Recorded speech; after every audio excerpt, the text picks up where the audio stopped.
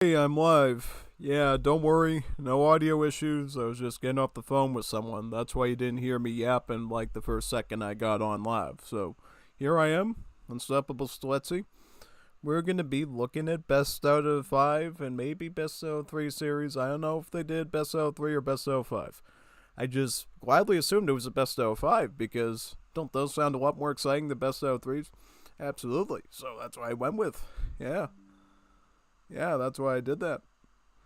So yeah, hopefully you enjoy the games today. Got a lot of good ones, honestly. Should be pretty cool. Yeah, awesome. Looking forward to it. Honestly, I was looking for some good recordings today because I didn't know what I was going to do today for games. And I was like, hey, hopefully somebody gets me some new recordings, some new grabaciones. And I was like, okay, here we go. Very, very good. So yeah, it should be very nice. So hopefully you're all having a good day or evening or night, where depending on where you are. For me, it's basically nighttime because it's so dark out there. It's almost 5:40 and it's super duper dark out there. So yeah, for me, it's kind of nighttime. If it was another part of the year, it would still be super bright out. You know, wonderful way the planet works, I guess, in that sense. Yeah, totally. So yeah, I'm going to share my stream with a couple Discord servers, and then we should be all set to go. Yeah, totally. Yeah. Yes.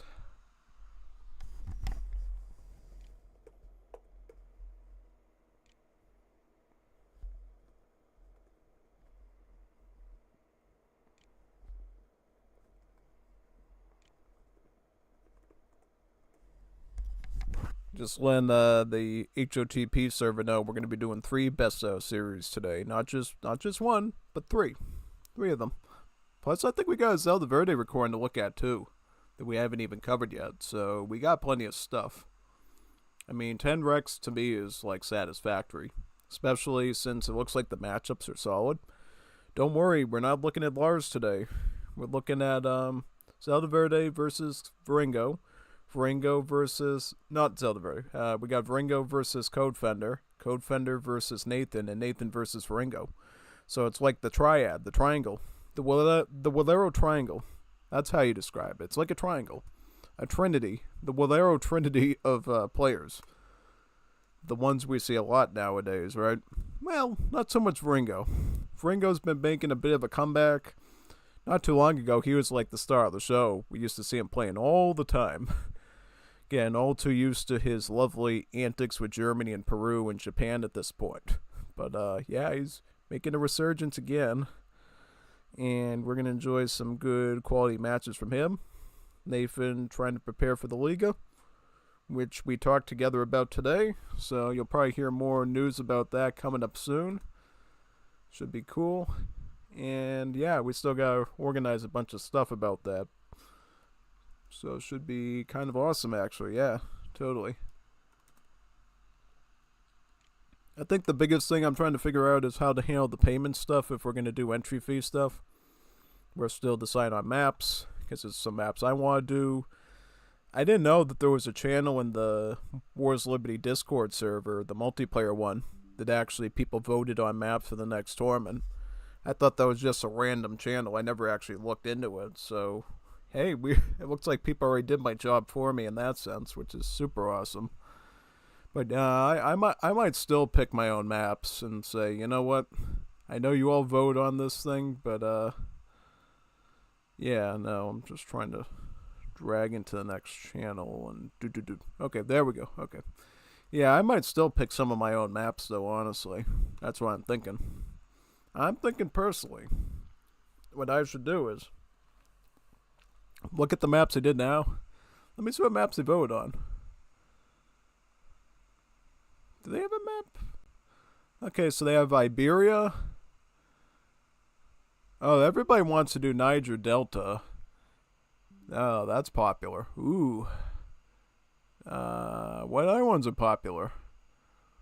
There are a lot of ones and twos. I forget what that one's called. That one they're doing. The Vladimir, I forget what that one is. That's a cool one. I forgot Patanal or something. Gets 4. Tuscany got 6. That's an awesome one. Oh, that Chinese one with the river separating the trade routes. That's 4. That's a Viringo favorite. And then Viet got a lot. Lua Baba got 1. Okay. So at least I know now what maps it is, basically. Yeah.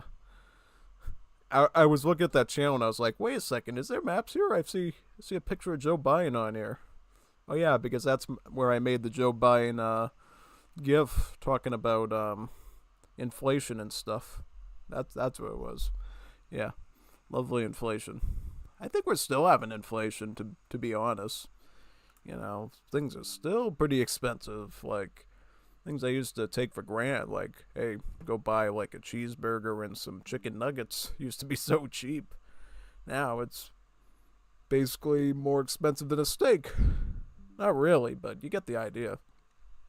I guarantee you, go back so many years, getting a small steak was probably the same price we pay now for like a tiny burger, french fries, chicken nuggets, and like a fountain drink at this point. I wouldn't be surprised. Depend on what place you're going to, obviously. But yeah, no, some places sell steak and stuff very cheaply. So I wouldn't be surprised if that, like, comparison held some weight in reality, that is. Yeah. All I'm doing now is sharing the stream with some Discord servers so we can get as many people on as possible. I'd love to get people on live so they can, like, share their thoughts about the matches, point out stuff that I didn't find usually. I usually find a lot. Usually I find too much, actually, sometimes. Like, I'll be staring at it there and I'll be like, and I'll find everything, so don't be surprised if I find a lot of stuff. Yeah. Trying to decide, oh yeah, I didn't mention, we might have a cool thing we're doing tonight, maybe. Yeah, we might be doing a new game called Unciv tonight, and a mod called Dreams of Combustion by Gafas. The same dude that did Order of Guzin, that wonderful game that we played. I still have the files for it, too. I actually had a bit of a cold sweat when I was ending my job tonight. I was thinking, like, wait a second. Do I still have the Order of Guzin skits? Because I was like, man, if I ever want to go back to that one day, I want to go back to that and be able to play with the plushies and stuff. I mean, I don't know if the people on the channel want me to go back and play with those plushies again, because I had some pretty turbulent stories, but, yeah, let me know. Like, if you ever want me to go back and do stories again, I happily would.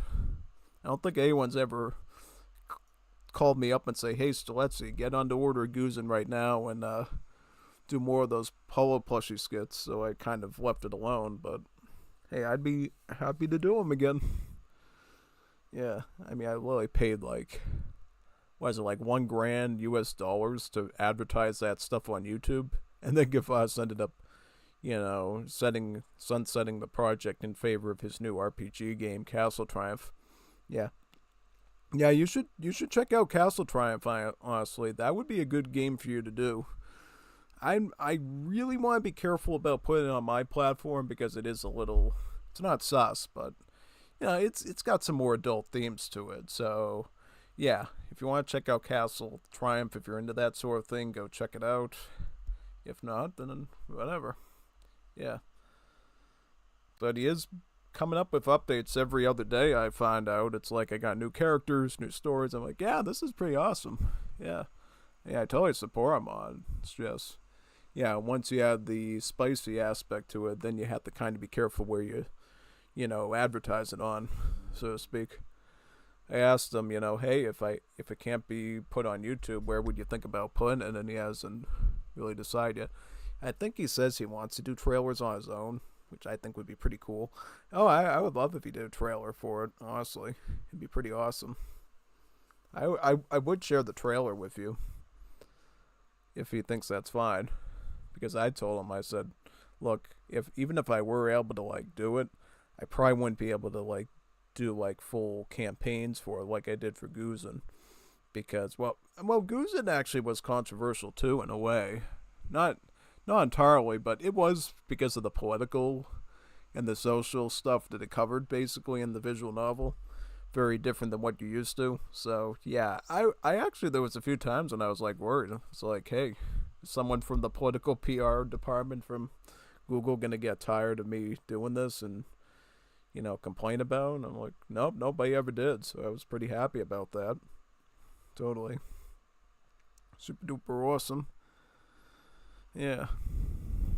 But yeah, no, if you like the goofs and stuff that I did and you want to like experience a much larger game and much larger open world, then maybe try that Castle Triumph out. Yeah, totally. Would be a cool idea, honestly. I'm almost done with the stream sharing, by the way. I tried to make it around 10 minutes or so. I think I'm reaching that goal, right? Or slightly over it. Yeah. Yeah, sometimes I just like to sit here and yap and then I lose track of time. Happens to all of us sometimes. But, as long as it's about good, cool stuff, I guess it's okay. Yeah. Totally. Almost done. I just got like 3 more servers up here and we're all set. Ooh. And of course we'll do HVV Chaos tonight too. I told Gafas, I said, look, I can do Unciv with you, but I'm not going to give up my Star Wars. And I love that stuff.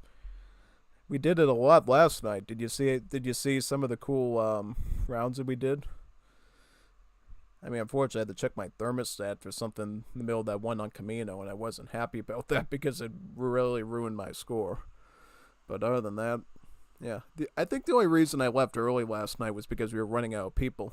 I was like, where are the people? Where are the people? Like, there's nobody around. It was like me versus like 4 other people. I was trying to saber duel one of them, and then the Leia and the Kit Fisto and the other one would keep showing up and ruining the whole experience. So I was like, I'm going to get out of here. I'm getting out of here after seeing that. I'm like, I'm not staying around getting 4v1 by a Leia, Kit Fisto, Ahsoka, and an Obi-Wan or something. I think it was an Obi-Wan Okeechobee or something. Obi-Wan Okeechobee. Yeah, Florida Kenobi. Yeah. Most definitely. Yeah. Alright, so here we are. I think we're ready now. So let me load up the game in question. We got 3 people watching. That's awesome. Thank you for coming today. We're going to have a good time now. We're going to start with the Codefender and Viringo games here. And then we'll move on to the next ones after that. And just so you know, the other ones aren't in that direct view. We'll have to scroll around and find those ones after. But here we are. Codefender versus Viringo. Juanito Viringo. Okay, here we are. So game number 1. What do we got? We got Viringo as Peru and Codefender as Paraguay. And the recording is total rubbish. What kind of prank was that, man? I don't know. I didn't find that funny at all. Let's restart again and try game number 2 then. We're off to a good start tonight, aren't we? Yeah, totally.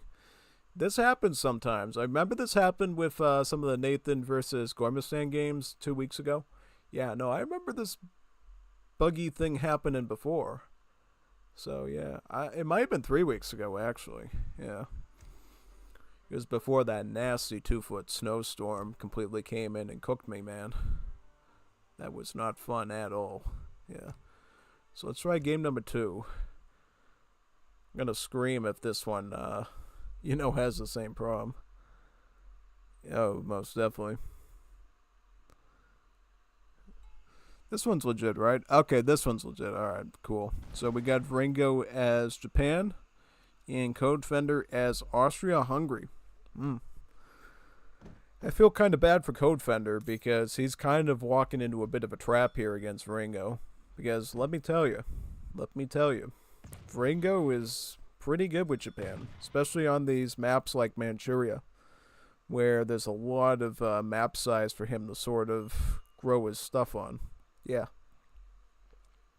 Watch him very, very closely. I think Viringo's going to have some really powerful plays here, honestly.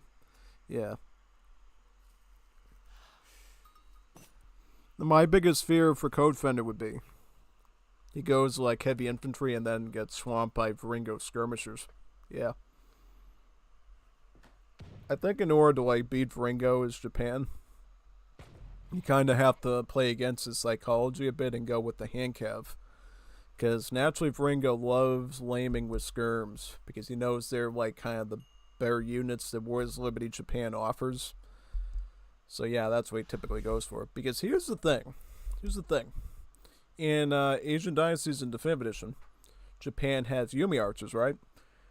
And Yumi archers, while they're pretty cool, they end up with 20 range in Fortress Age with the way of the bow, aren't the best skirms in the world, right? Because obviously their multipliers aren't super huge, and their damage, more or less like a regular skirm. Same with Ray of Fire. It's 3 instead of 1.5. But Japan in Wars of Liberty, now that's scary because they're a gunpowder unit, so they get like 2x against heavy infantry instead of just 1.5, making it a much better unit. Also, because it's a gunpowder unit, it's affected by the arsenal techs at the Golden Pavilion and the Dutch Arsenal, so that part is pretty scary, right? Being beefed up by more technologies than vanilla Japan has with their skirmish units. And not only does that include things like the rimfire, which improves the attack, and then the one that improves the HP and stuff. It even is affected by breach loaders, which I think the Wars Liberty team added to the Japan Civ, allowing the Kies to actually shoot faster. So not only do they have better damage and HP than the Yumi archers, but they even have better rate of fire too, because of the breach loaders arsenal tech, which replaced counter infantry rifling. Because I think Wars Liberty Japan never had counter infantry rifling, but as soon as they did the arsenal rework, they decided to give them breach loaders because, they felt like breach loaders was a much more fair and reasonable arsenal tech to give everyone. Yeah, because like giving somebody a whole multiplier against heavy infantry is like brutal against musket civs, whereas breach loaders just allows them to shoot a bit faster. It's awesome, and it makes them certainly better in areas outside of muskets, but it's not such a hard punish to musket civs, which is a big difference.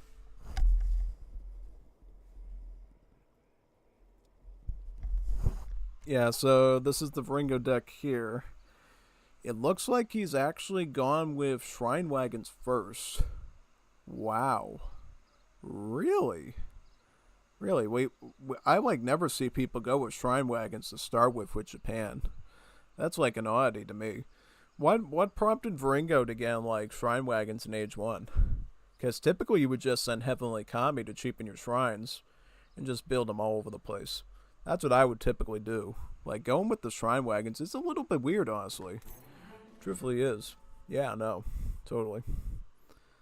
I'm trying to wrap my head around that, because here's the thing. Shrines are 125 wood building, right? So the shipment worth is about 250 wood, plus, having the wagons do the work for you instead of having the villain or the explorer do it. So to me, that is still a little bit of a short jump. If it was 3 wagons, I'd say that would be awesome value. But, I'd rather just send Heavenly Kami, because Heavenly Kami, which he's sending anyways, by the way, he's still sending it anyways. Why couldn't he just, send Heavenly Kami first, get the discount, and then maybe send, either 4 Shrine Wagons in Age 2, or maybe get 600 wood or something. Go for something a little bit more potent than just 2 Shrine Wagons. But I could be looking at it the wrong way, too. Yeah, he is going to go to Sugar Shrine on top of the Heavenly Kami. That makes shrines awfully affordable to go for, because obviously you have the big beefy Toshugu here boosting the nearby shrines, and then Heavenly Kami both cheapens the shrine costs and allows them to trickle slightly better too, leading to a really good economic experience for Japan. Yeah. Also going for the consulate. If you wanted to be super duper tricky, you could get the consulate first, ally with the Portuguese, and then get the Toshugu. You'd actually cheapen the Wonder by 120 food. Just something to consider, for your build. I know it's a little bit more time consuming mentally and stuff, and you have to macro a bit, but it can be quite rewarding. I guarantee he's going Portuguese. He usually does. Unless he's thinking of maybe just going isolationism, he could do that too. Yeah. Yeah, he kind of skids between those two usually. This is particularly a good Portuguese consulate map because, yep, see, he's going Portuguese. This is a really good Portuguese map because obviously you can get the fishing fleet through the consulate and just start eating this fish. That's usually the best, use of it. So that should be prime there. Codefender's going to open up barracks and go Grandier. Yeah, I mean, if you're going to go barracks, you got to go Grandier against Japan. Because Japan's going to go skirmish. They're going to get the Kie skirmisher, and they're going to melt your line infantry, so you have to go Grandier. Unfortunately, Austria-Hungary doesn't get early game pikes or skirms or anything. No volunteers, no partisans. So yeah, Grandier and musket is your only sort of real option from the Austro-Hungarian barracks. Yeah, so that should be fine. Also, a cool little tidbit about the Austria-Hungary civ, which is pretty awesome. All their cards come with free hussars, kind of like old Germany gave you free Ulans with shipments, right? So yeah, these hussars can be a really good asset to you. You can use them for scouting, like Codefender is right now. Once you send enough shipments in, then you can get a pretty hefty stack of extra hussars that you can use in your battles too. So you could theoretically have a bit of scout units to work with, even if you don't build a stable exactly, which is pretty awesome. Yeah, no, it's very helpful. And it also means your Fortress Age and Industrial Age hussar shipments are just going to be bigger in general, because you get the hussars you normally get plus the extra ones too. So yeah. I think the biggest one is like the Age 4 12 Hussar shipment, which, oh my god, that's a lot of handcav. Like more than 2 stable queues worth of stuff. But oh look, he is getting a stable. So went with the stagecoach here, or the rickshaw, right? Now the trade card. Good idea. If you can get those shipments a bit faster, you can get more free hussars that way, so I think that's quite good. Does he have anything good here? He's got 6 settlers. That's awesome. Yeah, these cards, by the way, are kind of emulating the settler wagon shipments of vanilla Germany. So, yep, this is 6 settlers instead of 5, kind of simulating the 3 settler wagon shipment. You know how settler wagons work, right? They basically gather double as fast, about the rate of 2 vills. So, yeah. Instead of giving Austria-Hungary settler wagons like they originally were planned to do, they decided just to give Austria-Hungary just beefier settler shipments instead, which, it's fine. It's fine. Both methods work, I guess. And I guess it allowed them to add, like, better cards to the Austria-Hungary civ for other aspects, which was good, too. So I guess in the end it kind of worked out. Yeah, no, 100%, man. Yeah. Just trying to see what's going on in Discord there. Ooh. Somebody's squawing up for Kyber. Awesome. Expanded mod, I hope. Yeah, I love that. I love expanded mod. It's really fun.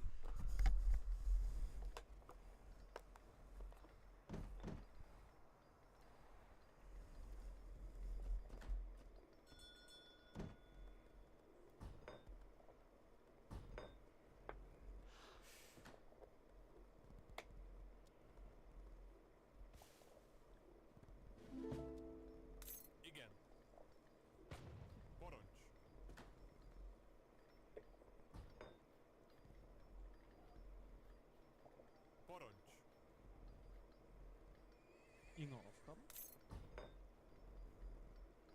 Kann ich Ihnen helfen?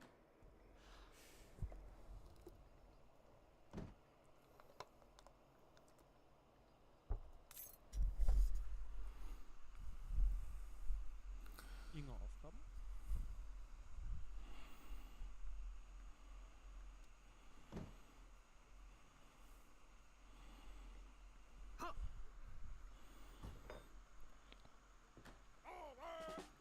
Okay, so we got 15 Kie skirms here. Very nice. Yeah, this is like Viringo's favorite tool here, these early game skirms.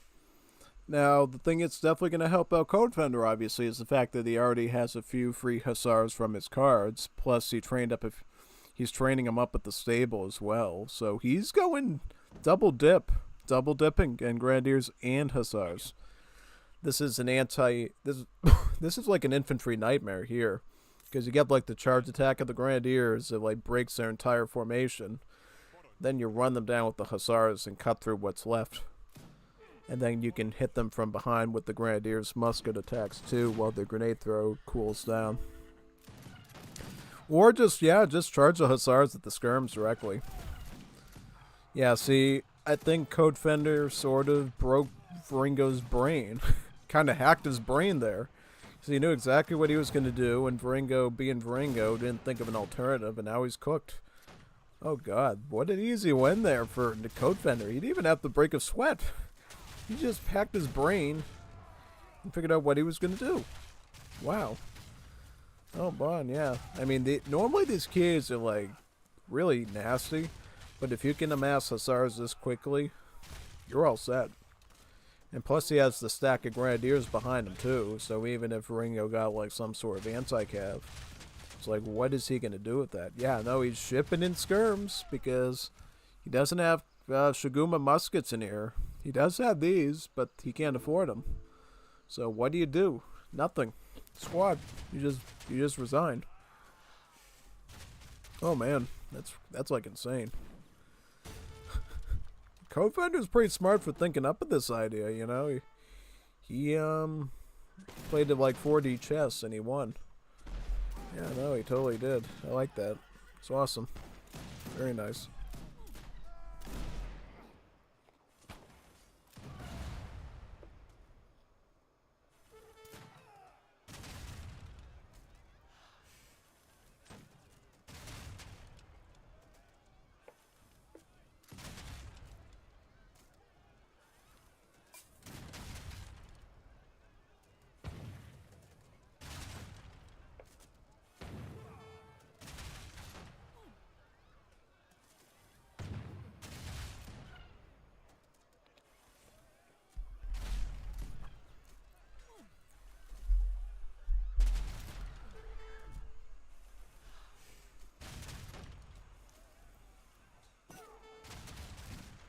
Oh boy. Yep, TC's down. GG. I was expecting Viringo to put him up more of a fight there, honestly, but he's been kind of rusty lately, so what can you expect from the Juanito Taco? La Juanita Peruana. Yeah. That's what I'm gonna say. Now, which series do we do now? I think we do Codefender versus Nathan, maybe. What do you think? Yeah, let's pull up the Codefender versus Nathan one. I think that one has a good number of recordings, too. Let me look them up here in the Discord so we know which file names to look for. Yeah. Scrolling right now.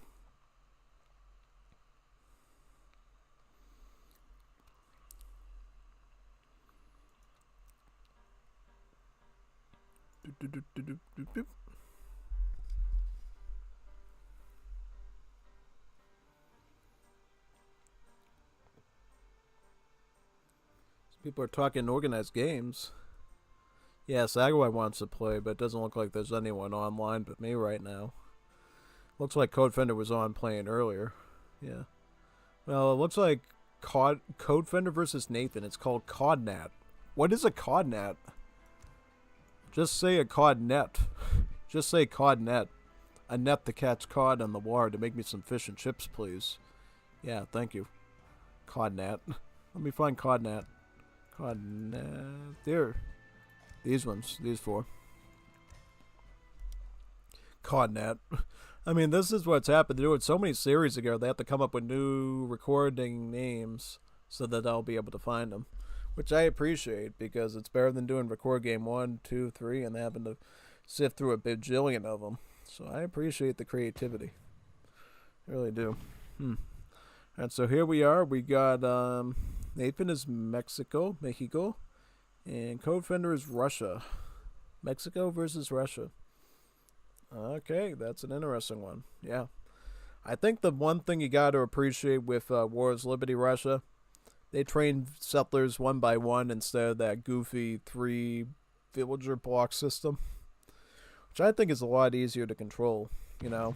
because obviously when your settler batches cost 270 food, it can kind of, confuse you a bit, especially as you're trying to afford huge blocks of stuff as the Russians.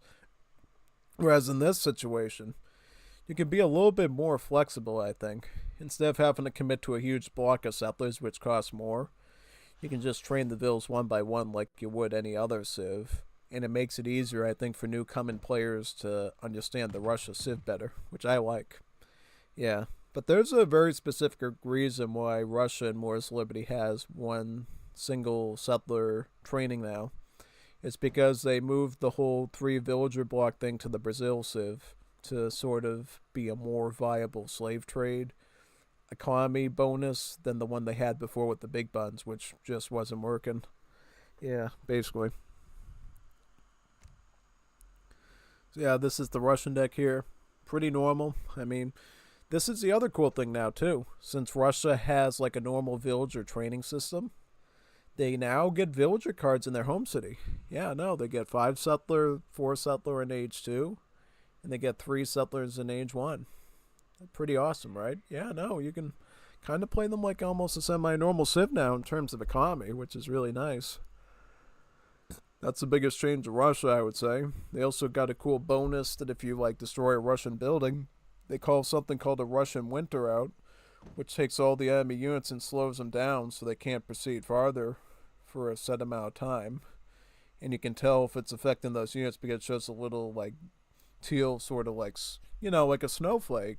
Like, you have the Christmas party, the snowflakes you have on the Christmas tree and stuff. It shows that under the unit, so it's being slowed down by the Russia winter effect. Yeah, basically. Yep, totally.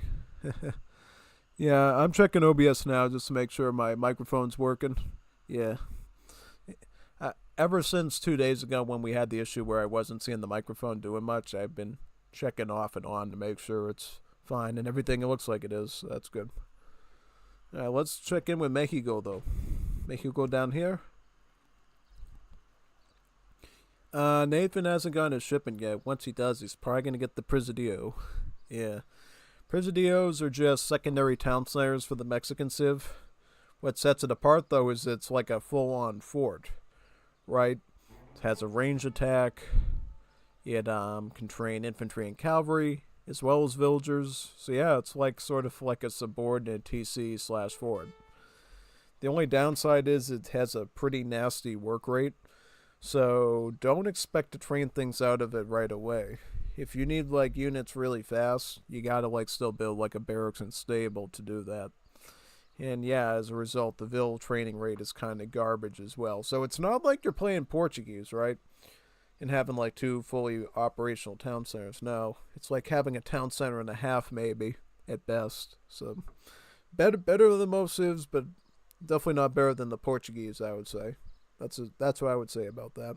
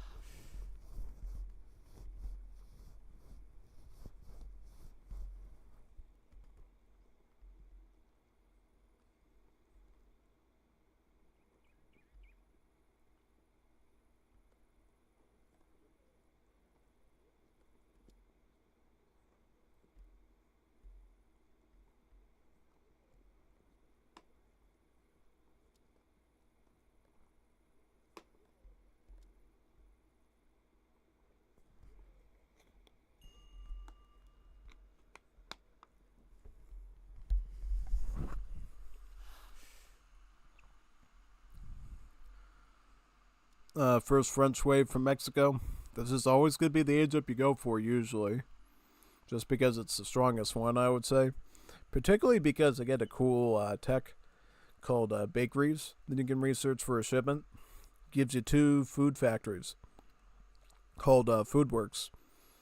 that they'll trickle you food, but costs like 3 pop space.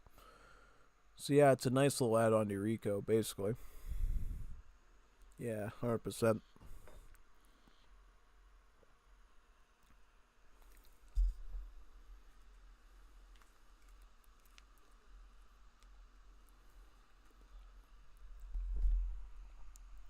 What is I think Codefender's going artisan, right? Yeah, the artisan. That's basically the same as quartermaster in Definitive Edition. Gives you 400 wood. You can easily put a blockhouse down with, which Russia's usually going to do, right? I mean, they don't always have to. I've seen some Russia builds around Fast Fortress and Fast Industrial and Wars of Liberty, but they're a little bit more rare. And I think only certain people practice it, like Kazan and stuff. We haven't seen Kazan in a long time. How his career in Java's doing. Yeah. I remember he was a Java coder, right? Yeah, definitely. I studied Java myself at the university, but I never used it on the job before.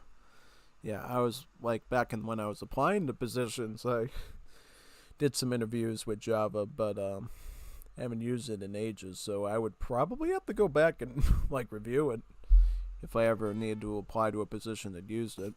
Yeah.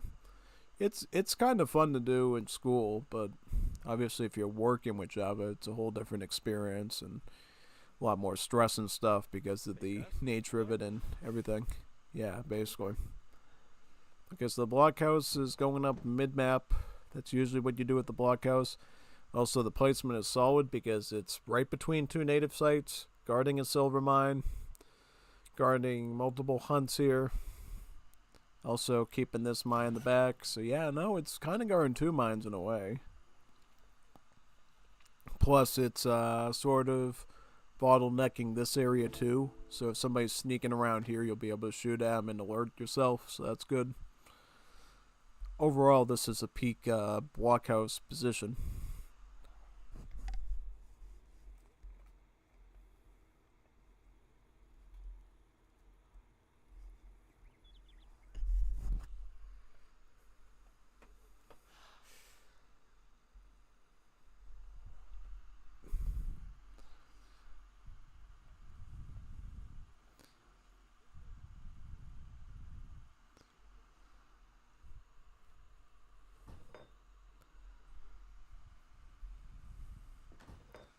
Here comes the Radnikis. These are unstoppable Studetsis, but in the 19th and 20th century. So yeah, same statistical function. Trained at blocks of 10. Just really weak and cheap skirmishers, yeah. How about Mexico, though? Okay, so Nathan, going outlaws. Oh, he's got the Codillos, and he's making the Leperos. Okay. The Leperos are an outlaw spearman, so not exactly the best thing to fight Ratnikis with. Wonder if he has a plan for this, honestly. Yeah, no, I have no idea. He should try to get a plan with this, though, because it's going to be tough otherwise. So got Codizimo. What else is he going to get? Anything else? No idea. No idea what he's doing. No idea. How many Leperos has he got? He's got about 6 of them. Oh, that's cool. 6 Leperos. Awesome. Yeah, I'm kind of curious how good Nathan's going to do with Spearmen against Ratniki skirms. They are a weak skirm, but obviously if Codefender stacks enough of them, then the Spearmen will have a bit of trouble. Especially since these are outlaw units and they cost like 2 pop space.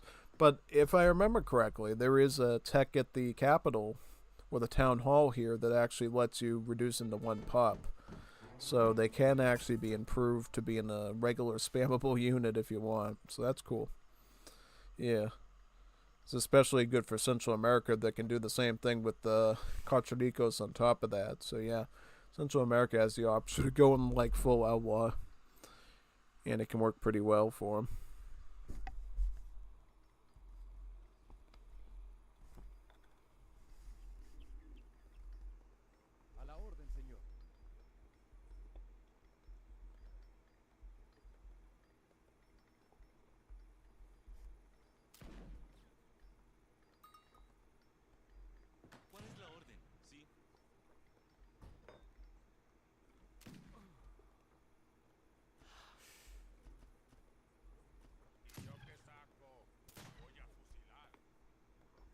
pasa, señor?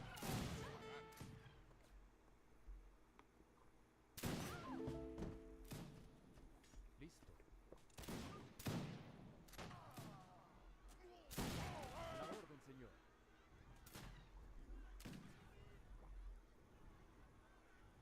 ¿Qué hace falta?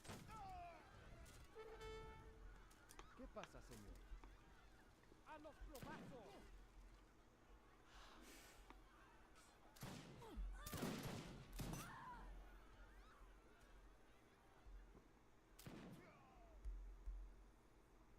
¿Me vas a pagar?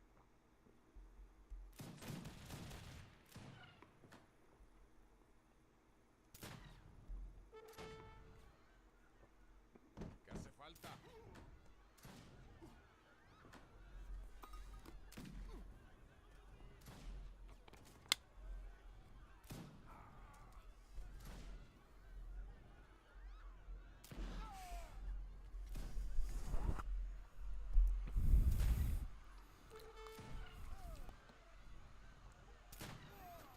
More lapels.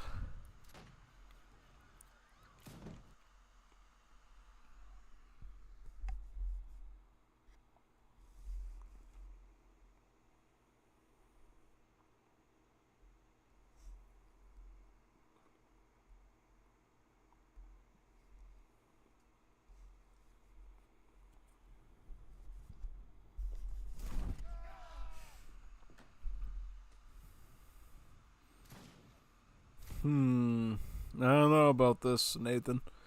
Going full spearman against a batch of ranged infantry, that can be kind of problematic. Because even these line infantry can fend off spearmen because they have both the range attack and the hand armor too, so they can kind of, block off their stuff and deflect the damage a bit. So yeah, that can be a bit of an issue, honestly. So we'll have to watch this very, very, very carefully. Very carefully. Yeah.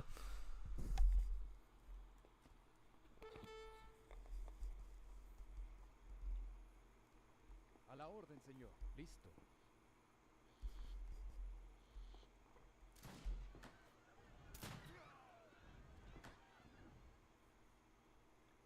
A la orden, señor. ¿Qué pasa, señor? Listo. ¡A guerrear! ¡A los plomazos! ¿Qué pasa? Sin sobrevivientes. ¡A los plomazos!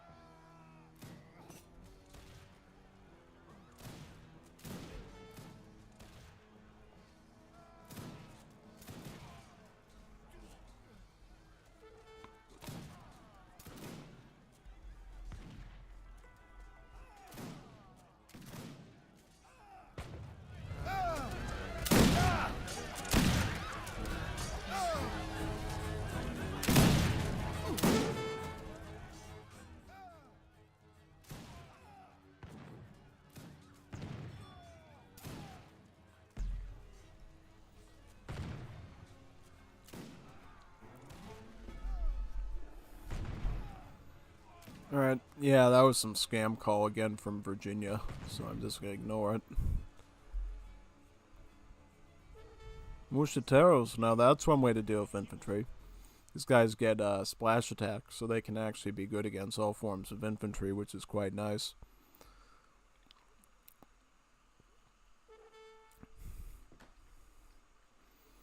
Now, the good news is when you're playing Mexico, this is something that Mexico enjoys. If their villagers get killed at all, right? They actually leave behind a grave. They'll trickle you food for like multiple seconds, which is really awesome. Yeah, so Mexico can be like a porcupine sieve, You kill their vills, they can strike back with a huge income of food, build a big army, and then destroy you. Or they can obviously use that food to recover as well. And to get things like age-ups and techs done too. So, yeah.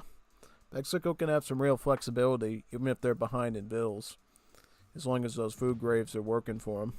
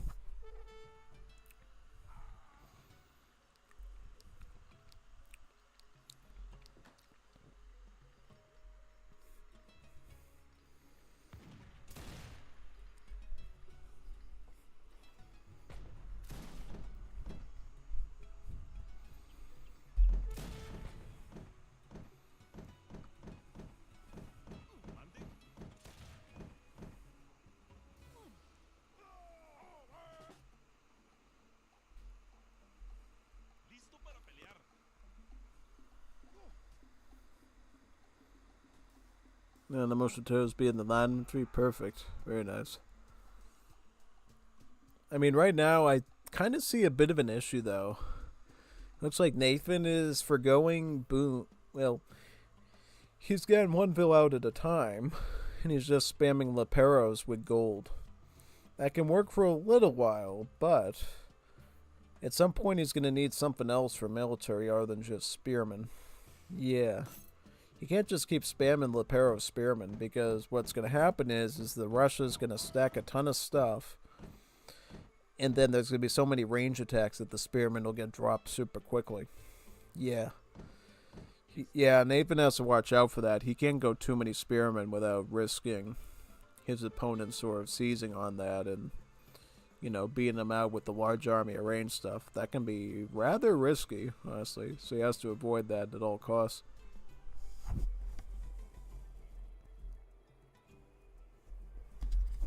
100%, yeah, no, he has to watch out for that. He thinks just spamming Spearman's going to win the game, but, yeah, no, you got to be careful.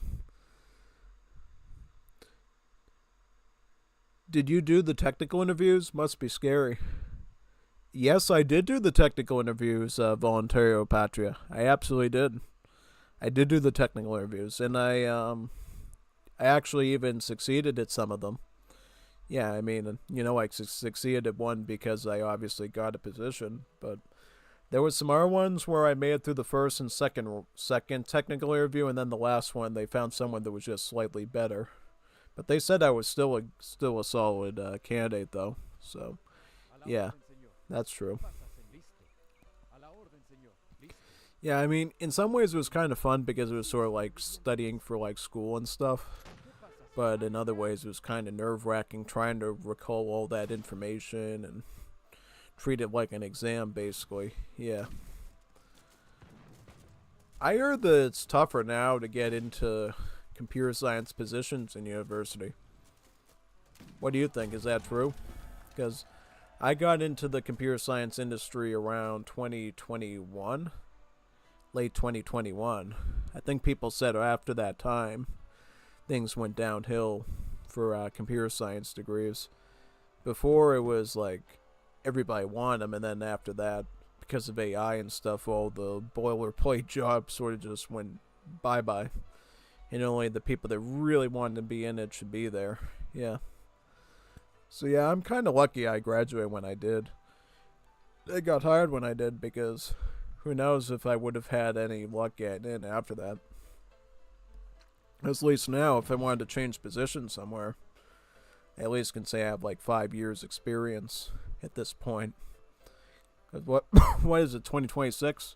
I started in late 2021, so almost like half a decade in the industry now. So I can't say that I don't know anything, because I clearly have been able to hold the fort down for that long. So I know my stuff. Yeah, totally. 100%.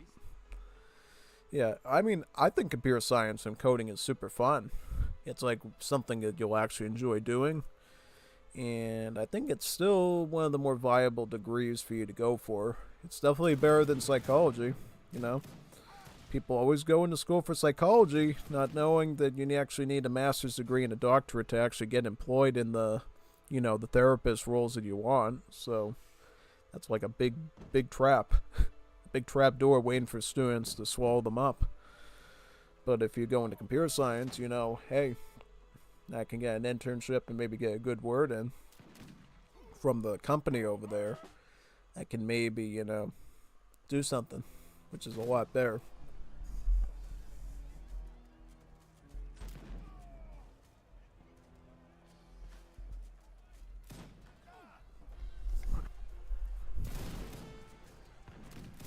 Yeah, this is an interesting trick by Nathan.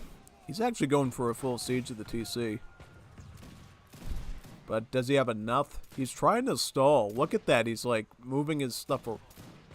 Don't even retreat.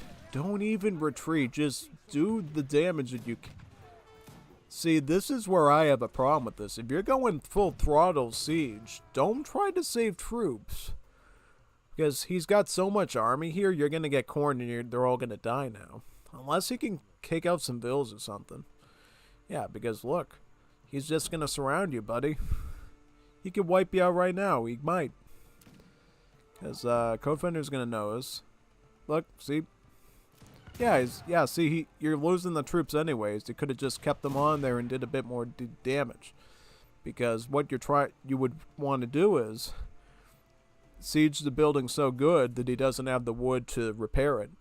Because if you don't do enough damage, he's just going to chop for wood and then go and repair it again. If you can damage it so bad that he needs 500 wood for it, that kind of dampers his macro. It forces him onto wood and gives you a bit of a chance. You gotta think of that stuff, because it's one of those tough battle situations. Yeah, no, totally. You gotta be careful of that stuff. It's really risky.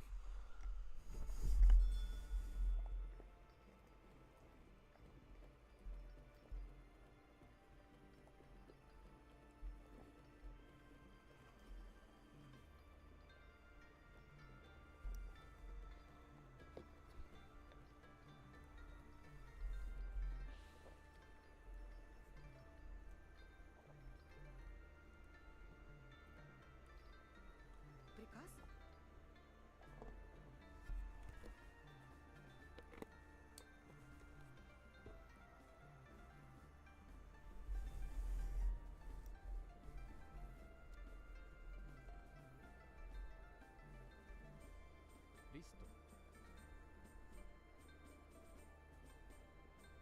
A la orden, señor. Acomodé el lugar. ¿Qué pasa, señor? A la orden, señor. ¿Qué pasa, señor? ¿No?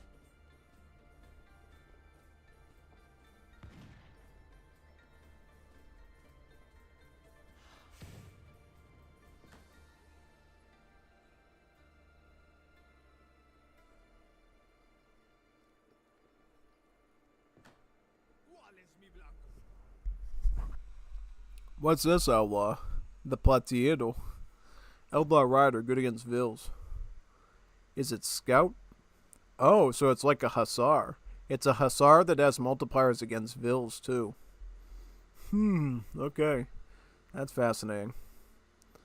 Yeah, but notice it's a 3-pop unit instead of a 2-pop one. So, a little bit pop inefficient because it's an outlaw unit, basically. I mean, I think it's pretty fair, though, for an outlaw. Compared to the stuff in Legacy, like the Comancheros, this is a lot better. Because at least it has the functions of a Hussar, being a bit more pop inefficient, at least. I like, too, that there's variety in the appearances as well. Just like the Spearmen. I mean, if you look closely here, some of the Leperos have these yellow hats, some have sombreros, some have hats like this, and some of them don't even have hats at all. Yeah, that's really nice. Same thing with the cavalry too. Some of them have one uniform type and some have another uniform type, which is pretty nice. Oh wait a minute, these were all. I thought these were the outlaws too. No, those are the Red Devils. Those are the French immigrant calves. My bad. Good, Nathan. Pick this up. Dia de los Muertos. Once you get Dia de los Muertos, I think it actually triples the food offerings from the graves if your vills get killed. So that's a good insurance policy if your economy goes belly up from an enemy. So that's good. It's good that he's picking up Dia de los Muertos. I often get that a lot earlier, though, just as a precaution, because I know people might be trying to rush me right away and raid me and stuff. I'm like, hey, come on, man. Come at me, brother. I'm going to get more food out of it if you do that, so come at me, brother. Yep, come in. Codefender's going, he's already Fortress Age. Now, let's see if these scout units get any work done. That's what I'm mostly trying to watch here. Seems like right now they're kind of struggling to find their hitboxes here, and it's kind of causing a bit of pain. Yeah, big time. Let's see if they can do something about that. Yeah, no, totally.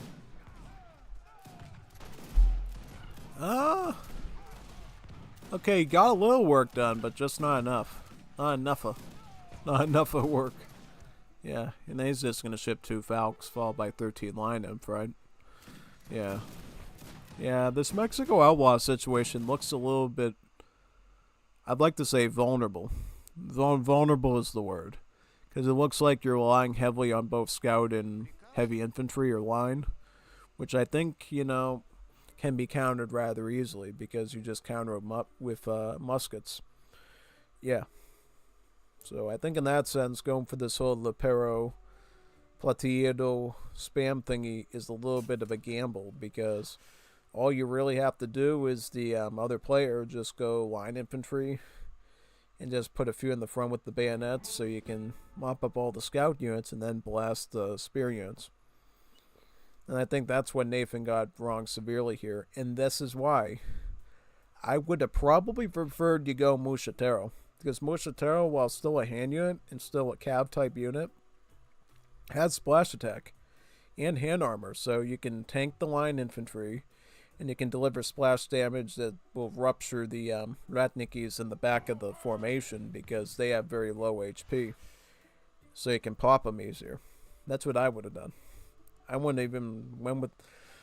You could have still went with the Outlaws mid or late game so you could have the Spearmen to siege the base with. But yeah, you don't even need that because you can just make Pardos with Mexico too, which is their regular spear unit. That would have been totally fine as well. Yeah, tell me about it. So, the things to learn, basically. That's all I'm going to say.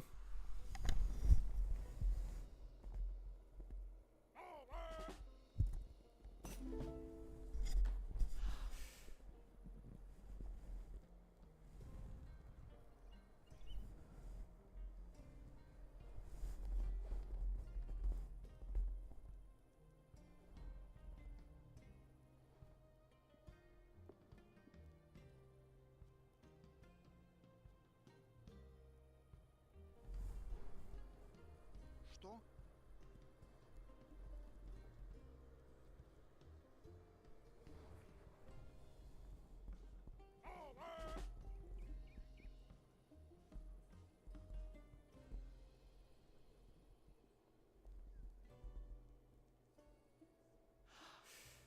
Ко мне возвращается сила.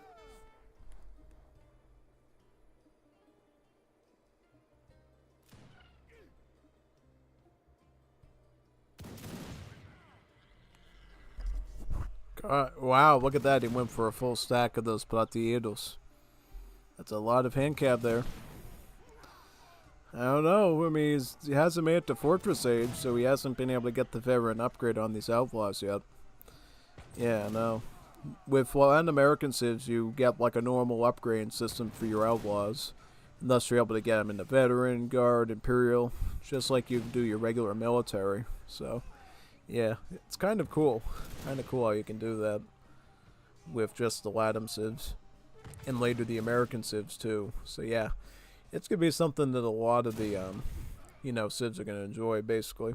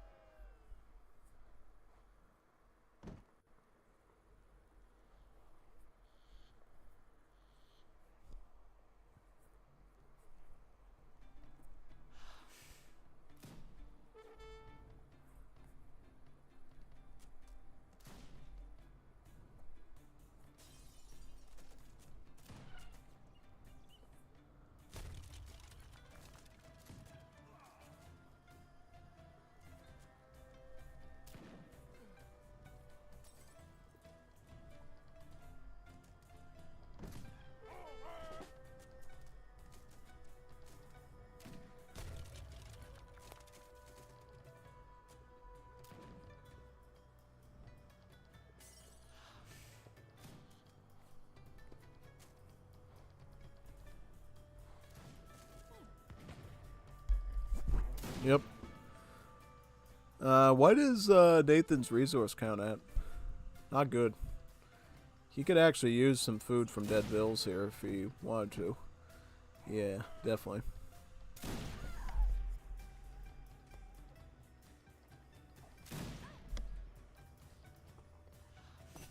Yeah, you can see it right now. Look at the little graves that pop up when the Vills die, just like that. And these are what trickles the food, basically.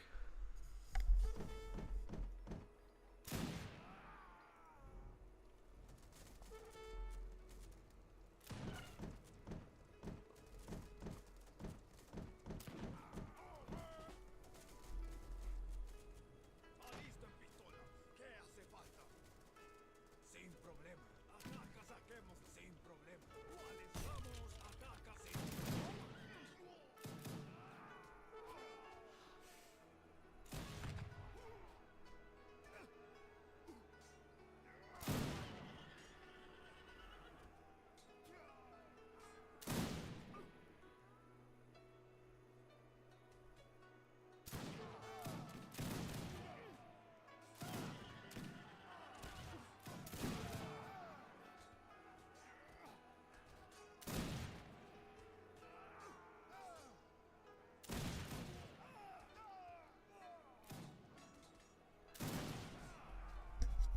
Honestly, I would fight him with the Vills. Just fight his infantry with the villagers.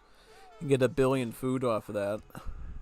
Now, one sad thing is he doesn't have that card that lets him train some Mushateros to full food cost. Because if he got that, he could like spam like 50 Mushateros here and wipe out this whole army. And then he could take the Leperos and siege his base and still win. That is very sad that he doesn't have that card. The battle of I forget the battle. The Battle of La Pueblo, I think, or something like that.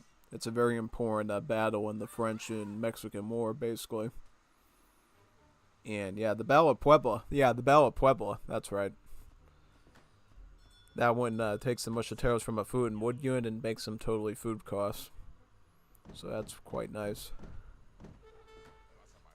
What is he doing with all his food? Do these cost food? No, they cost... He traded all that food at them. Yeah, see, this is the thing. Because if he had that card, he could have just done Mushateros instead of having to trade his food at an optimal rate at the market for gold. And not be cooked like that. Yeah, no, totally. He just cancels it out and retreats because he knows Russia's going to come and snipe his Caudillos. So yeah, he has to pull back, unfortunately. The good news about Caudillos is they're like full-on explorers. So they don't actually get killed. You can revive and ransom them and stuff and just use them again like normal. So they're not quite as vulnerable as the Japanese daimyos are, basically.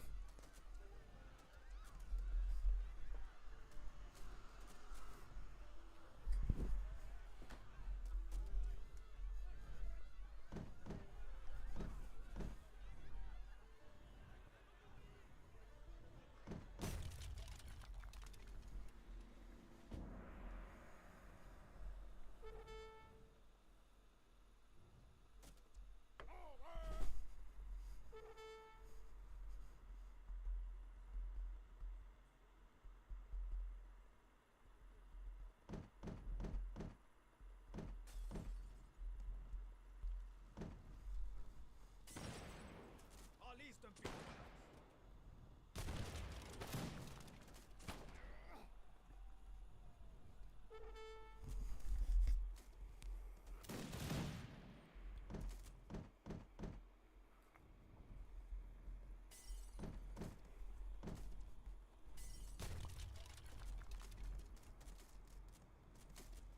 ¿Qué hace falta?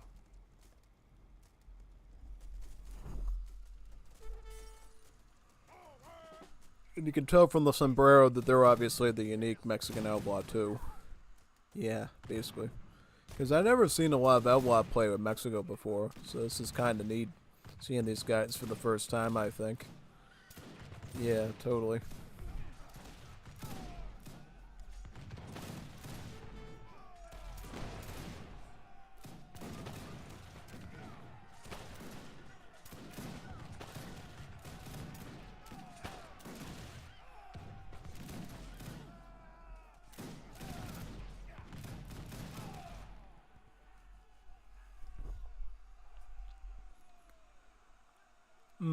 GG. Interesting match. Yeah, I wasn't expecting a Mexico Outlaw showcase. Pretty nice, you know, but it showed its weaknesses. Weaknesses to masked up range infantry, it looks like. Yeah. I think Nathan had to get the Platillos first, and then maybe make the Spearmen last, the siege stuff. Yeah. But I think he was then afraid that he was going to go like muskets, and then he would die to that because Mexico doesn't get an H2 skirmisher. Well, they do, but you need a specific card for it, which he doesn't have. Yeah. There's a card that gives you a Jesuit priest that can train the Dolientes, and then you can use that to sort of counter that. But yeah, either way, good showcase though. Totally. Let's go to the second game now. Gotta pull it up here. Yeah, I thought that was pretty neat. What do you think? Did you like it? Yeah, I definitely liked it myself. I thought it was quite awesome, actually.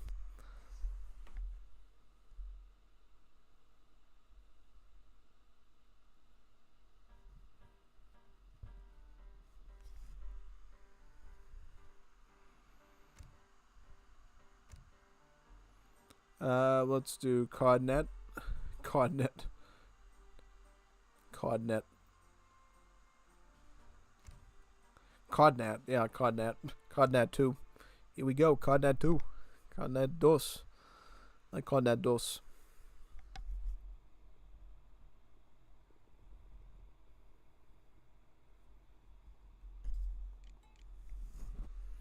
Is it me or time is flying by so quick? It's already been an hour of the stream, man. Crazy.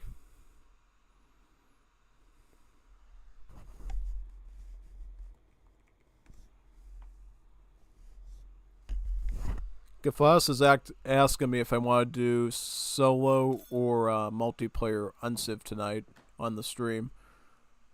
I think it'd be better to do multi, honestly.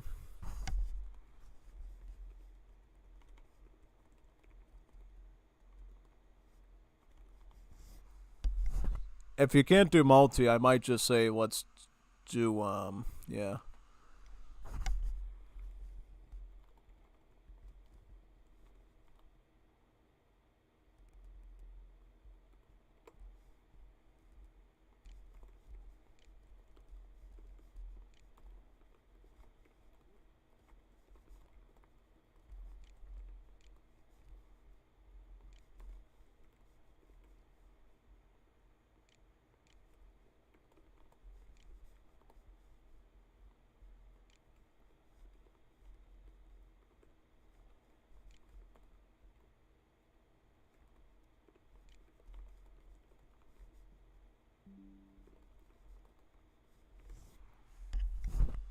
Yeah, I'm making the point to him if you can't do multiplayer tonight, then it's better for me to just have more Star Wars time, probably. And then I can do like a separate stream dedicated to Unciv Dreams of Combustion, which I think I will be doing. We'll stream up Unciv Dreams of Combustion. Because the thing is Unciv is basically like an open source, free version of Civilization, you know, the Civilization series from Sid Meier.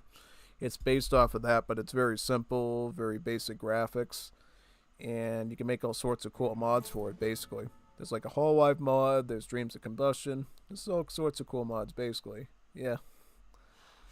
I want to play the Hololive one, too, for you, because we know we love our Crony Bears and Beeboos and Huckle's Bales and all the Hall Girls so much, so yeah, that would be really fun as well. Totally. You can even put the Beeboo stuff up on Twitter and stuff, so maybe Beebo will try it too. I don't think they would need perms to play open source games, right? No, I don't think so. I don't think they'd have to contact any corporate to play Unciv, probably. It'd be like doing HoloCure pretty much, which is also a free game to do too. I think they still have to talk to their Manny-chan, though, to ask them, okay, is this game good for PR, or is it going to be good for our repertoire or bad? Because the girls have very little time to work with, you know. They're always doing their dancing lessons, singing lessons, doing reports and homework, as they call it, so they don't have all the time in the world like I do to just do whatever I feel like. Well, I don't have a lot of time to do whatever I feel like either, but for them it's even more severe because they have like actual business deadlines as part of their job. Whereas me, I have to like balance, the coding job, which is a whole separate issue. And then obviously life stuff like snowstorms, family issues, where they need me to get them food or something. So it's kind of a little bit more simple in that sense. Whereas, the stuff the hall girls have to do a lot more intense and a lot more training and involvement. Yeah, totally.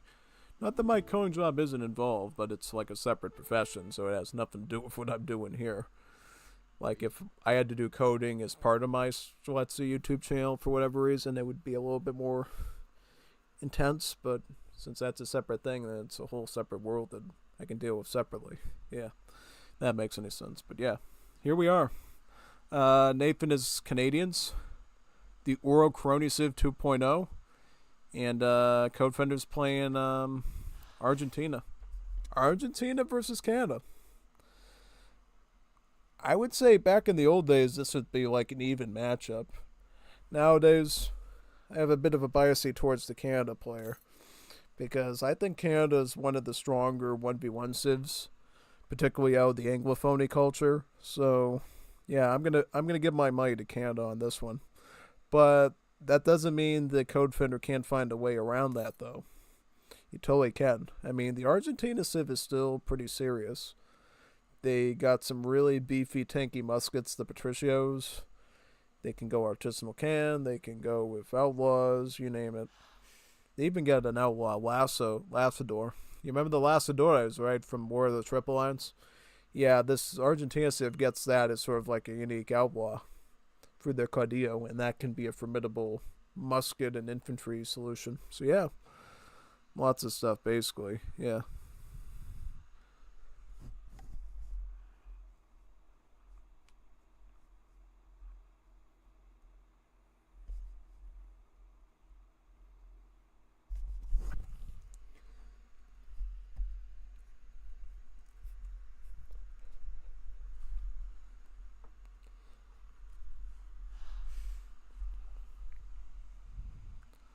¿Qué parado?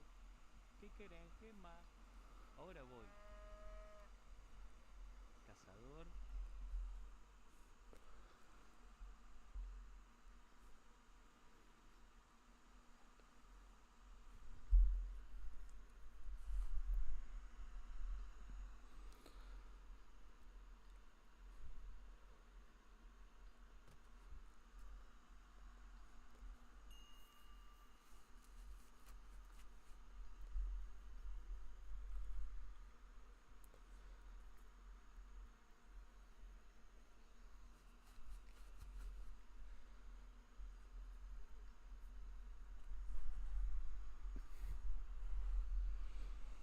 ¿Qué querés? ¿Qué más? ¿Qué parado? ¿Qué más? ¿Qué querés?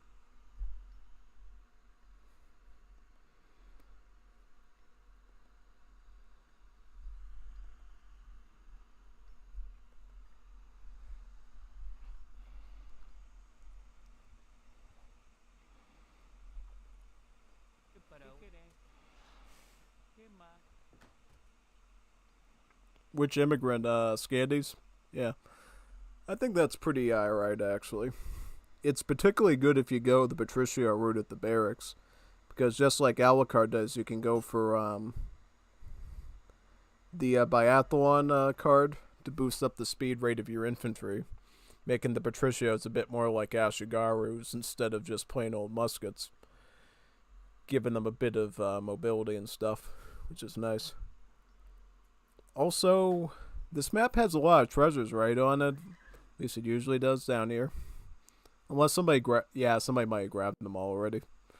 Yeah, I was going to say, if you could get some good treasures on here, you could potentially get the Scandinavian explorer villager out of the colony right away and nab a ton of extra resources. But it looks like it's already been picked over by everyone, so... Wow, wow, wow. Wow, wow, wow. Yeah, exactly. Alright, so Canada, there's only one thing you have to do with Canada, right? Build a barracks, make Trupa de Armanines. Yeah, Trupa de Armanines. Marine, this unit right here.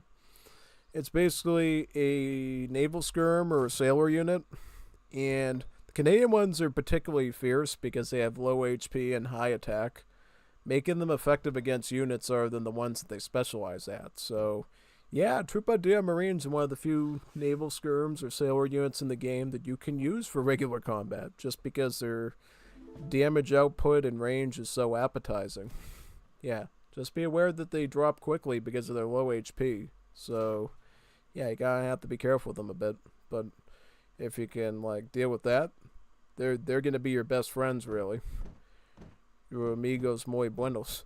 Your amigos muy buenos. Yeah, totally. Oh, double barracks. Double barracks, Tropa de Armani. Ah, interesting. Yeah, totally. 100%.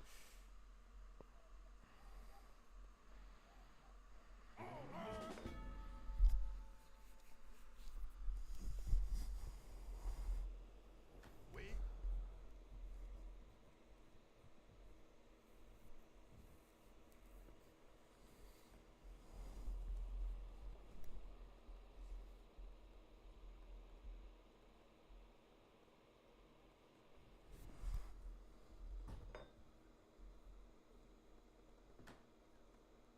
Prêt. Oui, ramasseuse.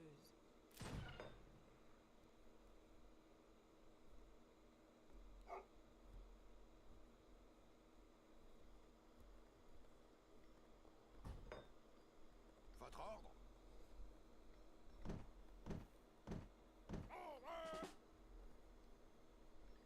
Oui.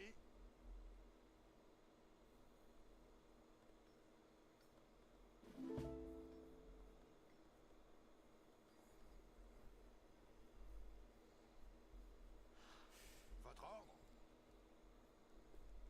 Oui.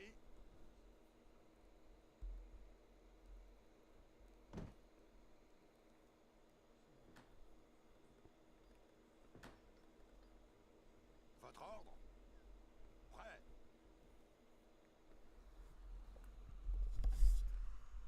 Fast Fortress from Codefender.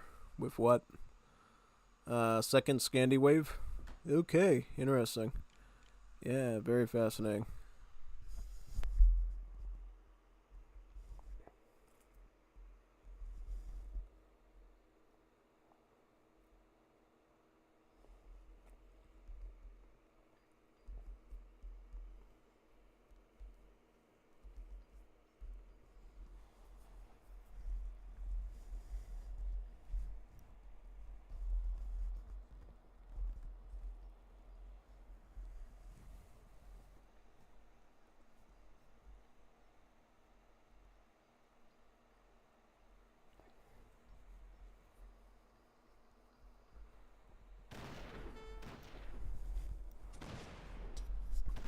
Oh man, yeah, because Codefender went with the Fast Fortress. He's like totally undefended now. He's shipping in the wood now though, so he can get some infrastructure. Now, question is, what did you get? Well, honestly, you might want to go stable and go with Skultas. Once you hit that Fortress age, go with Skultas, because those guys are pretty beefy and have a lot of HP. That might be the route you want to go down, actually. So yeah, that should be pretty good, I think, right?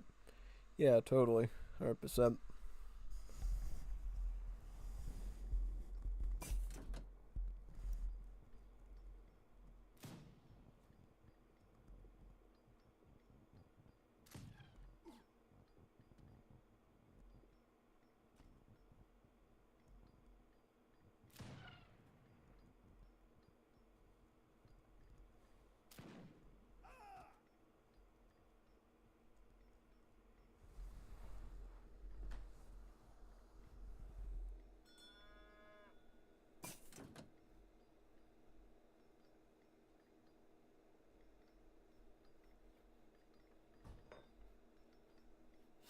Yo nunca me he de entregar a los brazos de la muerte.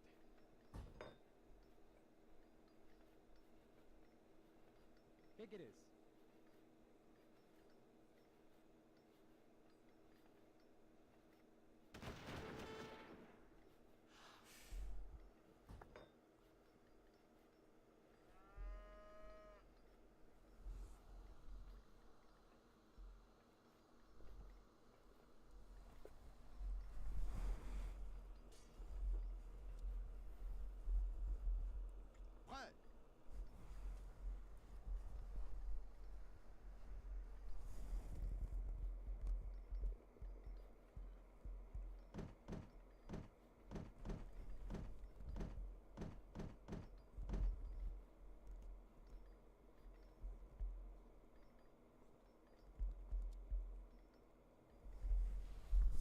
Escopetero Escolta, so he's getting both a skirmish and an assault unit together. That can work, especially since he's going with some spearmen now too. So adding that extra skirmish in the back could potentially be your salvation, man. Yeah, does he have enough housing space though? His problem is he doesn't have a lot of resources prepared for this. He only has 3 Escopeteros. Completely, because he's going to just kill them one by one now before he can even mass up anything here. This was a big gambit for a fast fortress, man. Like, and here's the thing.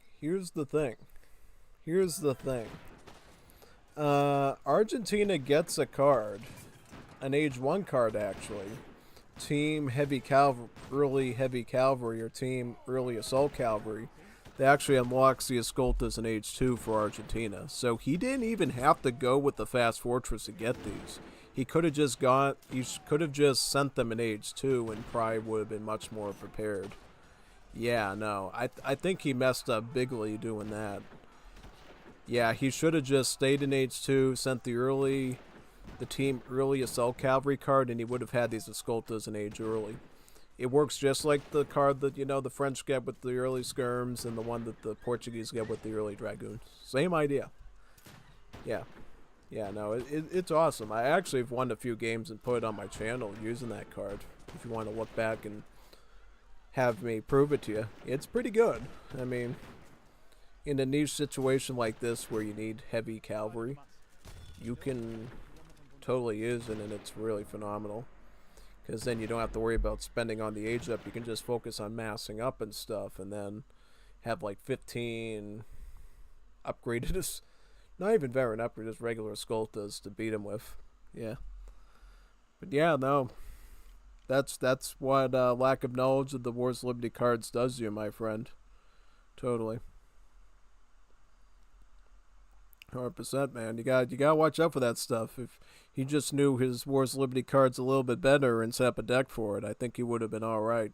And he could have gone like the early Escoltas card in there and could have dealt with that. But since he didn't do that, there was consequences for that action, so to speak. Yeah, totally.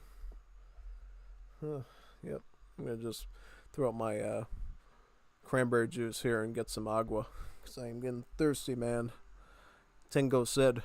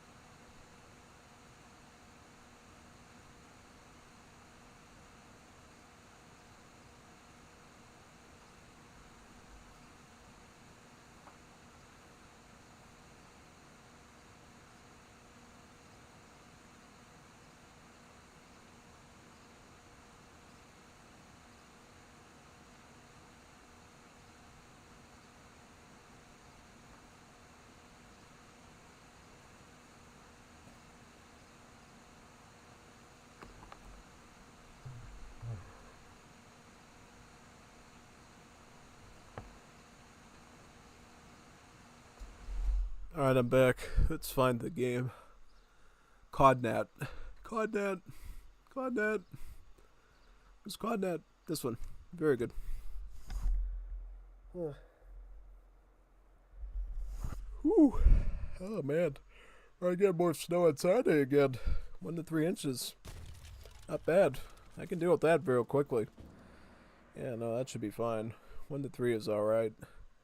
Totally alright. Yeah, 100%. Yeah, so what we got here? We got Maori. Codefender going Maori. And Nathan is going Romania. Ooh, Romania. We don't see that civ a lot. I like it. I like Romania.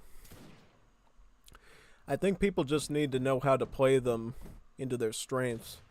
Because the Romania civ is very, very weird in the way it behaves. It's got a lot of weird stuff.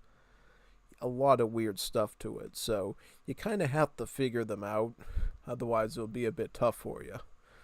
I think the biggest thing you need to learn about Romania is the fact that their tech tree system is a little bit weird. So with Romania, you can research any tech in any age, but it'll be more expensive, right? And if you age up, your techs cheapen over time. So the techs you didn't get in the age that they're normally available in will actually be cheaper. And the ones that, you know, are godlike expensive will become a bit more affordable, to the point that once you get into the normal age that it belongs in, then it'll cost normal. But you pay astronomically more to get them in far earlier ages. Yeah. Pretty much. And also, too, there's a weird relationship with the Romania civ where researching technologies will cheapen your age up, your current age up, and then aging up will cheapen your technologies. That part will be permanent. So yeah, just so you know, that's the current age up. So just because you research a bunch of techs won't mean that you're going to have an easy slide into every other age up in the game. Just the current age up. Very important. Muy importante. Yeah. If you know how to leverage the system well, you can do really good. Yeah, because in particular, you can access some units in age early, like the Vanatori from the barracks, the Carboniers from the stable, or even the some of the artillery units from the foundry. So if you really know what you're doing, you can leverage it pretty well. Also, Romania gets this other cool feature called the Romani, or the Gypsies. So basically, you can ship in Verdon wagons filled with gypsies and set them up on the map as an extra source of eco. What sets the gypsies apart from regular villagers is that the gypsies gather better when they're away from the town center. If you're near the TC with gypsies, they get a debuff, but if you like gather up here or something, they'll be fine. And also they trickle XP while they work, so they're basically very similar to the Mapuche villagers in that sense. Yeah. So yeah, it's pretty cool things actually. Yeah, no, totally. You should definitely check out Romania sometimes because they play very uniquely compared to other civs. Maybe not the strongest civ in the world, but they got some wacky, awesome builds. So yep, here's the gypsy wagon here. Yep. All you have to do basically is find a place out on the map to put them on, and then take the gypsies out of the wagon, basically. As you can see, the wagon is pretty cool looking. It looks just like a TC covered wagon, but it's got some cool, unique door to it, which is quite nice. Yeah. I think you can also see like what is that? Like a little pot hanging, barrel hanging from the side of it too. That's kind of nice.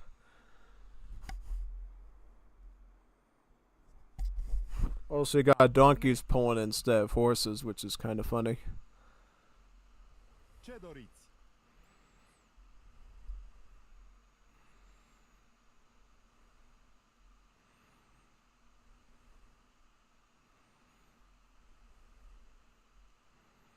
Trying to see where he's going to put it. Probably on this coin mine, right?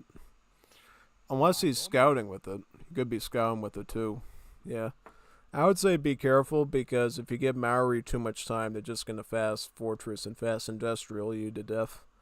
So you kind of have to be on top of them a bit. Which, if you don't know Romania super well, can be kind of tough.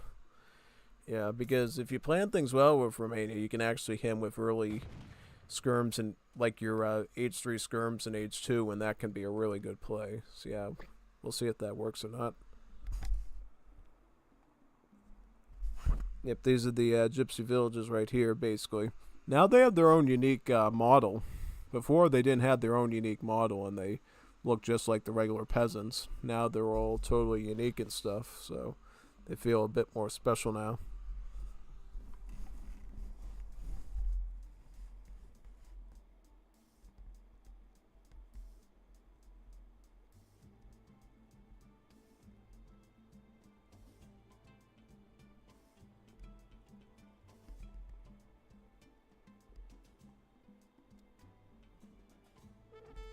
Da, domne? Gata de luptă! Ce ordă? Cum doriți?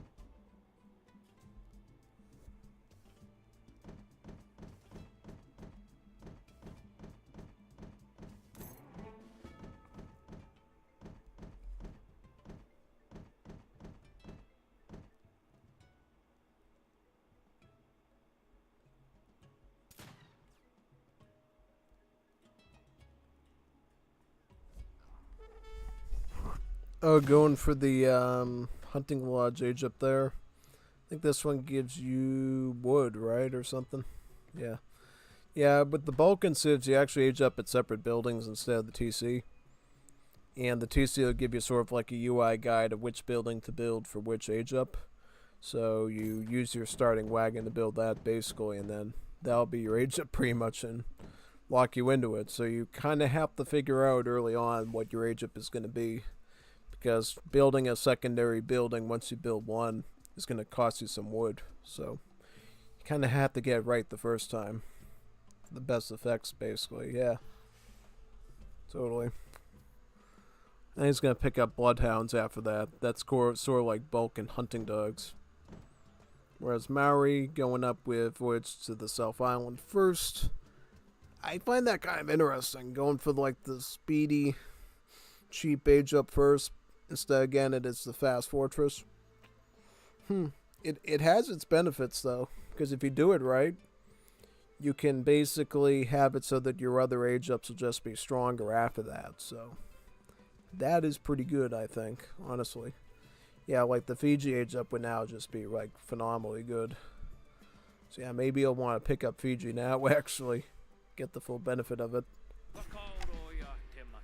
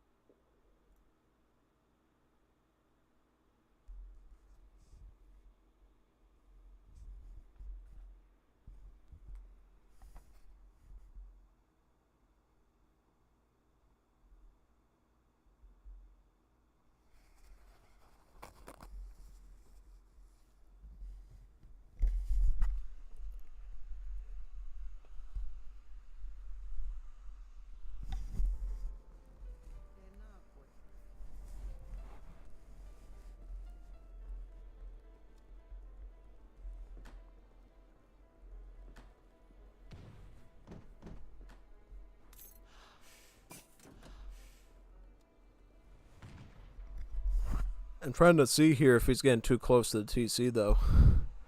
Because if he gets too close to the TC, you'll see a debuff on the villager. Like a little, like, blackish, grayish ring around the village telling you to get away from the TC to get the full gather, right? Alright, pushing the stuff out to here. That's really good. That's what you want to do. That'll lead to the best results.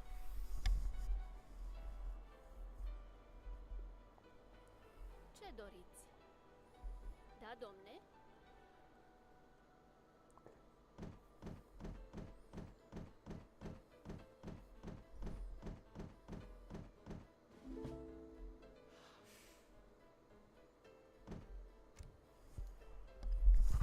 Double wood as Romania is actually a really good idea. Because with this, you'll be able to get those techs. You know, I told you could get any tech in Age 2, just more expensive. Yeah, that allows you to do that if you ship wood crates multiple times, followed by multiple gold crates. Yeah, and if you know how to do it really good, you can sometimes even get, like, industrial age cannons in Age 2, and then, like, nuke your enemy with them really well in the early game. It's kind of tough to set up, but I have set it up in, like, I can do it in team games. Yeah, if it's a team game, I can pull it off. But in a 1v1, it's a real gambit. So I think he's probably going for early Vanatori, early Carbonire. One of those. I would go early Vanatori, because Maori doesn't have assault units, last I checked, in their rosters. So going the skirmish route's probably going to be a bit more friendly for you. Just saying. Yeah, the Vanatori have a lot of HP, so that should be kind of a good pick, actually. So that's good. The thing I don't like is he doesn't have that card that gives you the RNGesus for the Scout Cav, the Kalarashi. Yeah, he should get that card that gives the Kalarashi some really good RNG where they can turn dead units that they kill into other Kalarashi. So, yeah. Everybody should have that card because I think it's super fun and super chaotic and stuff. But unfortunately, Nathan doesn't use that because he's kind of a boomer, you know. So, yeah. He's kind of a boomer.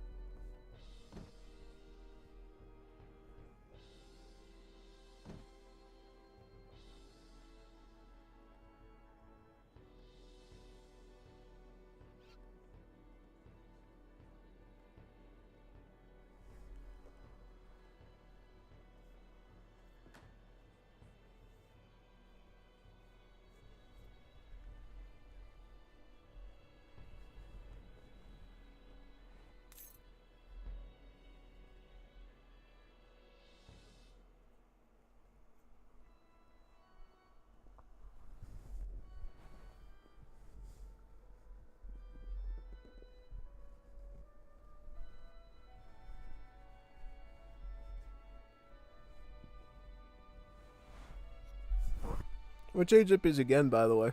He's getting South Wales, right? Okay, so that's like the next cheapest and fastest aging up one. Okay, so he's going the less greedy route, which I think is totally fine. Yeah, that should be okay.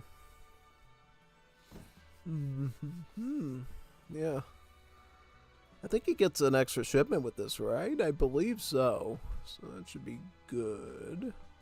Yeah. I think so. I'm trying to remember. Yeah. Alright, he's getting the HP buff on his Vils. That's nice. Bark Cloth.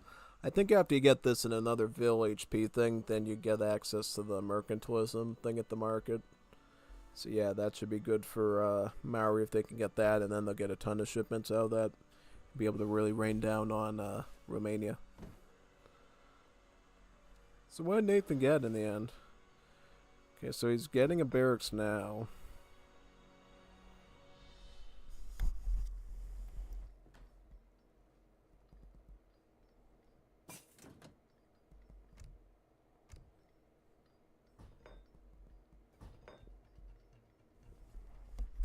Because what he could do is he could still go Fortress Age and then just save up everything and get the guard upgrade on the Vanatori early. So he'd be fighting Codefender with like guard upgrade skirms. That's one way to get around the Porokumu's extra range over the Vanatori is just, you know, getting the HP up to a threshold that it should be fine. Yeah, no, totally. That's what I might consider doing in that situation as well. So that's pretty good. I like that.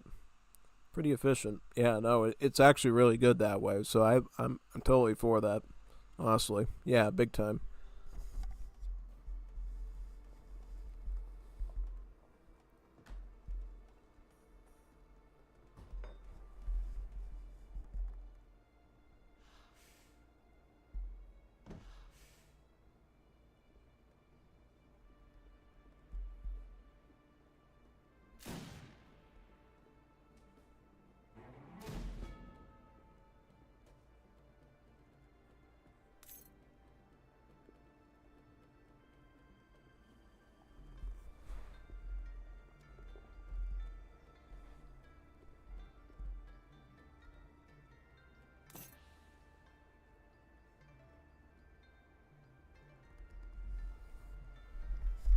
If I remember correctly, this is the politician that gives him gold. So this, I think going Hunting Lodge, Age Up for Fortress, and Industrial Age is highly recommended. Because you farm up a ton of gold if I remember correctly. So that could actually be really good for Nathan. You know, getting an early Industrial Age and maybe getting all his upgrades cheaper for that. Yeah, that could be pretty nice actually. So we'll see if that ends up happening or not.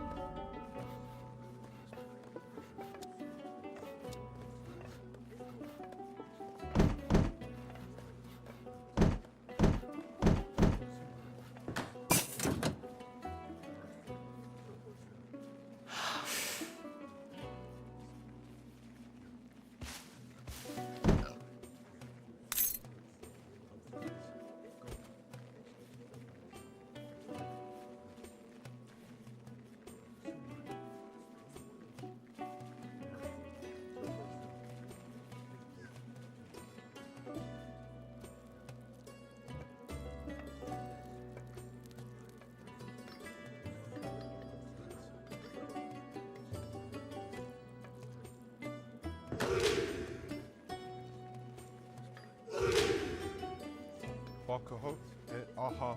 Ete hayre hayre aho.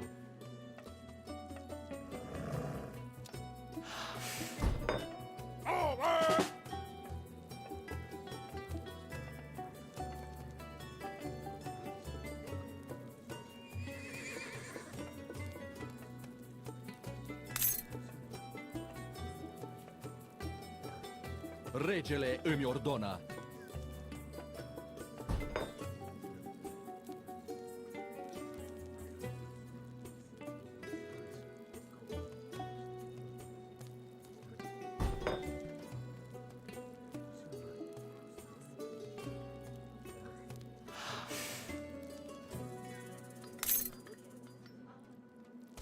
Ne așteaptă victoria.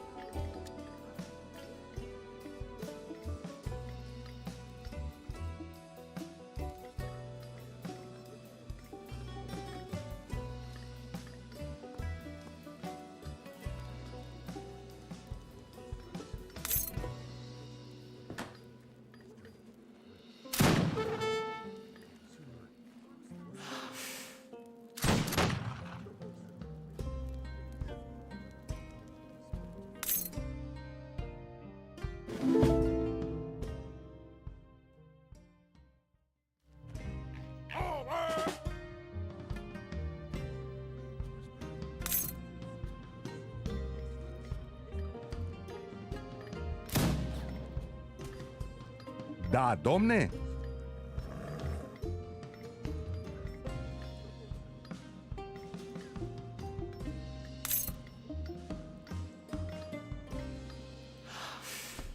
Ce ori? Am înțeles. Da, cum doriți.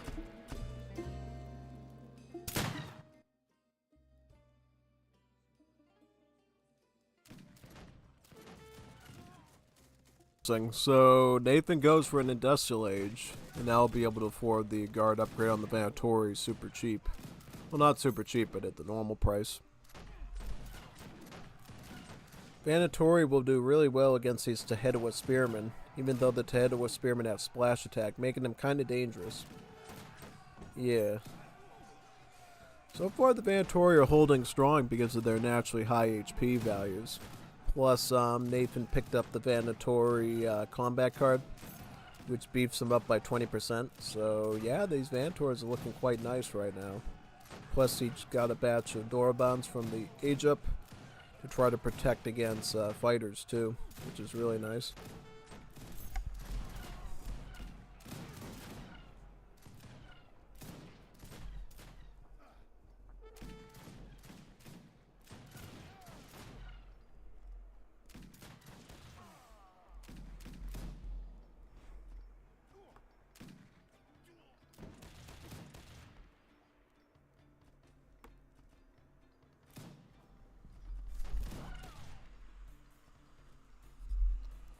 Super cool.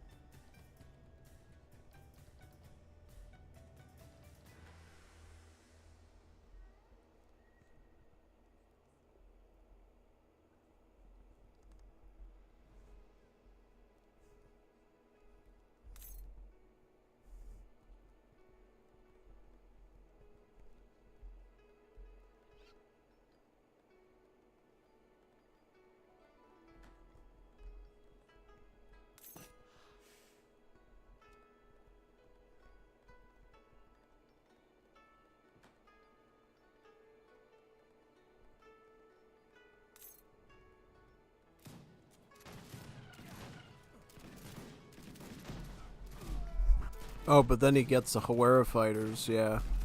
These guys are scout units, so these would be really good against skirms.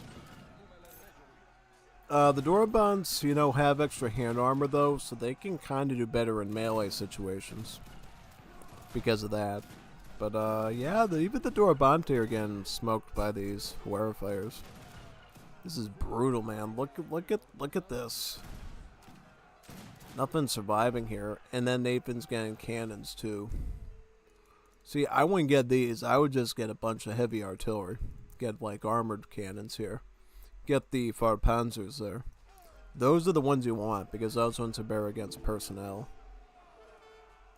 But I guess he sent them, so what can you do? Exactly, yeah.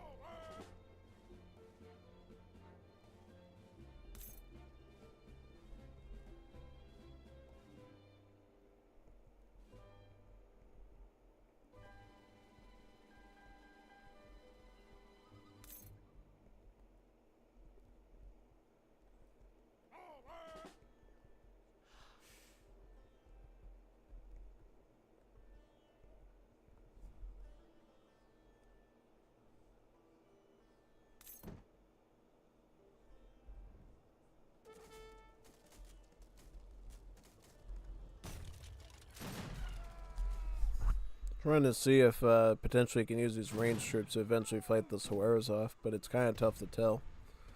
Yeah, he's getting more Dorabante, which is definitely the way to go. Does he have them up to the guard upgrade? Just veterans still. Yeah.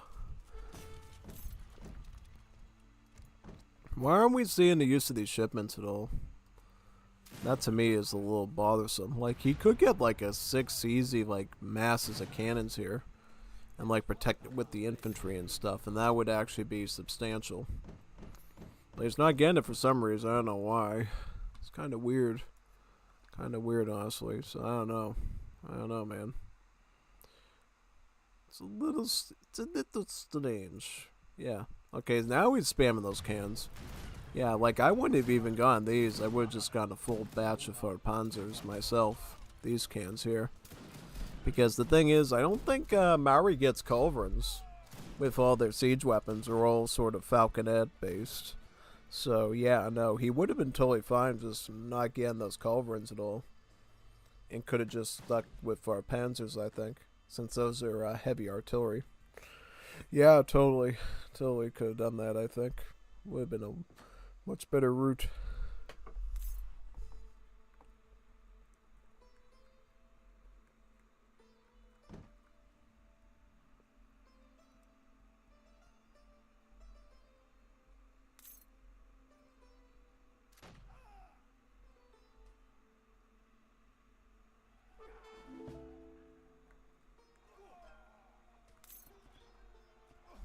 He has to pack all the Romani into the wagon and get them out. Oh, he's going in the wrong direction. He's probably going to lose all those vills now. I mean, he can distract his opponent a bit, but as far as saving the eco is concerned, I think you're a little cooked there, honestly. Yeah.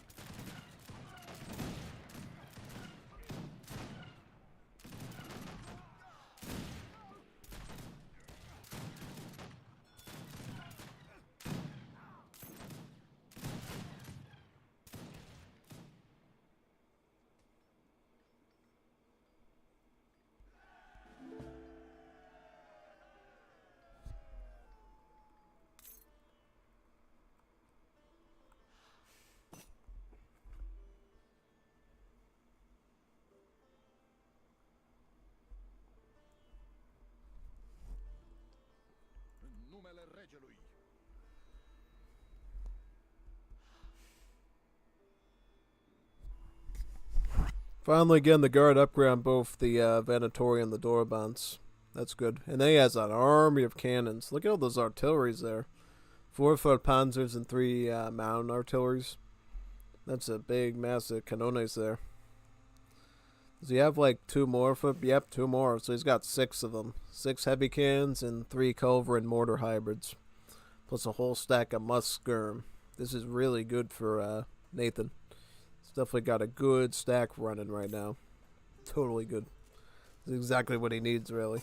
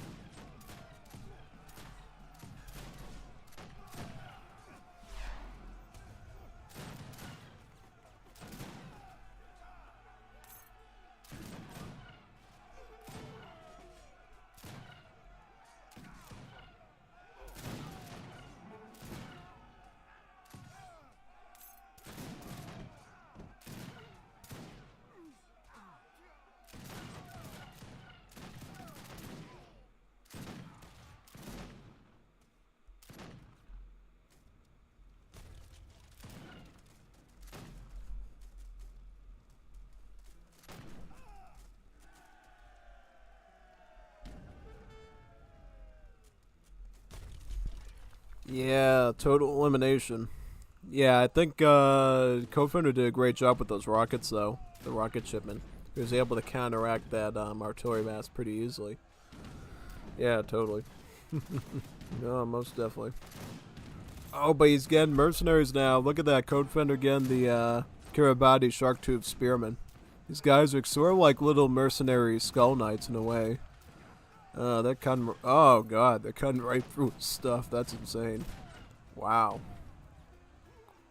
I haven't seen those dudes in a long time. Yeah, no. It's awesome seeing them again, though. Definitely good seeing those. Pretty cool mercenary that we don't see a lot of, unfortunately. Yeah, now they're doing a great job. Look at him. He's cut through his infantry. Blasted through his whole line of skirms because of that splash attack. That's insane.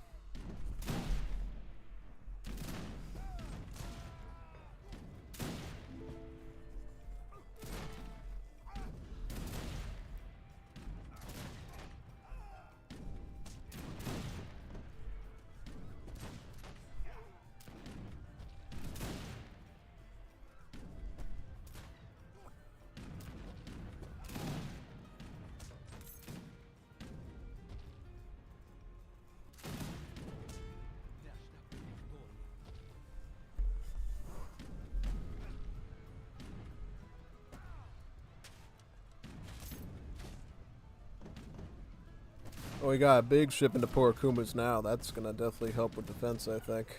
Totally. Codefender's still in the fight, still holding on to this base. But watch out for the for our panzers shipping in from the foundries here. The mobile armors. These will be really tanky, and they'll be able to blast right through these buildings.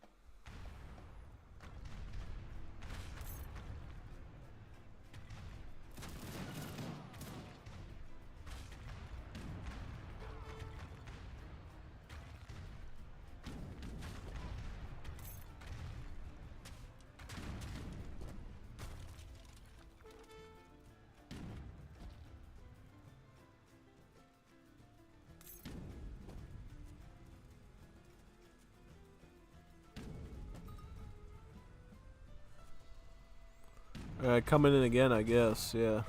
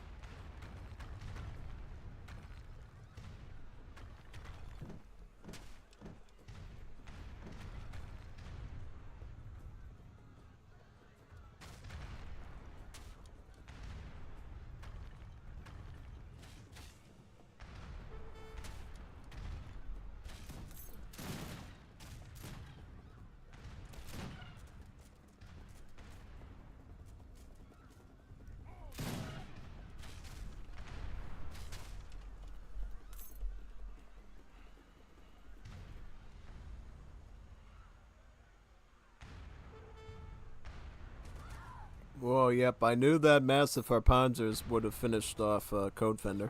Yeah, totally. Plus he's backing up with tons of the Doabanti too, so it's not falling weak in A areas either, which is super good.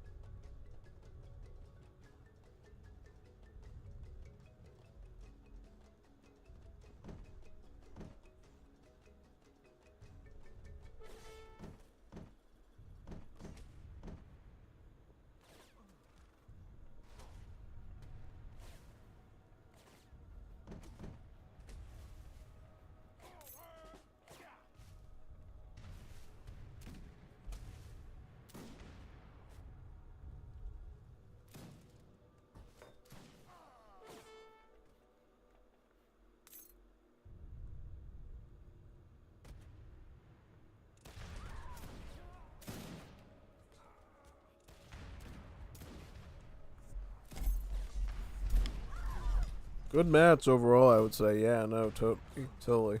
Just trying to see all the action. It's a matchup we don't see a lot, so I'm pretty appreciative that they did this.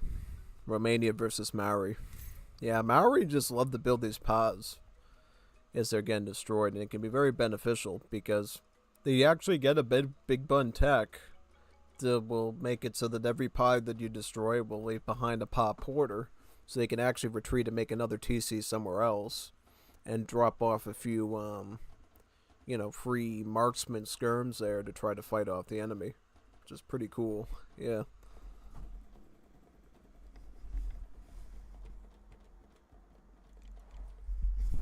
We'll check out the next one now. Let me load up. Here we go.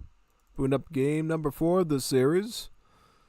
And then we can look at the Nathan versus Viringo games next. Yeah.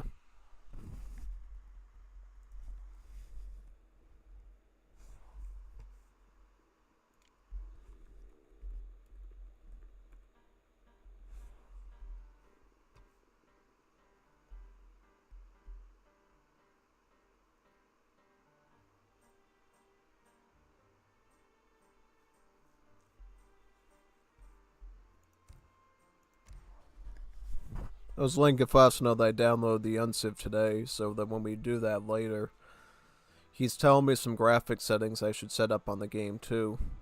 I'll do that before I set it up in OBS later tonight, probably.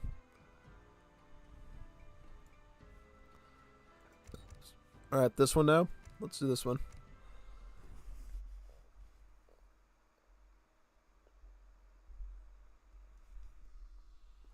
With some sauce. Yeah. Here we are. Codefender going Maori again. But what's Nathan up to? Nathan is doing Danish. Danish versus Maori. Okay. Now, how is Nathan's deck for Danish? Is it crazy? Is it... What kind of stuff does he run here? Nothing too crazy. Yeah, no. Definitely not.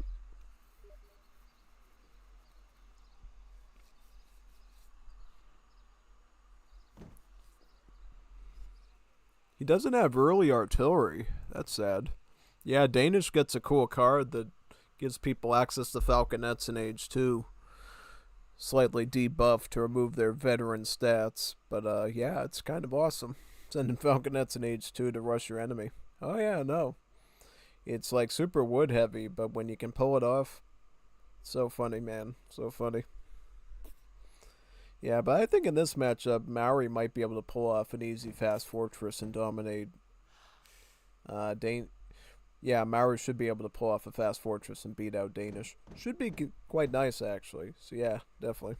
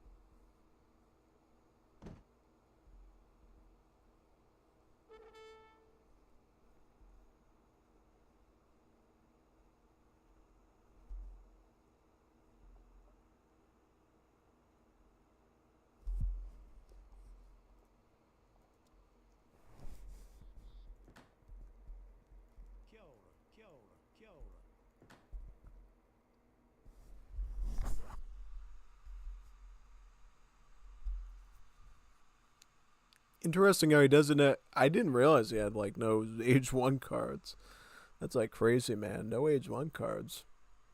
I mean, by doing no age 1 cards, you're basically setting yourself up to have 2 shipments in age 2 without having to go with the Fiji voyage. I kind of don't like it, though. I'd rather just go greedy Fiji and get the shipment that way. So that way my Vil numbers are a little bit more buffed out. But that's at least me, at least. Yeah. Everything else looks pretty swell. The Kiribati is a pretty fascinating mercenary to add, so that's cool.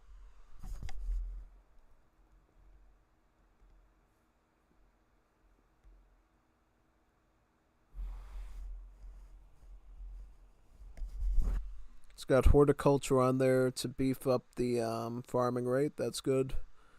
It's got this card here. This is the bank card. It gives you a bank. Anything else good? Yep, this gives you a huge army of redcoats and rockets. You can also send these redcoat shipments too. This is an infinite mercenary shipment here, the Kolos one. That's nice. Yeah, a lot of cool stuff actually.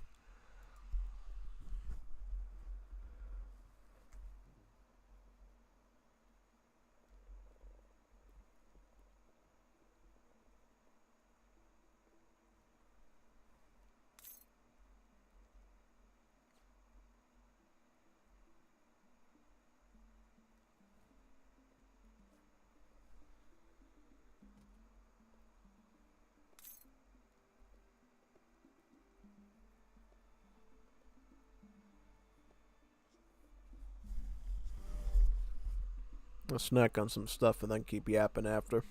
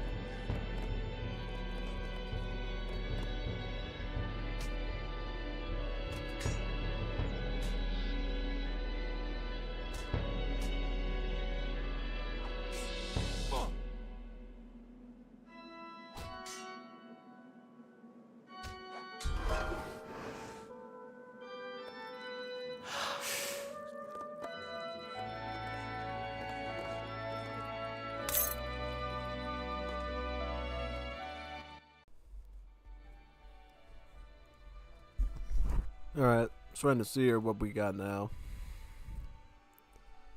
Huh. Okay, so we got Danish over here doing food.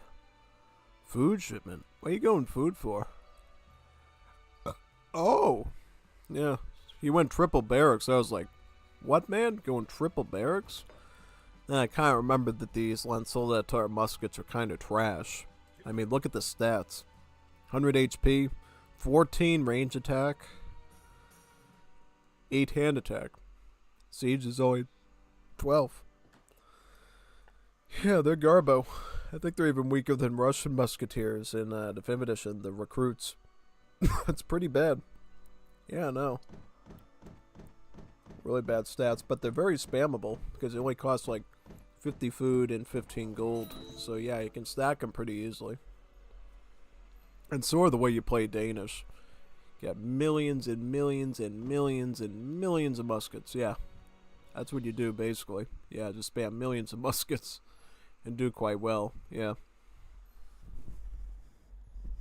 And interestingly enough, because these Lanceoldatars are so cheap, it makes the early artillery build so much better, because then you can just protect them with these and then go for a push.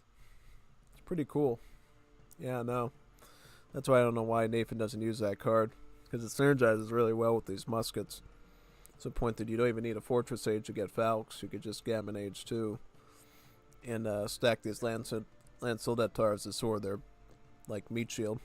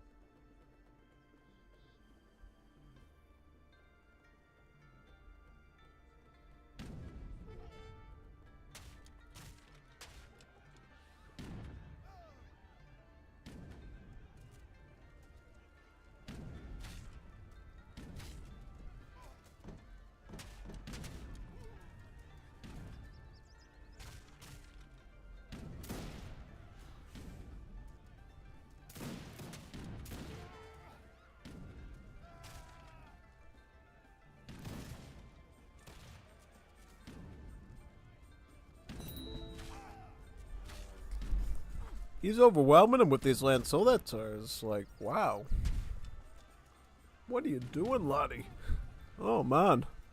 Is he doing like a... Oh, he's doing the Fortress Age. Alright.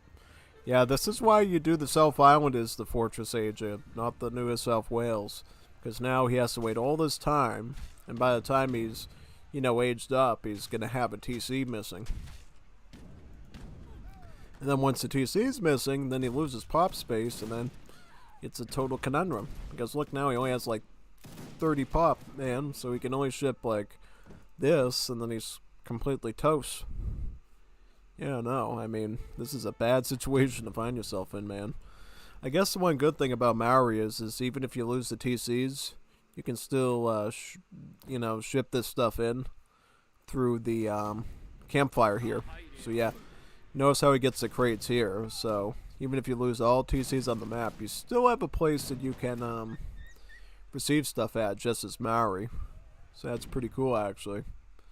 Yeah, most definitely.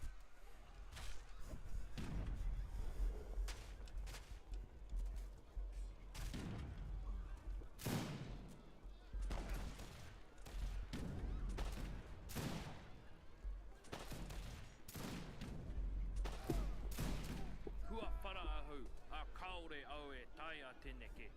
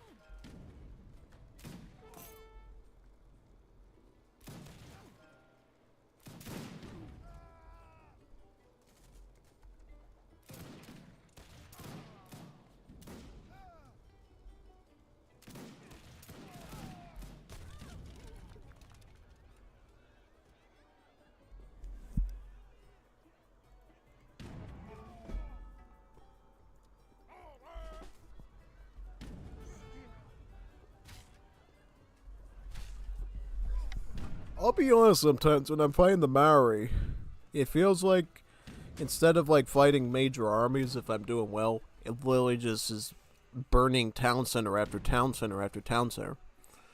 This gate pa, and then another pa, and then another one, and another one. Yeah, Maori could sit there and like build like 10 TCs over the course of the game to survive and then still lose. It's so weird. It's like such... So you know, Gringo, in Unciv you can play as balkanized Italian states before the unification. Soldats and Guzan were better. Yeah, totally. Yeah, the Soldats and Guzan were like a real fighting force. These guys are basically just Russian muskets. So basically filler paper. Definitely the Soldats of the Guzan regime would have definitely outfared these guys very easily. And they would have had better equipment too, since they were from a later time period. Totally.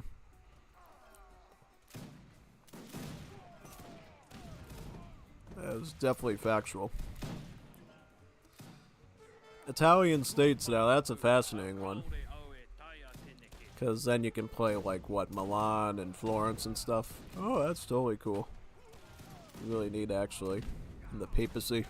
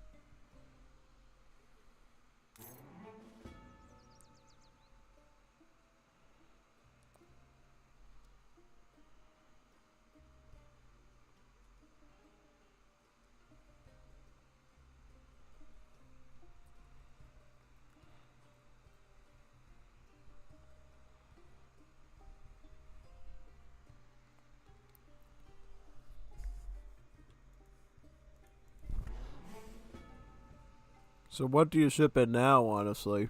Well, you could get these red coats after that, right? Oh, he's going for more wood. Yeah, because if you can get more wood, he can stall out for longer, and plus he'll have a few extra vills to work with, too. Yeah, and this is the thing, like, if you can build your paws quick enough again, you can still keep your vill numbers up even as you're being pressured by an enemy, which is quite nice. And now what do we see Nathan do? Nathan is adding some grenadiers, he's adding some volunteers. So many volunteers? 8. So that's from a shipment, right? Yep. Grenadiers are trained though. Yeah. And then more Lund soldats. I think Nathan has to find a way to keep up pressure though. Otherwise he'll have some serious issues. And I think one way of making that work would obviously be to, you know, ship in these pikemen, actually, these guys. Yeah, that would totally help, honestly. That's what I would be doing.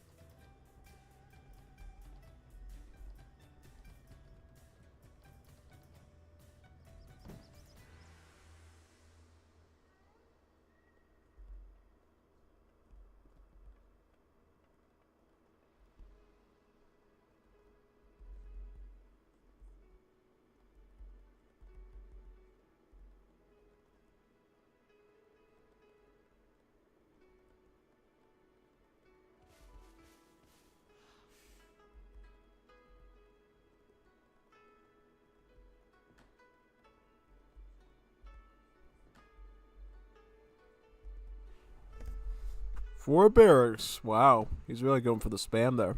That's a lot of stuff. Yeah, I guess you kind of have to keep the pressure up an age behind. Totally. Whereas Codefender just focused on build production, gradually getting the upgrades. He got to head with Spearman, and now he's getting Porokumu for his marksman now. To turn these slingers into riflemen. Because once you get that upgrade, then they become marks. Become the Porokumu marksman. So about the range of a H3 skirm now. Much better. Plus more multipliers too.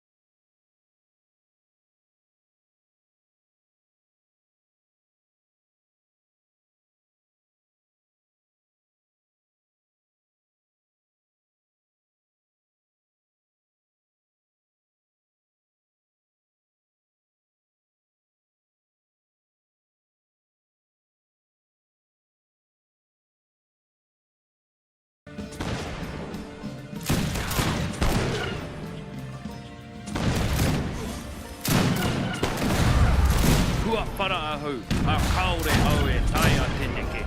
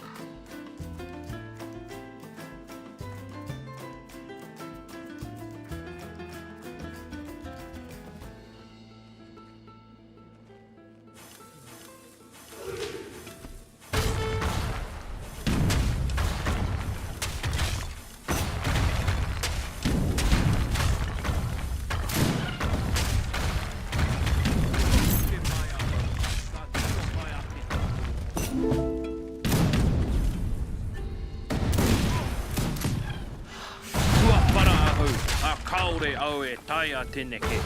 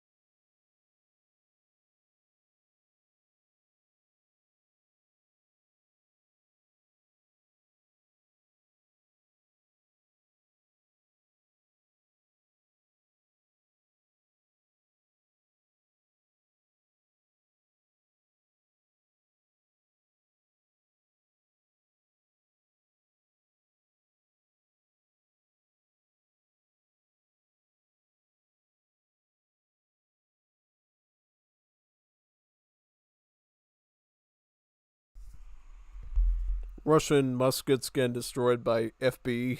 Yeah, yeah, totally. Bunch of Maori warriors battling the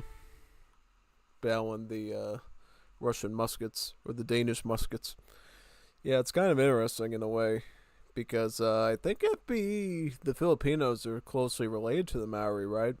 Because they're all sort of Austronesian peoples or whatever.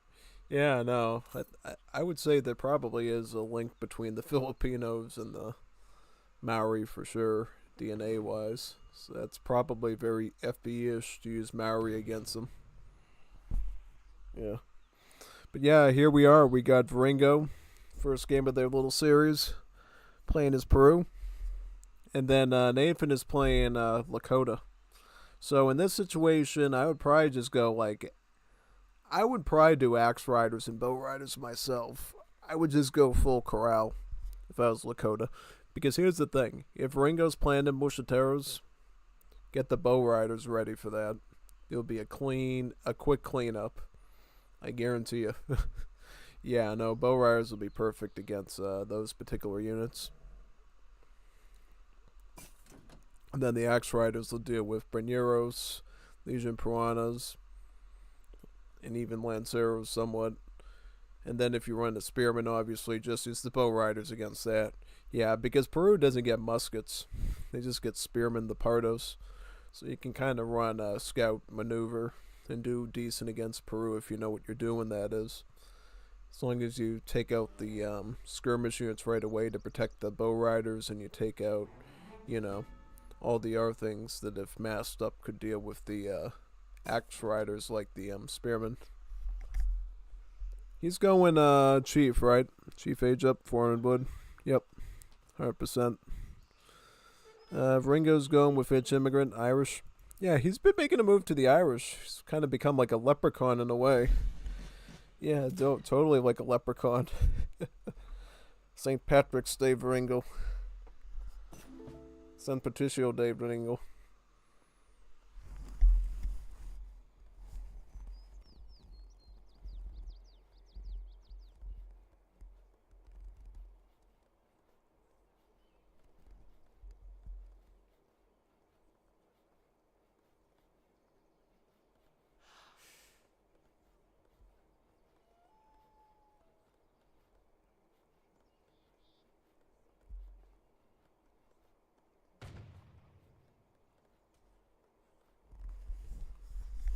I mean, in this circumstance, if I'm Peru, I would be thinking going like Spirit.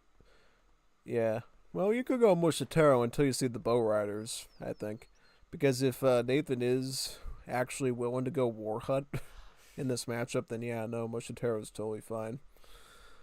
Does Viringo have any line of sight? Because this is the thing I always ask when I see these matchups. Does the player really know what the enemy's doing or not? He doesn't, so both sides of Cordages, does Nathan know what Viringo has? Well, he knows that there's a TC here, but he doesn't know the military profile yet. That's the thing. These two players are fighting blind. They could literally be making the wrong unit that gets them destroyed. That's the one thing I'm gonna say that I always see in these matchups.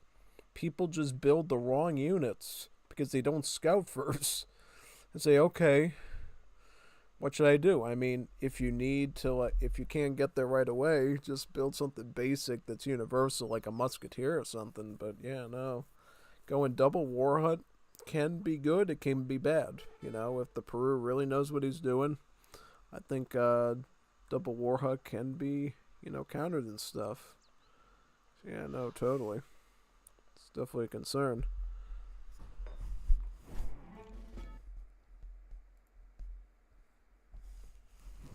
Yeah, that's what I'm thinking of. It's like Viringo just has to go like Legion Piranha with some protection, and he kind of just deals with that right away. So yeah, no, 100%.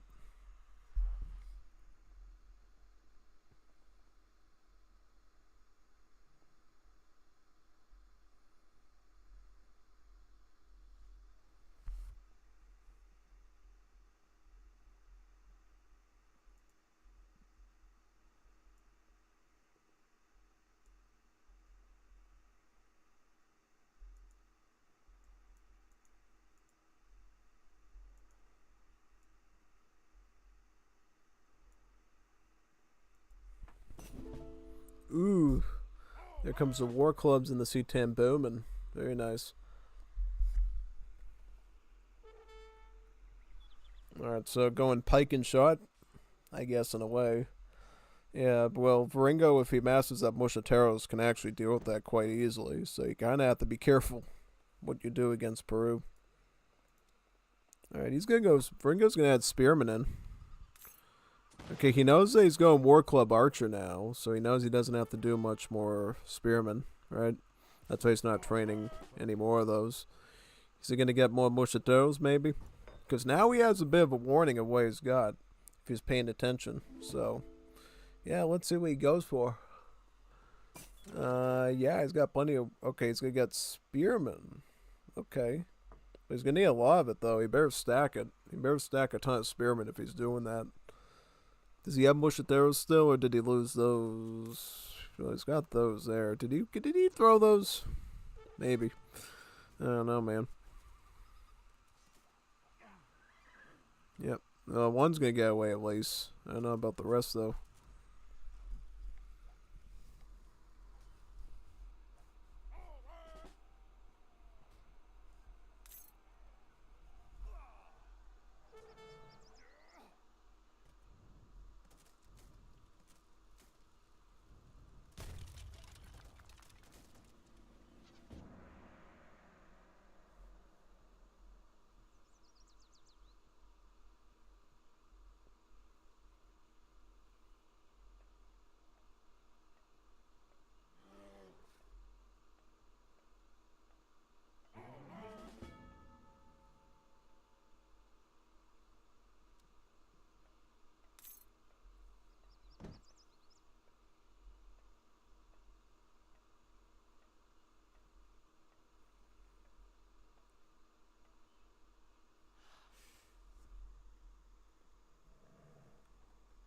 Escucho.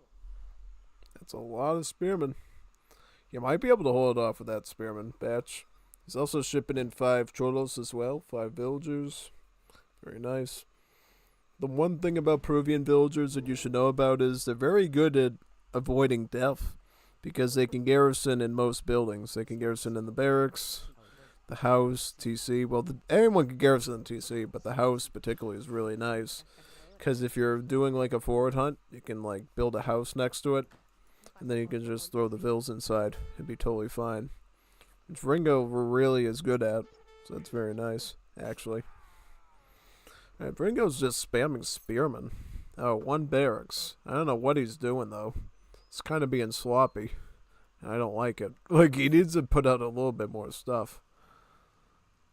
Sending the Spearmen after the War Chief to protect the trading post. Okay. And then he's engaging with the Spearmen now.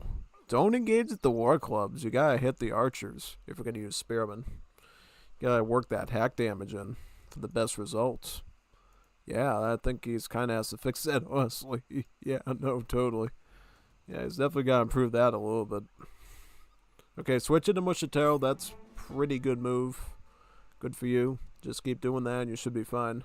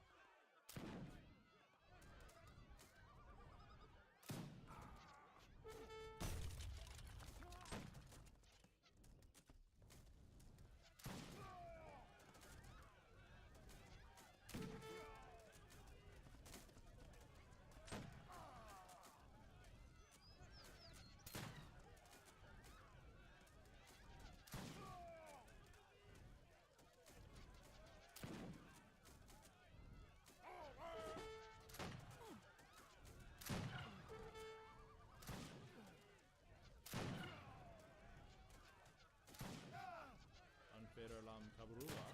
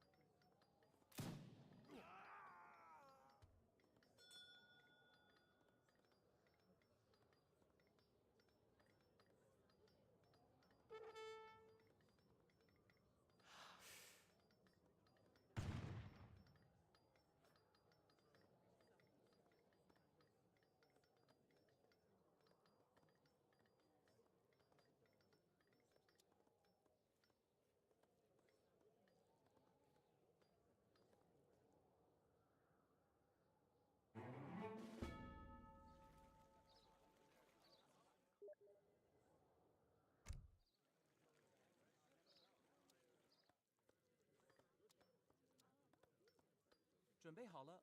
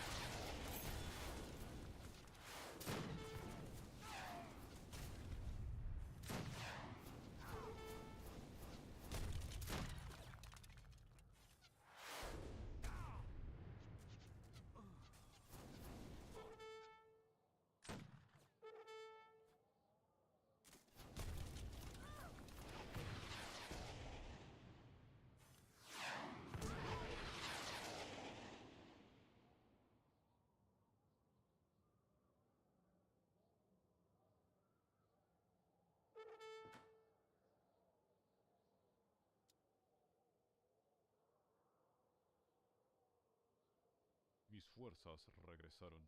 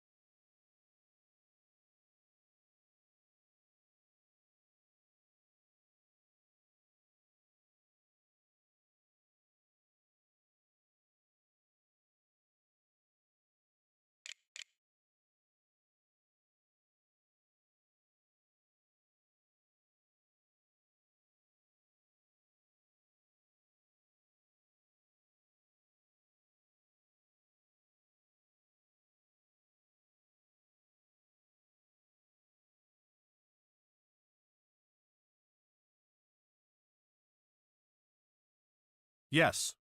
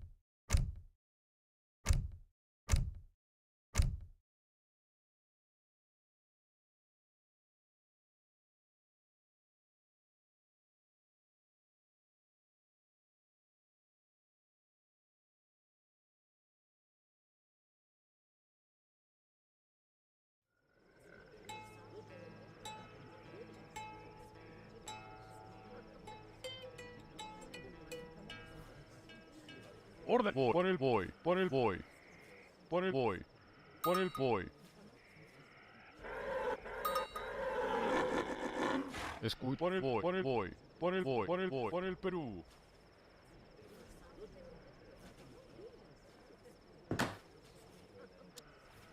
Mitad voy. Ahorita. Voy. Cazador. Orden. Voy. Por el Perú. Voy. Por el voy. Por el voy. Por el Perú. Patrón, la pay. Voy a cazar.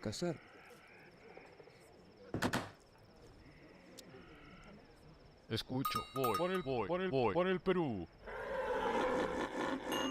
Patrón, a cazar. Ahorita. Mitad. La pay. Voy ahorita. A cazar. Patrón, sí. A cazar. Órdenes. Voy. Por el Perú. Voy. Por el voy. La pay. Ahora sí. Ahorita. Señor. Por el voy. Por el Perú.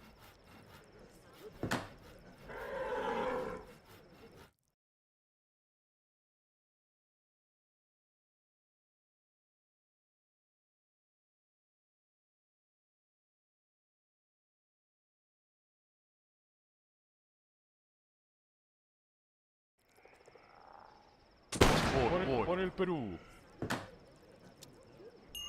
Sí, voy. Sí, voy. A cazar. Voy por el voy, por el voy, por el Perú. Voy. Por el voy.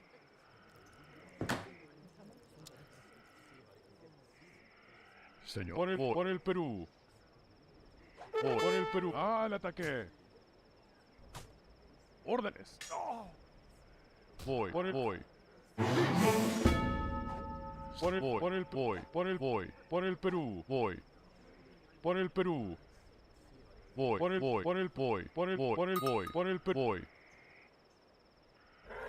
Es por el voy. Por el Perú. Voy. Por el Perú.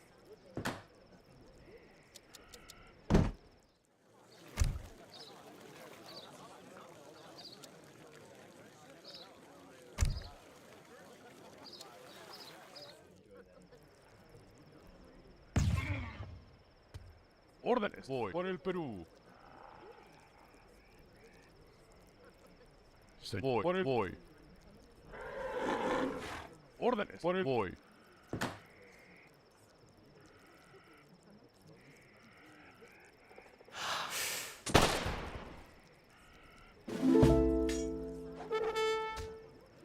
Escucho. Por el voy. La patrón. Sí. Voy ahorita. Cazador.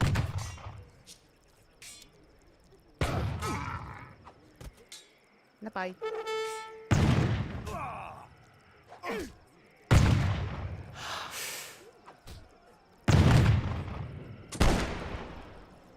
Cazador.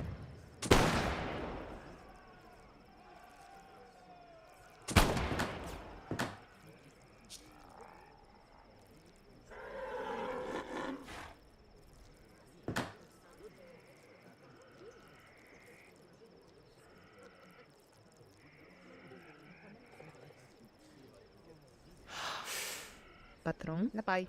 Por el Perú.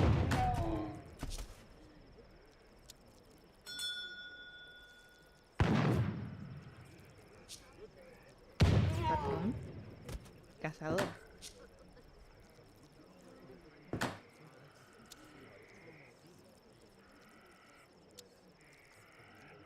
Patrón, sí, ahorita. Sí.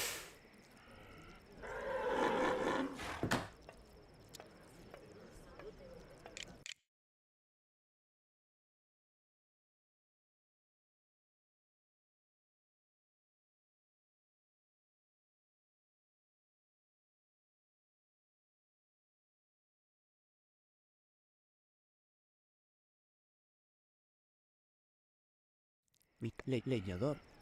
Meat boy. Señor. Voy. Por el Perú. Al ataque. Voy. Por el Perú. Voy. Por el Perú. Sí, señor. Al ataque. La pay. Ahorita.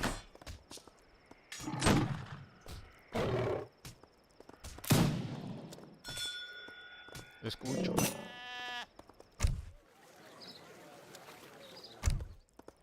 Mi taita. La pay. Sí. Órdenes. Voy. Por el voy. Por el Perú. Sí, señor.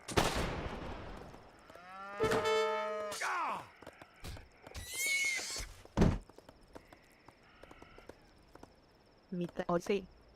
Ahorita.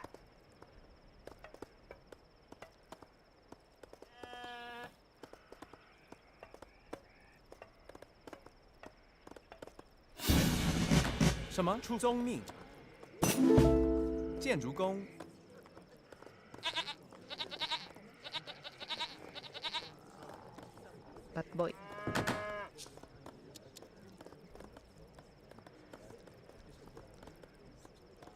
Patrón, ahorita sí. Ahorita. Leñador.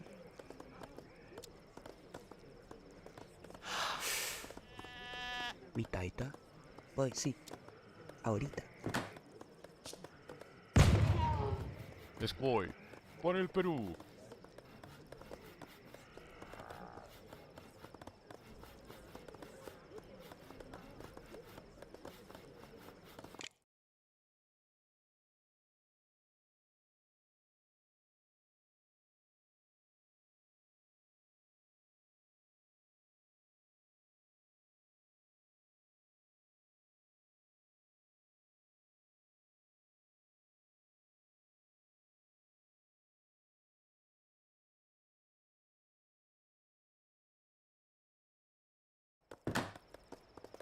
Patrón leñador.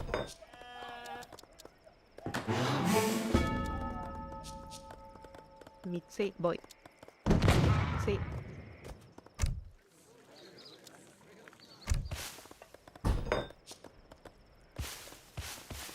La pay, sí, voy. Ahorita.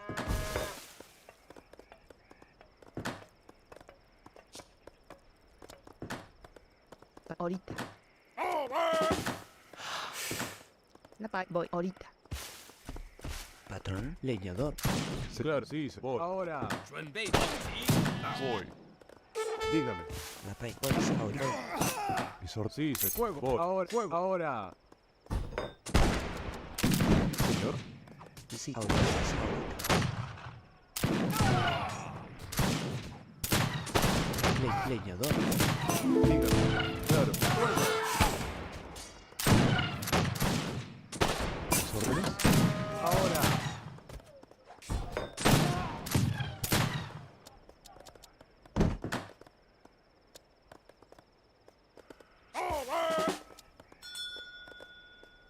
Bad boy.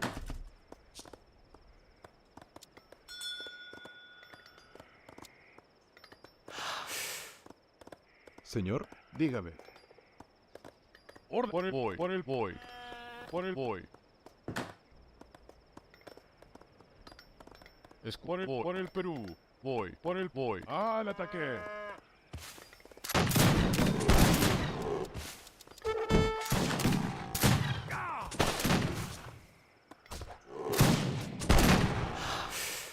Patrón, sí. La pay, ahorita.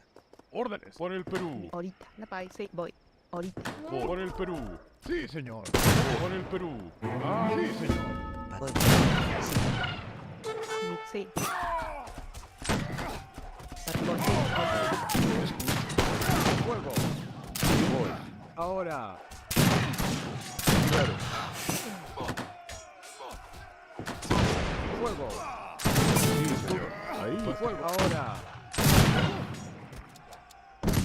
Mis órdenes. Voy. Claro. Ahí. Señor. Voy. Sí. Dígame. Fuego. Claro, sí, señor. Ahora. Oh, sí, voy. Ahora. Sí, voy. Claro. Voy. Ahí. mitad, sí.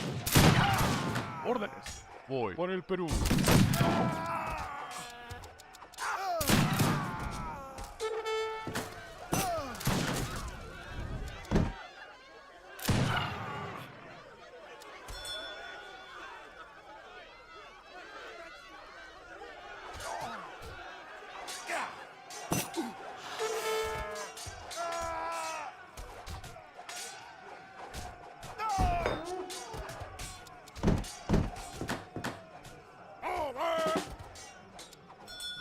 Señor, marcha. Sí, señor. Ala por el Perú.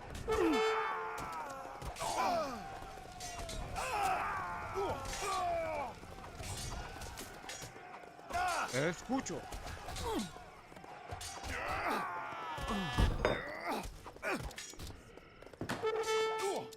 Mis fuerzas regresaron. Señor, a las armas.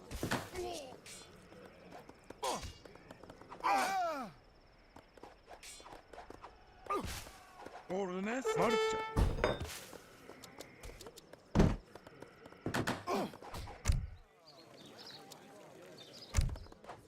Blessed. Impaka. Mashe.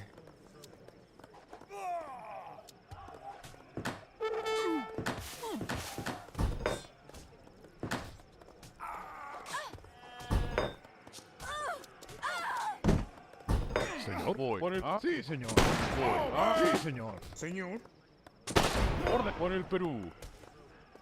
sí, señor.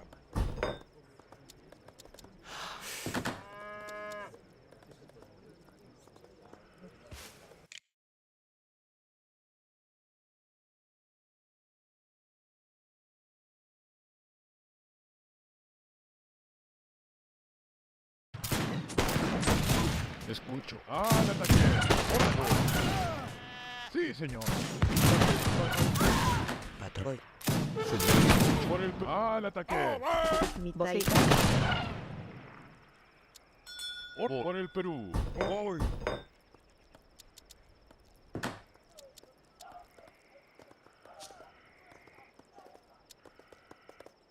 Escucho. Voy. Voy. ¿Mis órdenes? Napay, voy.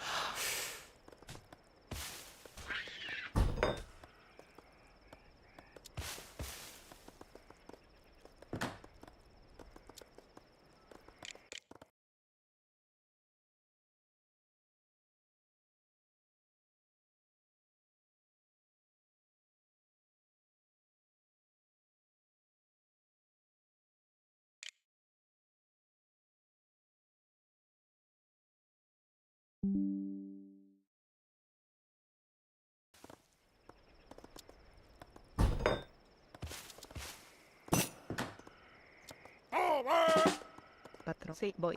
Ahorita. La pay, leñador. Por el voy. Sí. Por el voy. Por el Perú. Dígame. Al ataque. Ahora. Fuego.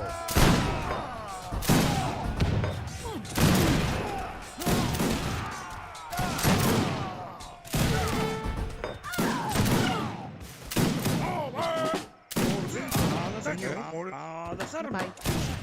Leñador.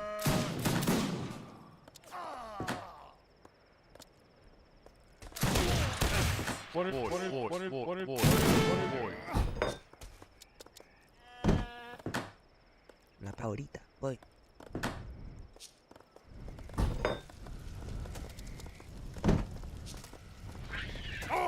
Sí, señor. Ahí. Fuego.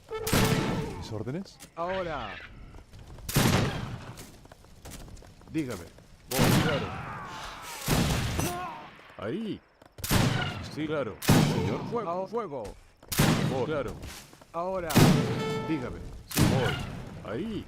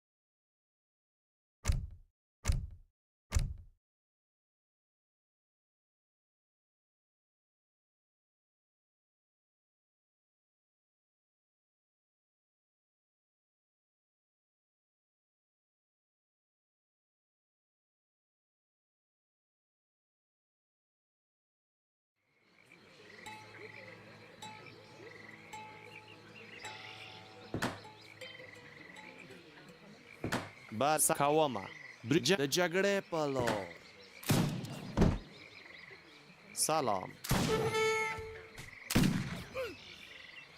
تیاری زما سلام می کنم صحیح آری شکارچی شکارچی صد کاوما سماده آماد خواهم کرد سازنده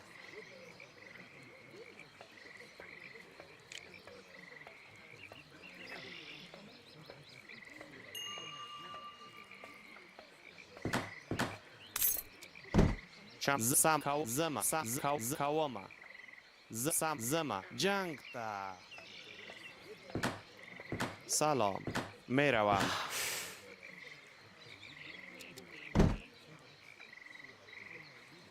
آماده درو انج خواهم کرد سازنده سلام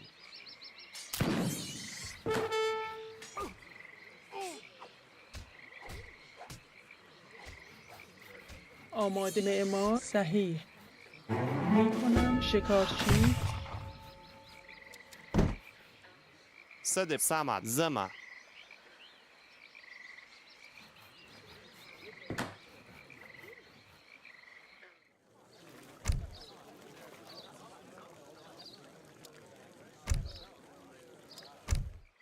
چم کاو سمده کاو زما د جگره پلو بچ نجار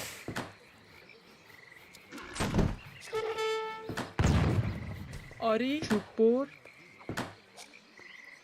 بله میر نجار تیاری کاوما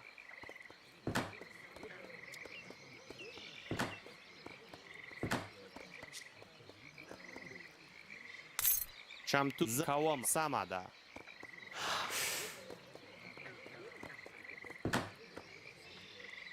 بله کاوما بری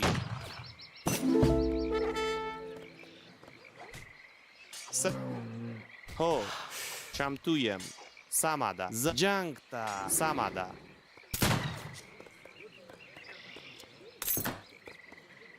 صد کاو زما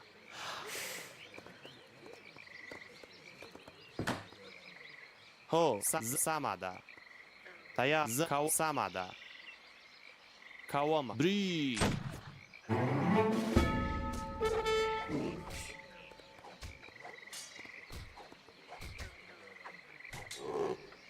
سکاو زتپیم او حرکت نشم کاوما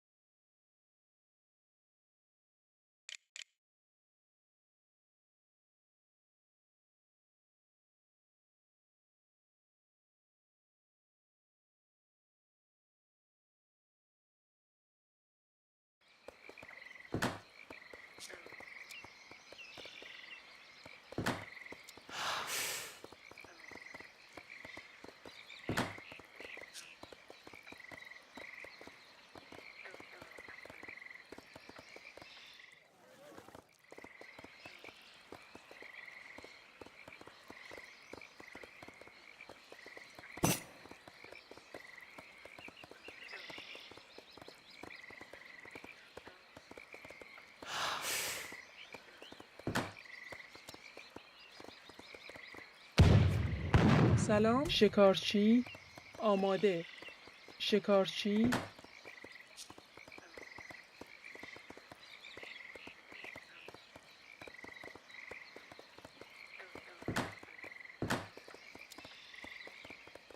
آری صحیح. معمار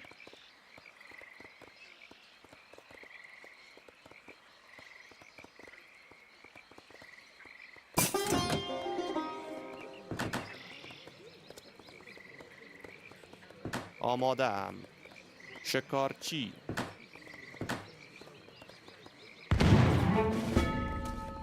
بچه شکارچی سلام. آری معمار آماده. شکارچی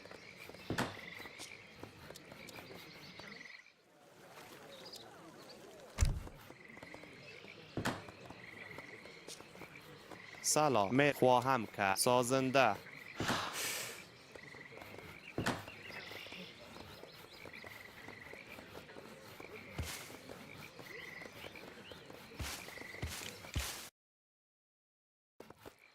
آری صحیح. شکارچی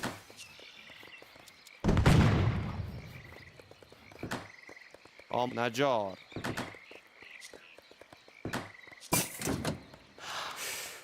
بله سلام نجار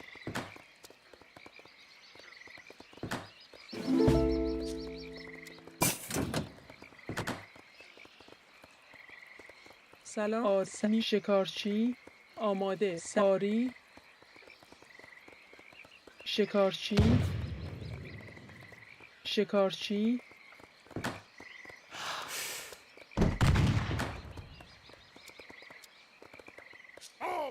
سده پکار سم کوما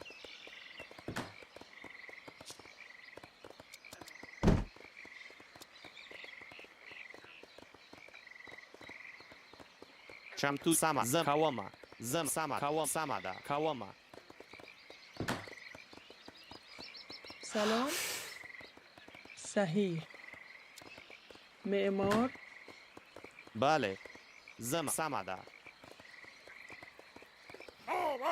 سلام چمتویم زم کوما سده پک زم کوما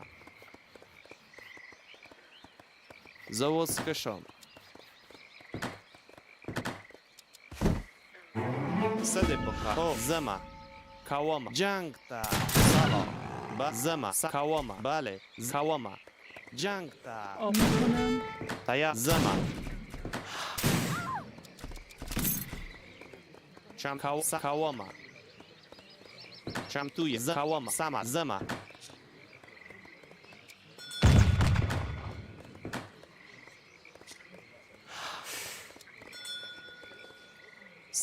سمادا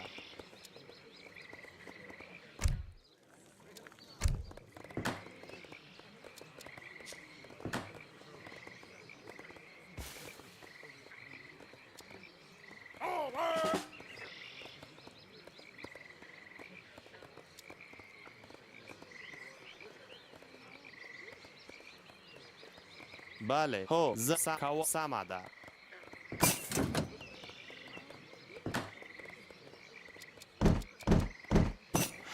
بله کاو زما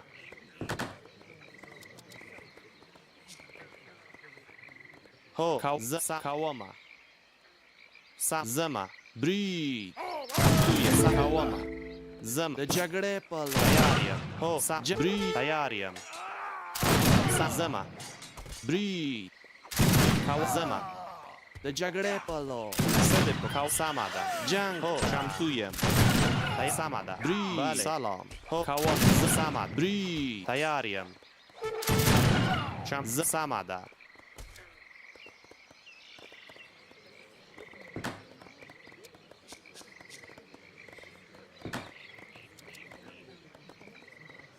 آری صحیح.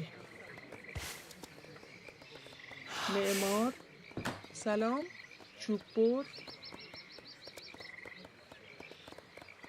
آماده می کنم.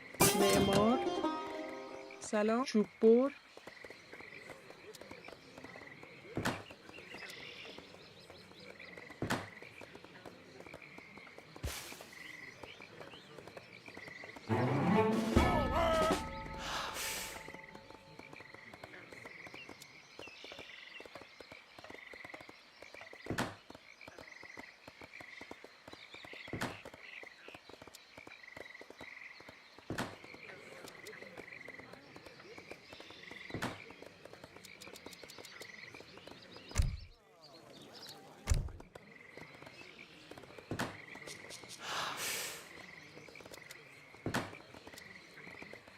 آری معدنچی. سلام معدنچی. به چی نیاز داری؟ سلام میرو خواهم که سازنده. چوب بر.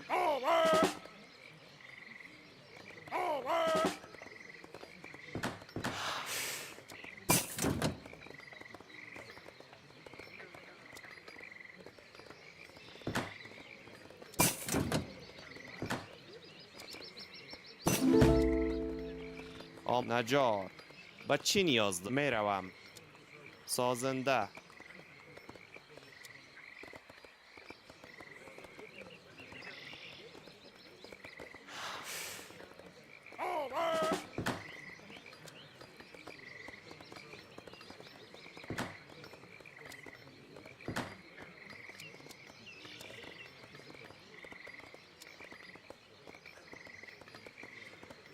معدن چی؟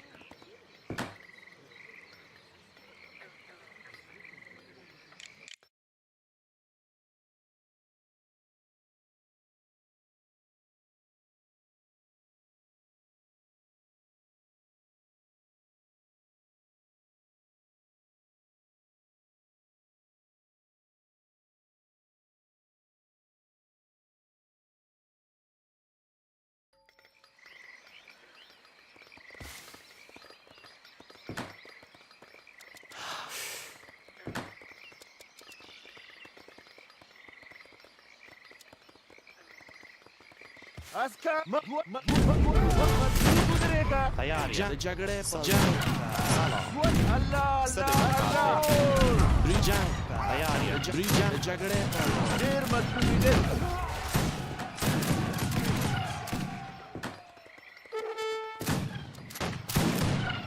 سلام چمپی جنگ جگره. بری بری.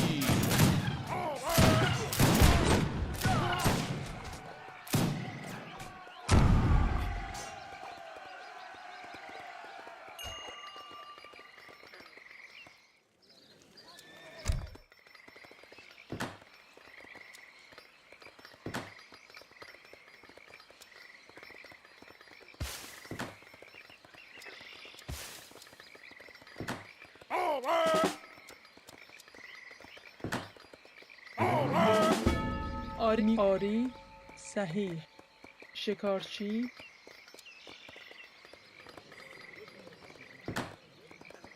سلام شکارچی. نجار.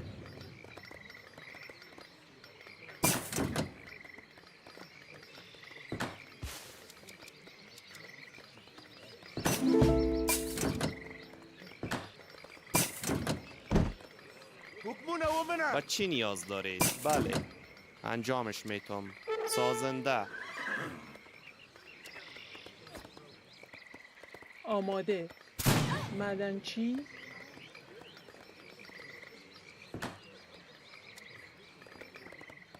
بله زسامه جنگ تا بری جگره. مضبوط دو چند وقت. سلام کوامه سده پکار دی. سلام شکارچی.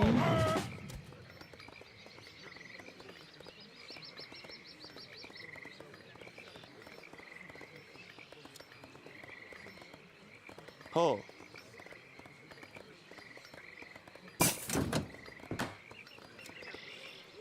آری علوف جمع کن.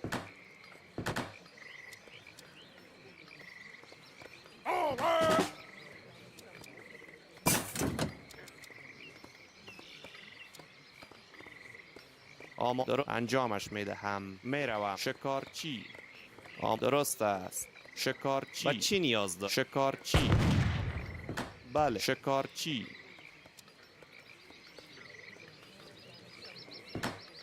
هوخ بیرخته.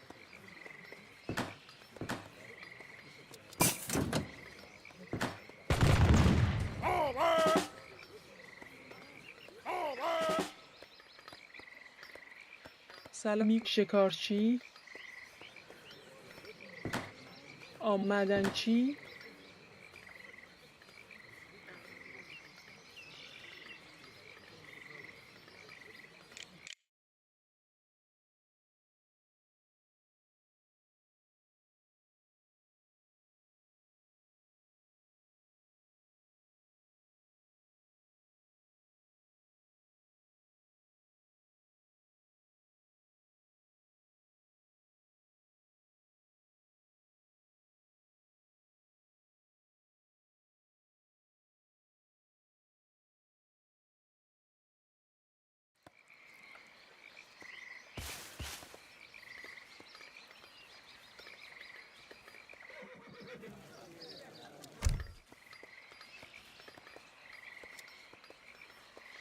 آری شکار معدنچی آماده صحیح معمار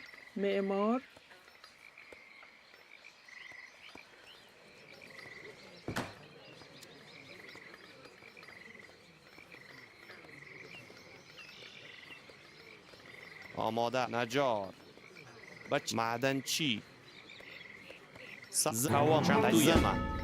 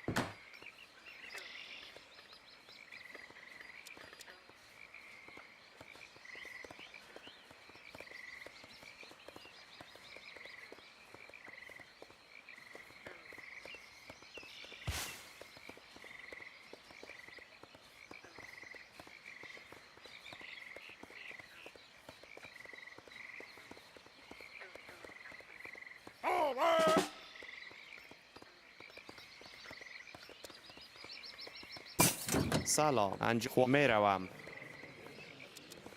سازنده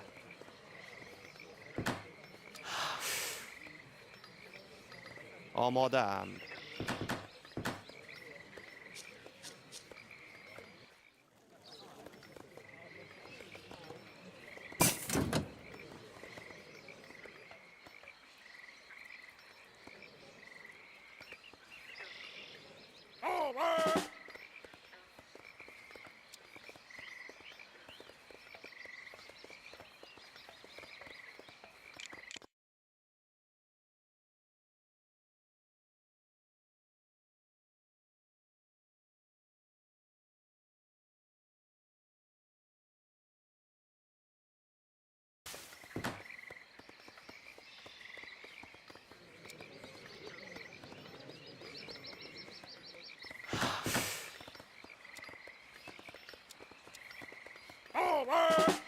و چی نیاز داری؟ درست است شکارچی آماده شکارچی و چی شکارچی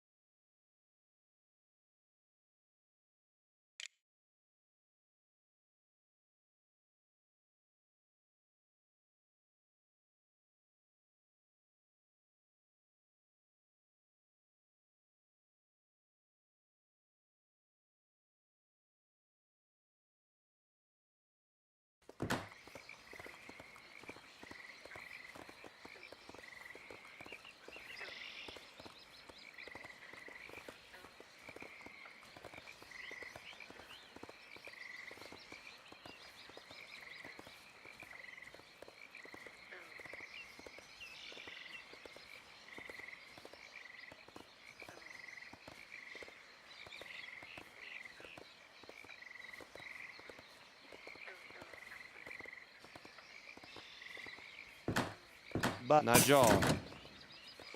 Приказ будет сделаю. Строитель. Здравствуйте. Бачекарчи. Да. Строитель. Что?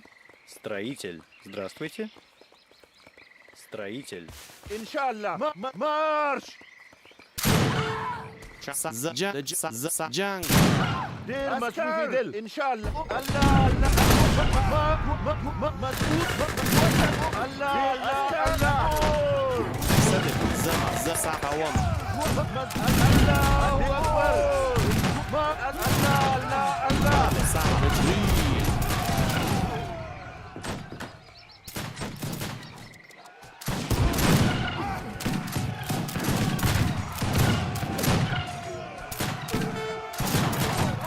دير مصروفي دل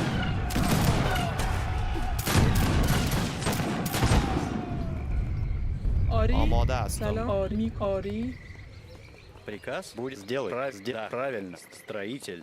انجامش میتونم. سازنده.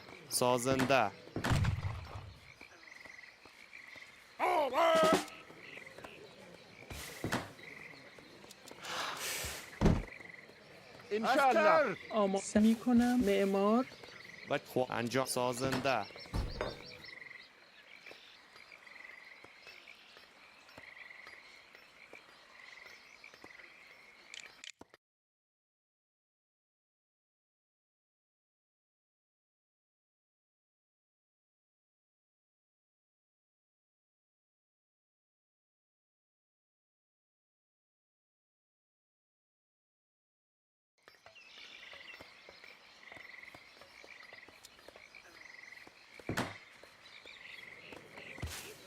سلام. آری آماده. معدن چی؟ سلام. باغبان.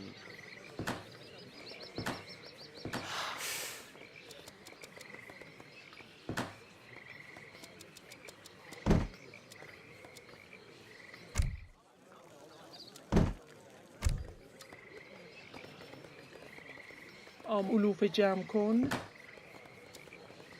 دير مصروفي دل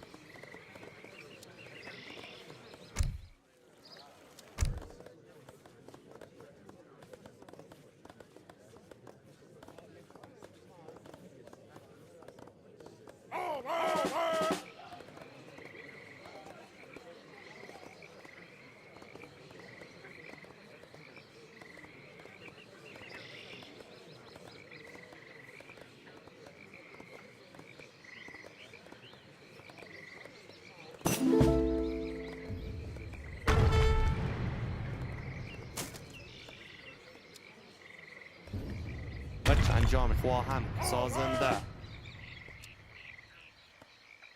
خواه انجامش میتونم.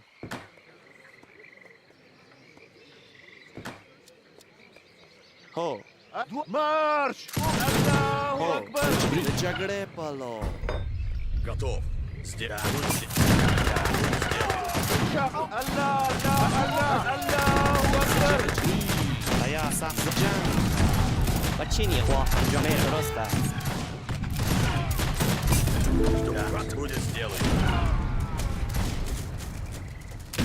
بله سامده.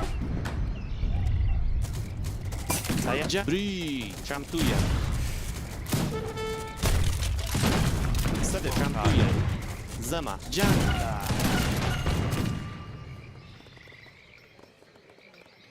آری علوف جمع کن آماده هستم. علوف جمع کن صد قوامه.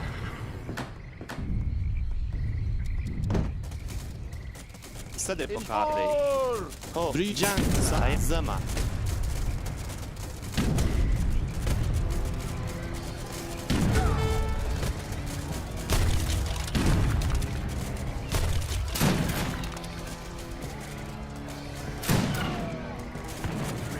сделаю будет бой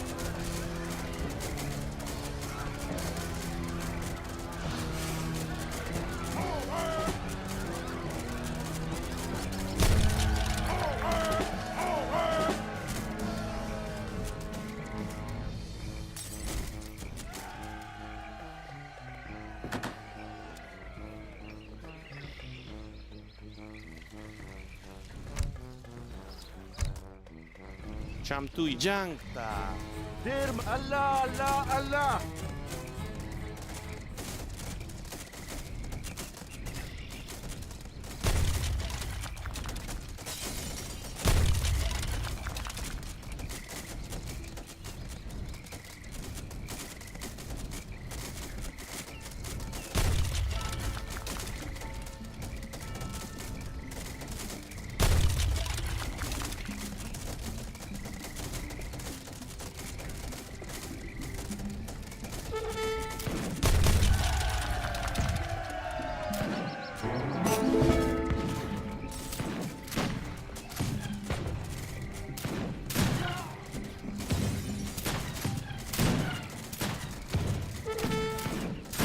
Taya Samada.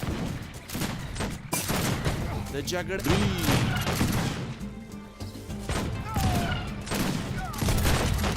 Salam. Chamtuya. The Samada.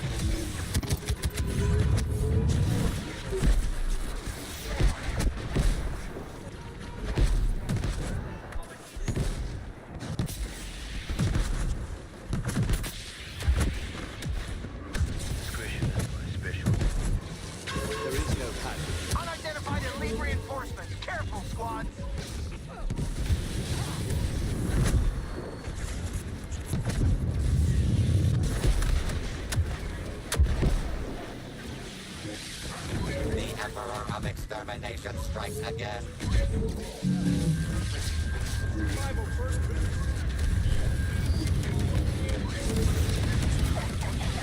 Reinforcements landing. One of the Order's best operatives. Your domination is not as complete as you think. Still halfway to go.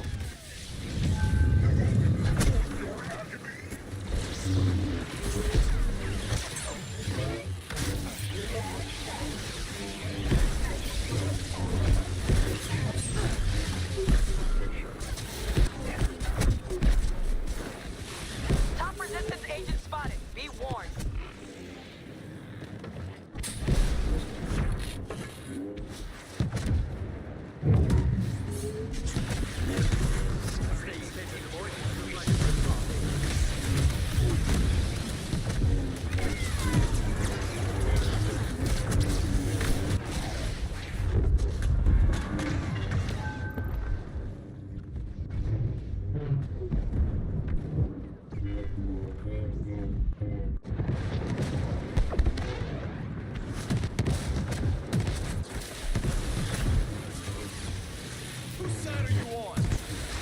Unidentified resistance commander on site.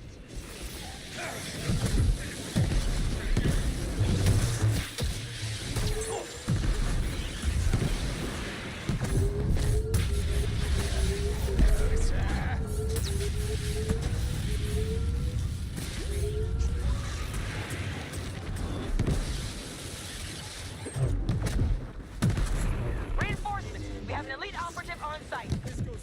You're telling that.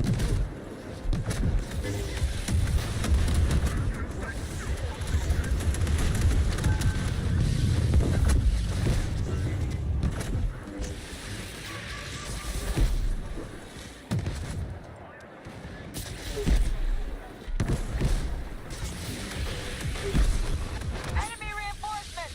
One of their top people, I think. Body count Dooku is on a royal rampage.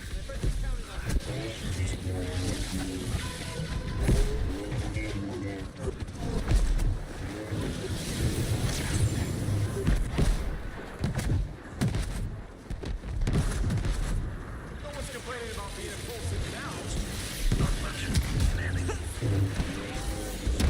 Command has sent one of our best to assist.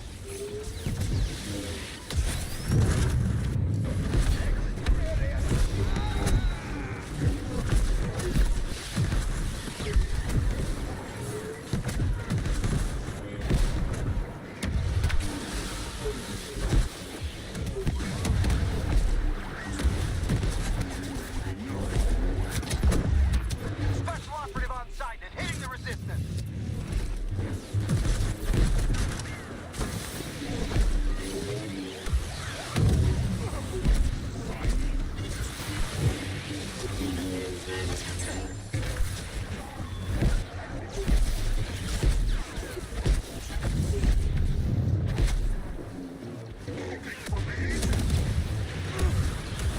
An elite operative is deployed. The Order provides.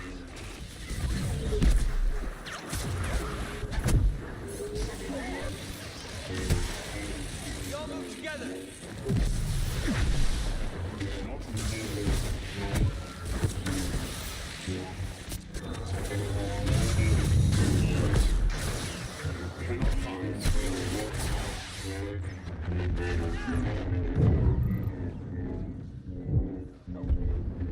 The Emperor of Extermination strikes again.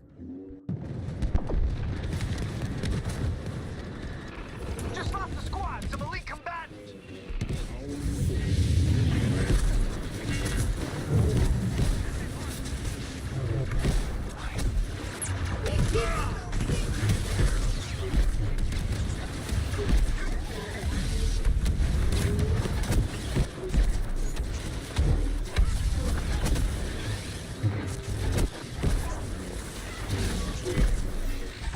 New ally deployed and taking position. Body count Dooku is on a royal rampage.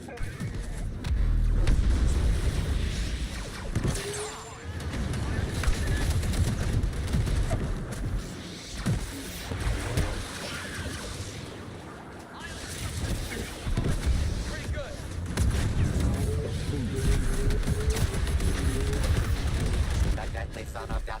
carves a path to victory as Maul performs the final kill of the match. Destiny proves no match for the villains daring to challenge the legendary Anakin Skywalker.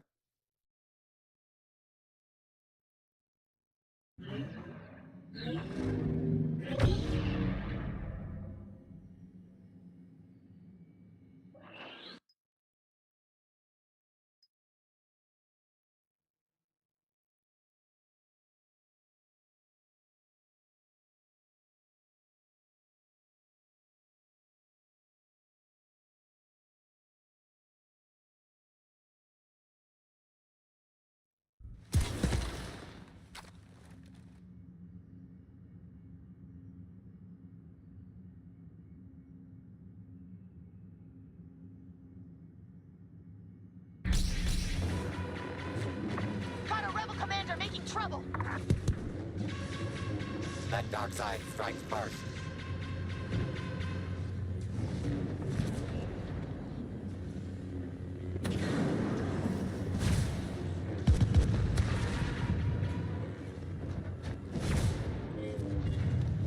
It's Yavin 4, Disappointment 0 in a game of life and death.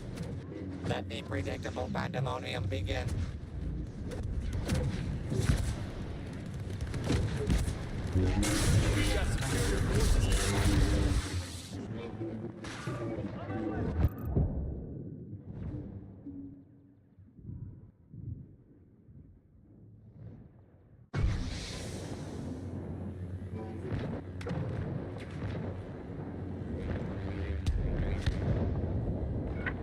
Specialized combatant deployed to assist.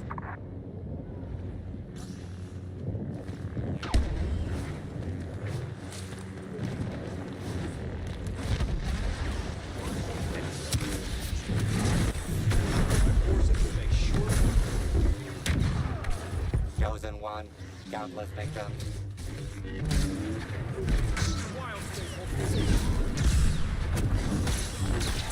Elite reinforcements arriving.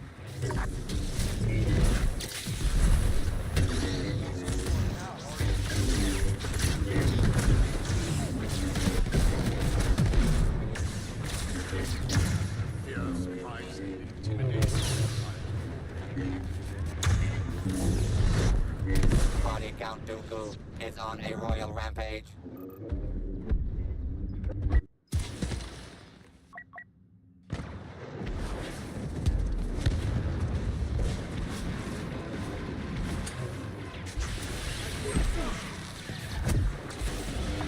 Careful, one of their top agents just showed up.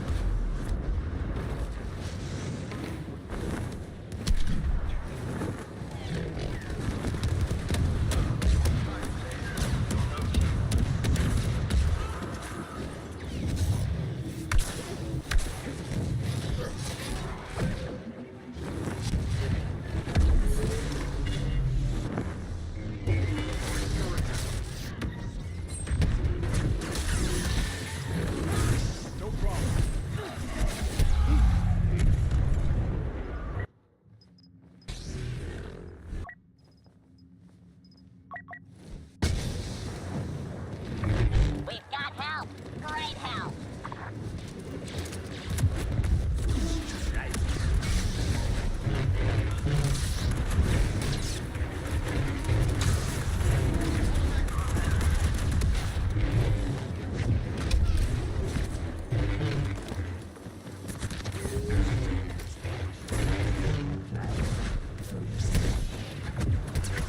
Unidentified ally has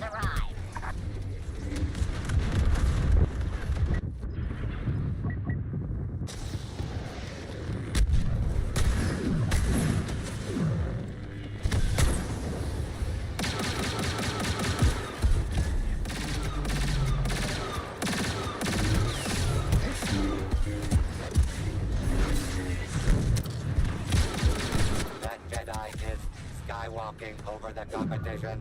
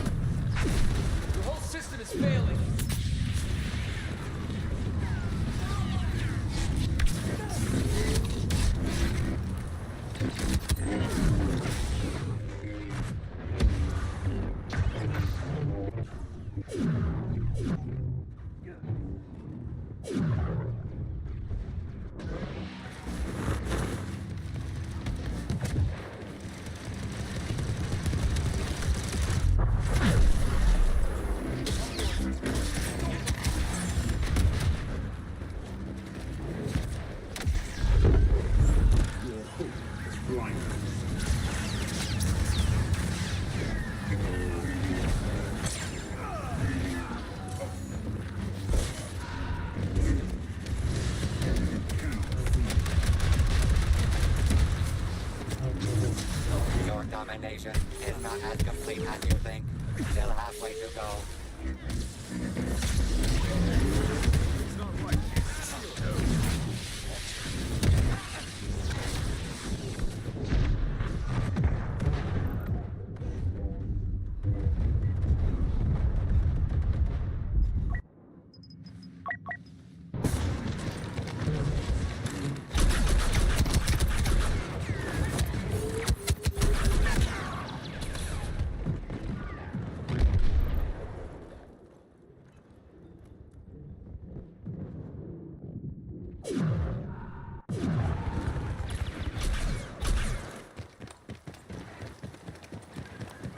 Command sent us an ally, now arriving.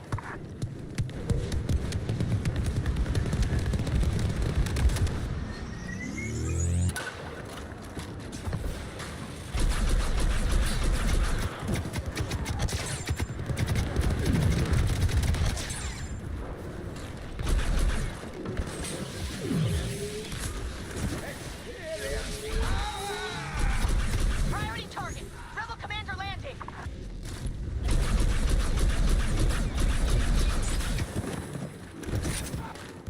The Emperor of Extermination strikes again.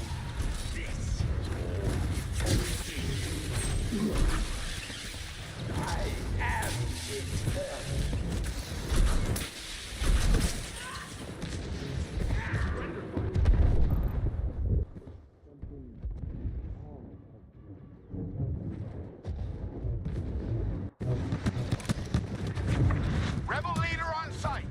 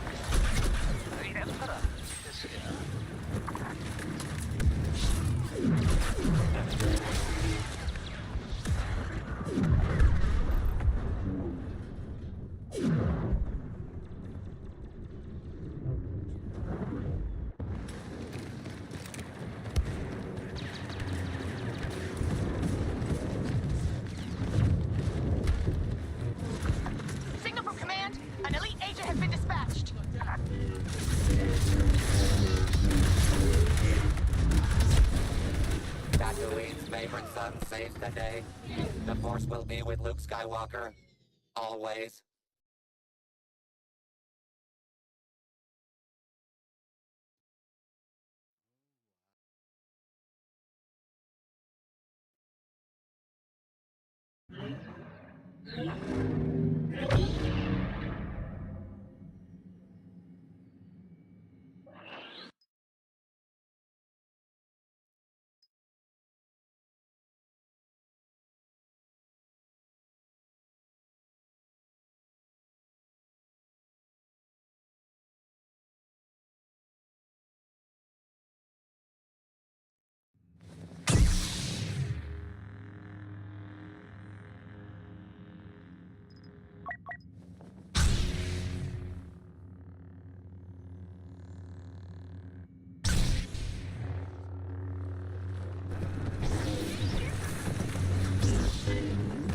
Are expendable. Got an idea. Let's risk it. The heroes have brought peace to their first victim.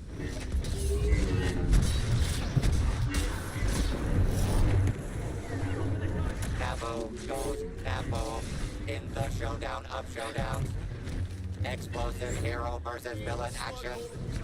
You don't have to be a battle droid to meet your maker today.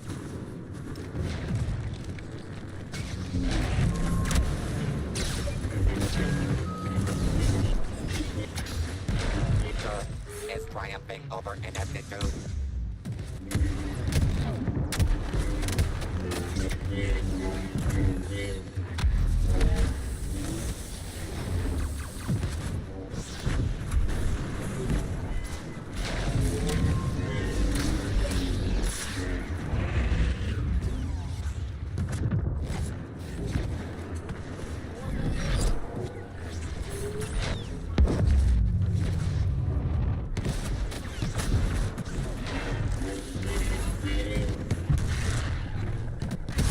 The dark side continues to eclipse the light.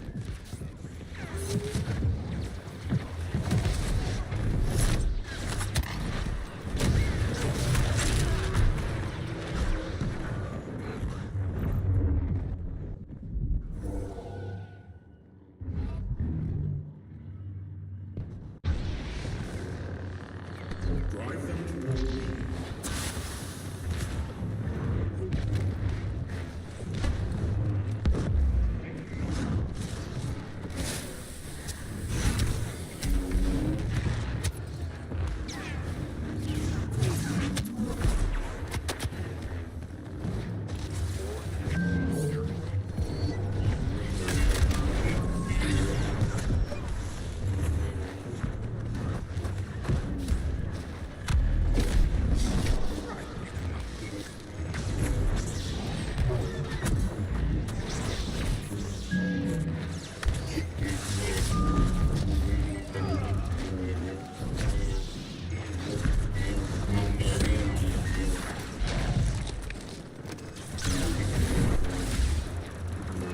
Body Count Dooku is on a royal rampage.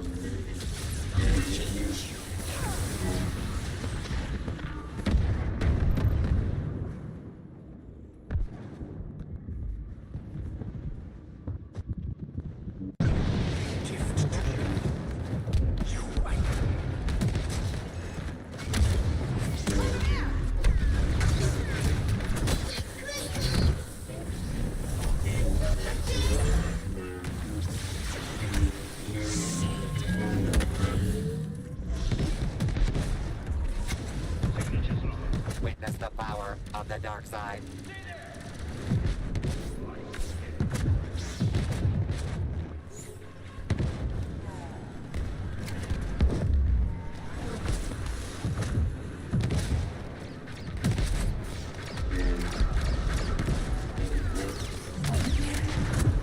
The nice guys aren't finishing last this time. Heroes winning is becoming a stereotype.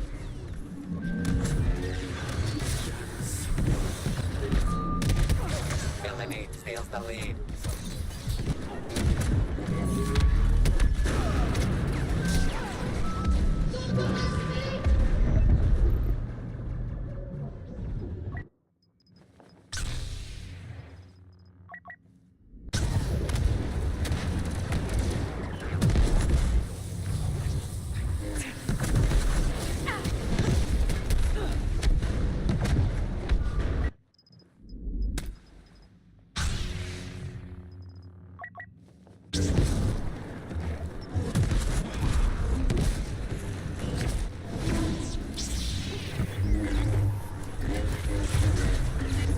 I've seen this sort of thing before.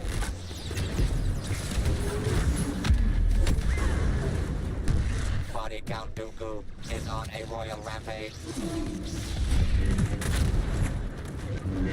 A commanding lead for goodness and life.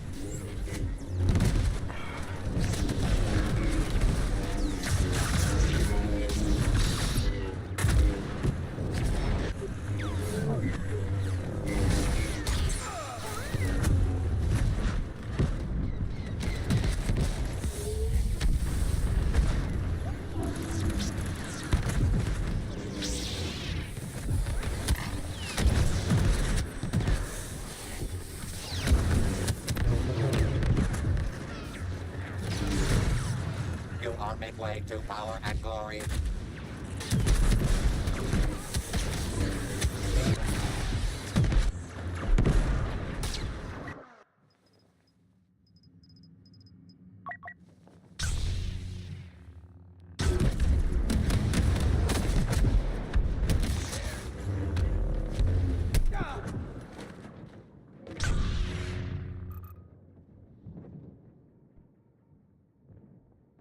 Trandoshan thunder from Bosk. The people are dying while we fight. The villainous killing spree continues.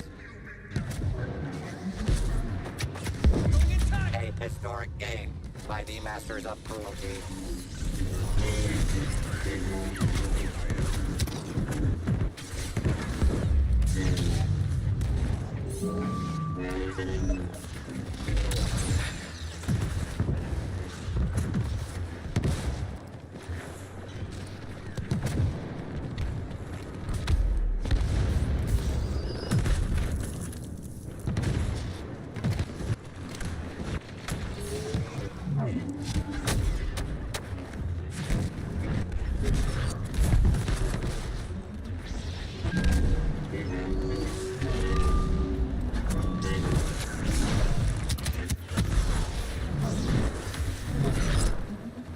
Domination by the light side. Evil slithers past our heroes.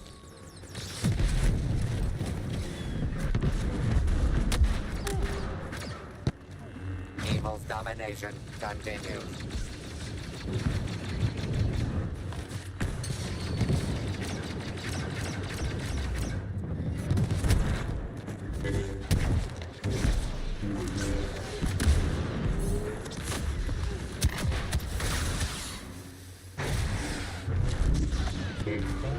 Chosen countless victims.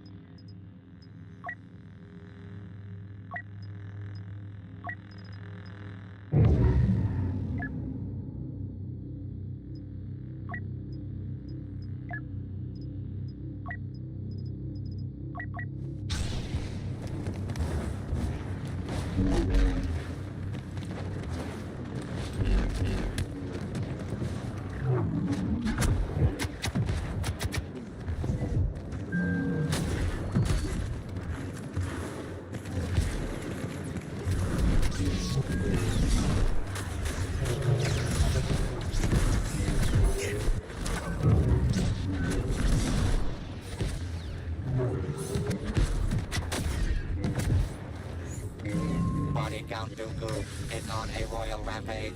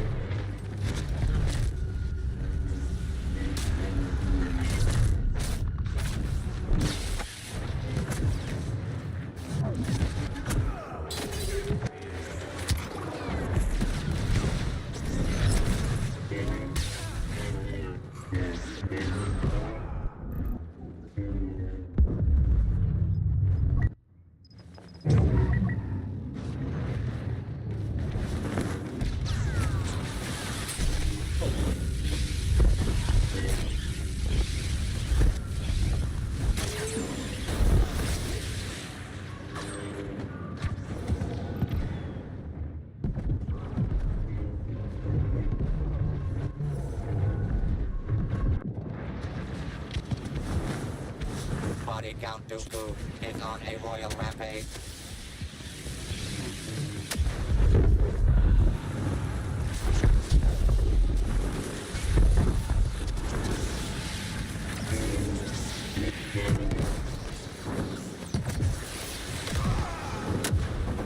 The only counting today will be the stacks of bodies Dooku's reign of terror has left behind.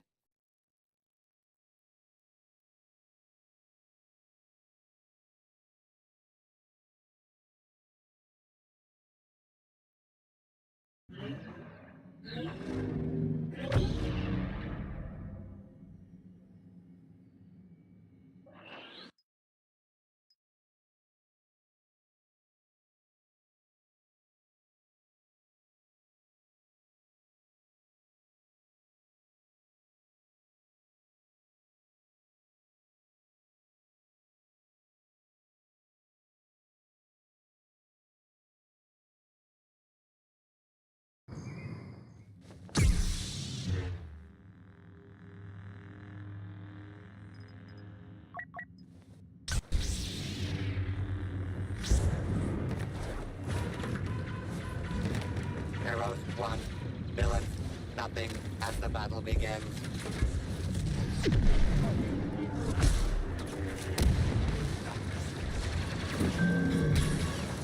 Good is triumphing over ineptitude. The only legends walking out of our next contest alive are the maintenance droids cleaning it all up. Cue the very sad music.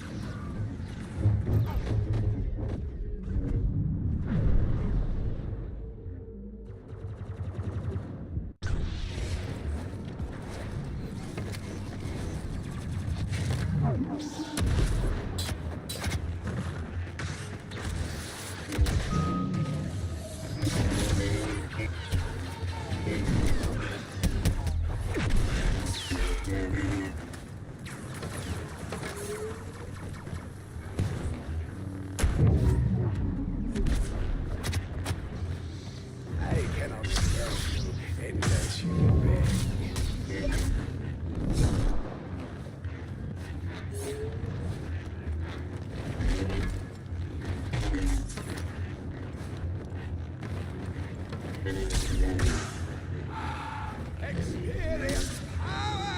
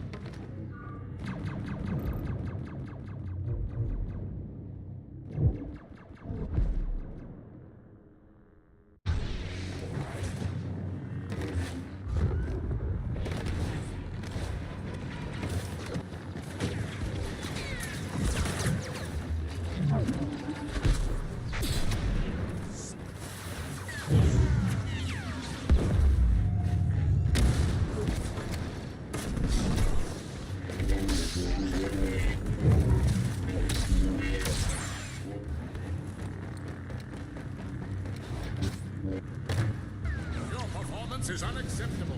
Fight them.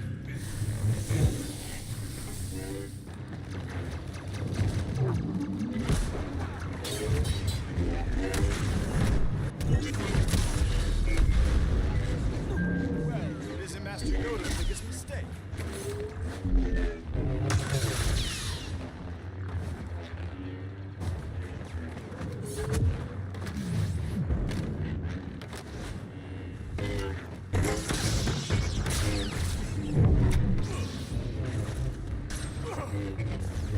You are midway to power and glory.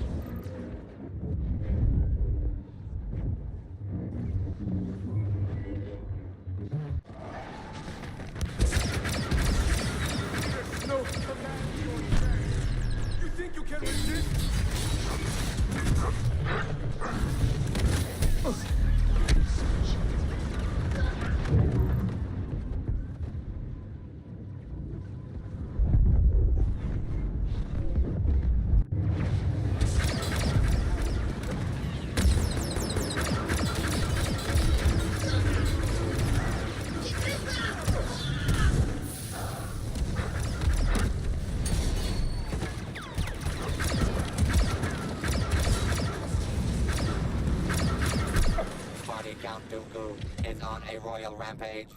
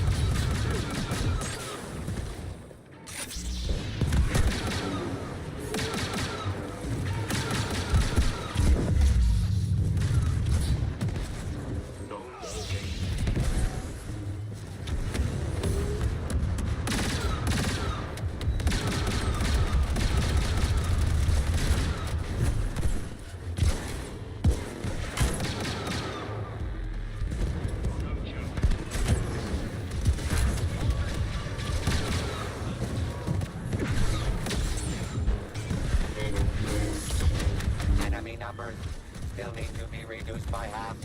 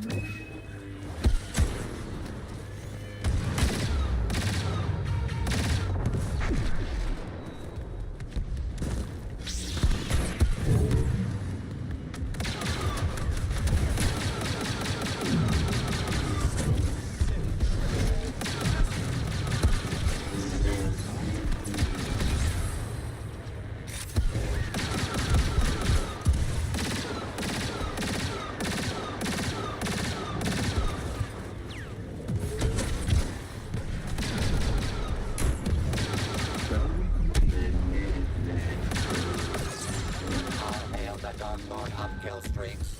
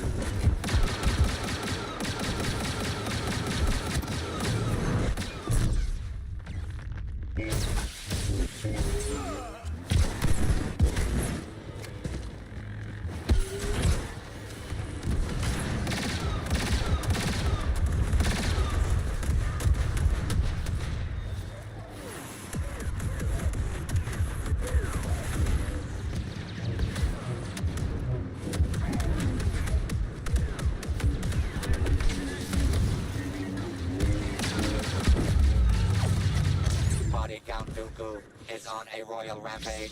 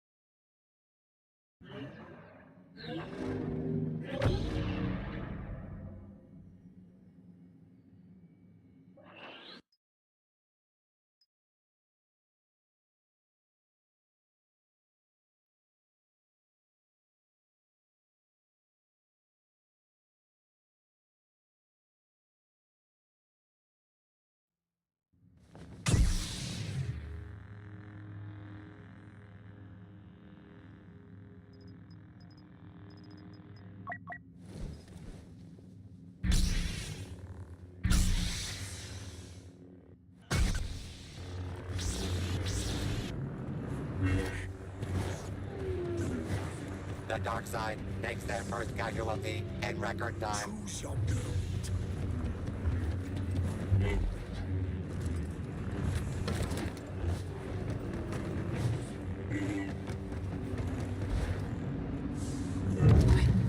Please join me in welcoming today's contestants. They have joined us here in this arena, coming from all corners of the galaxy to do battle across the eras. May the best side prevail.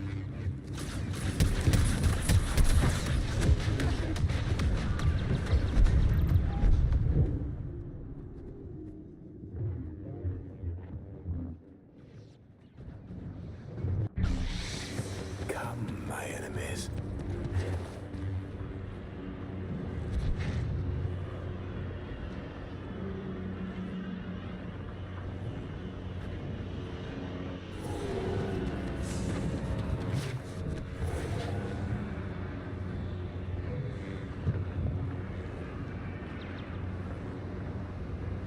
Witness the power of the dark side.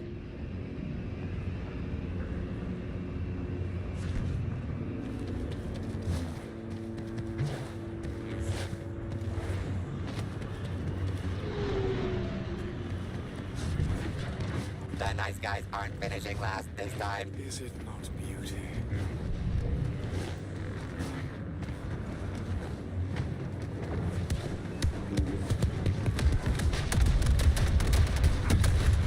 Do not retreat.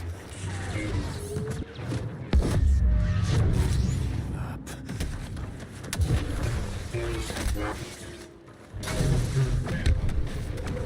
Flee.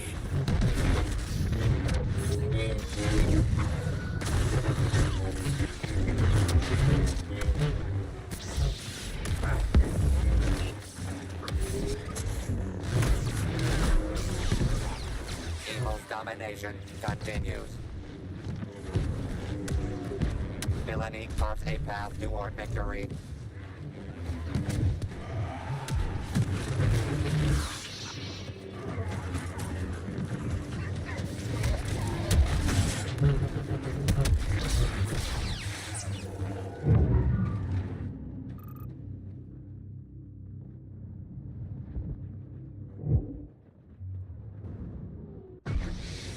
Kindle your hate.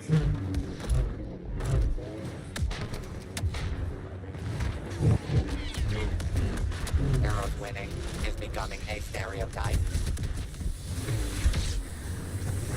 The less evil team takes the lead. The dark side continues to eclipse the light.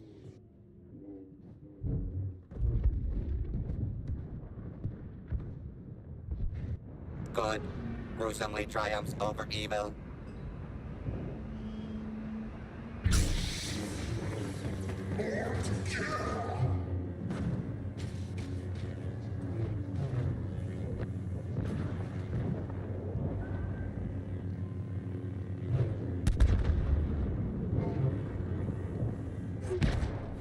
That's enough!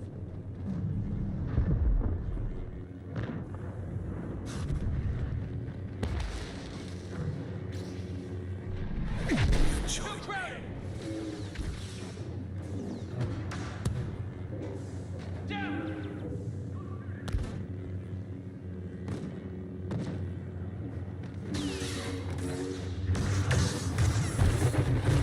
Hurt. A historic game by the masters of cruelty.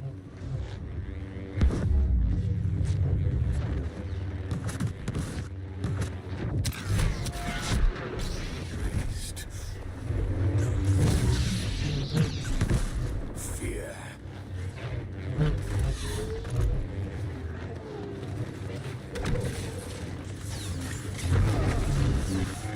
Scream.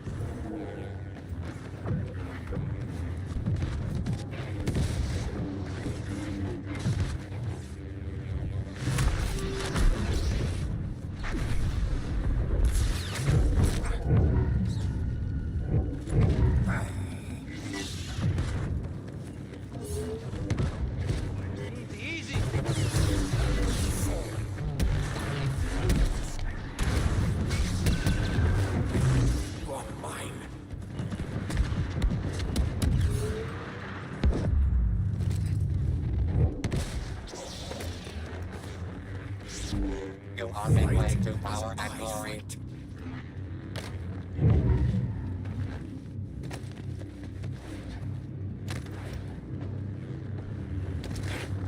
So, what's next? Is it not beauty?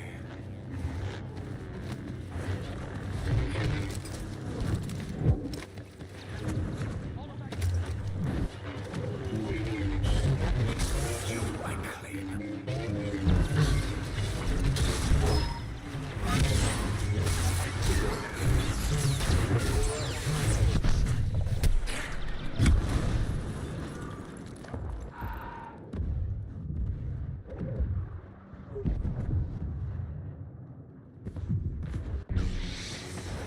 Dance.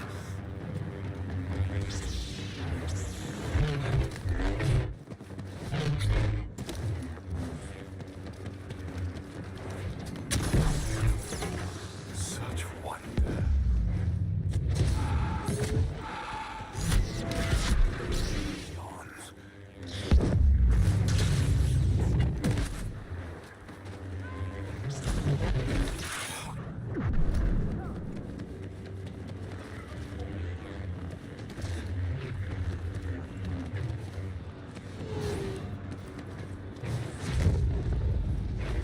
Do not engage, Yoda. Myself.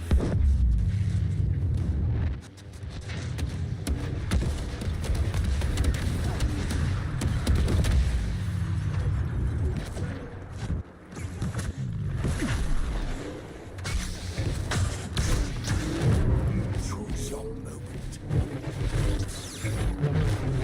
Fight me.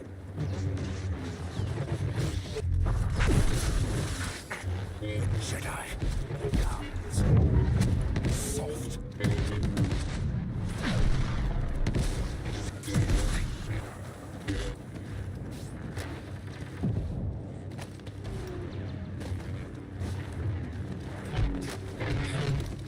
They are doomed.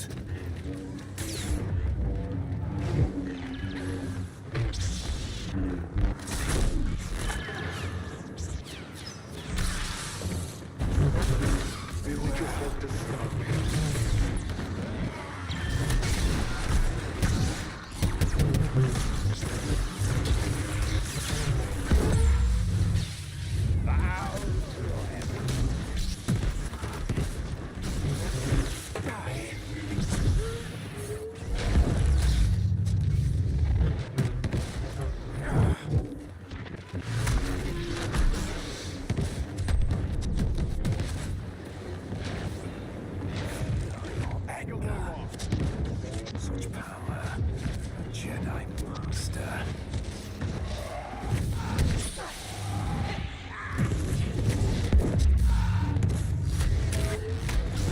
You are helpless. Flee.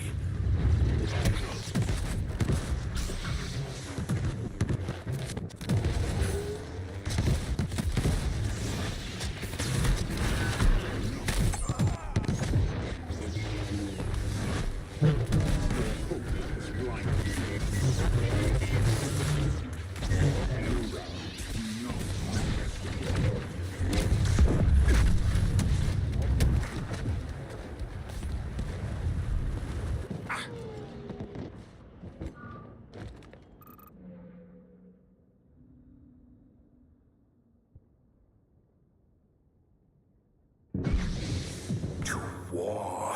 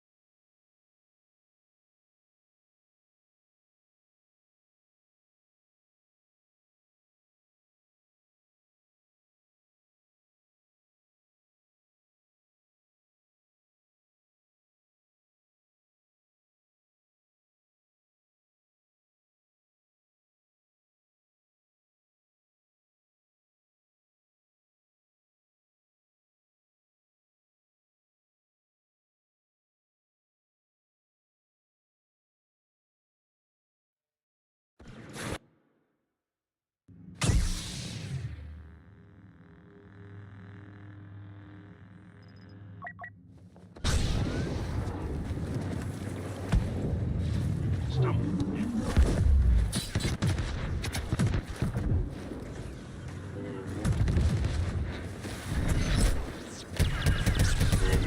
it up on your attack.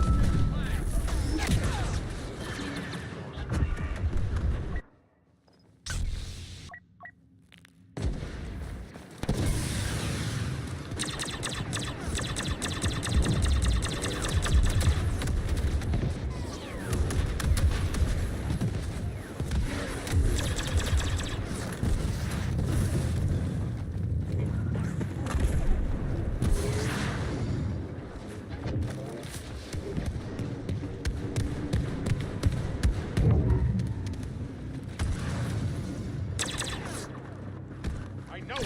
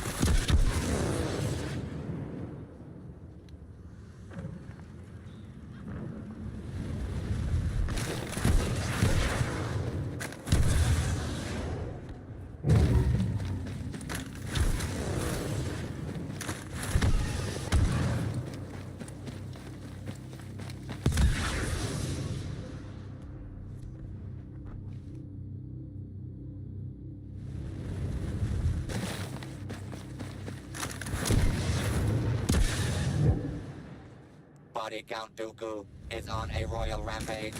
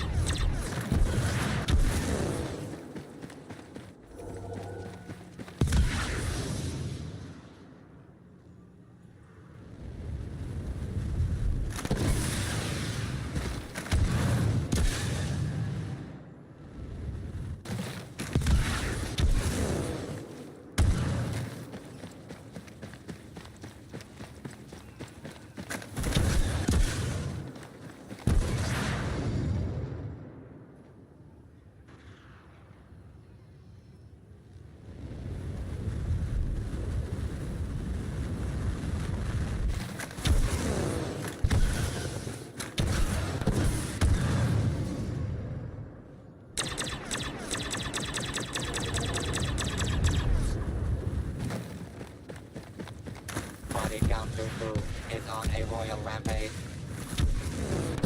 Required enemies mercilessly killed. 50%.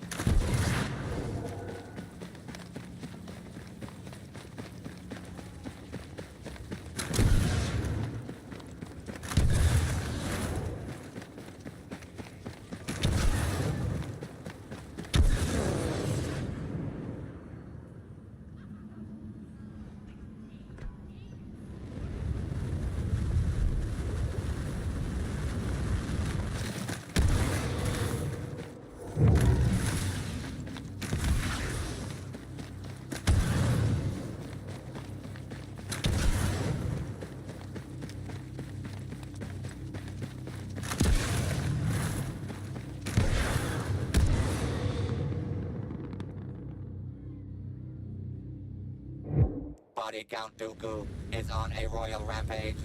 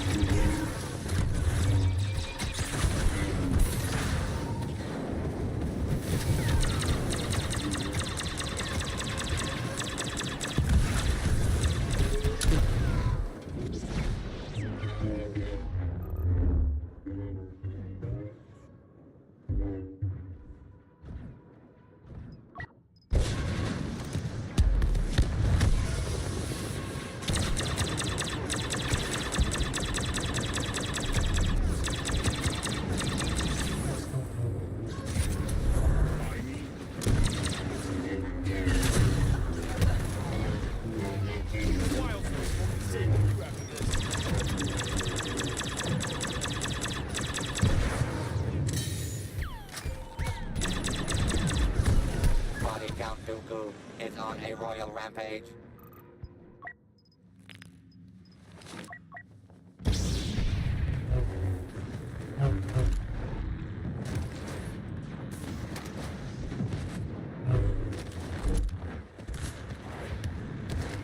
Got assistance! Ally deploying!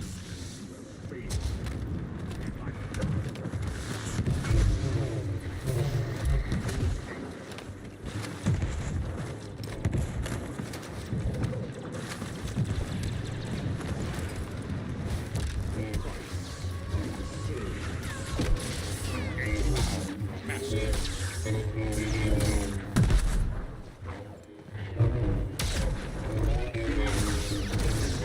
ally just landed!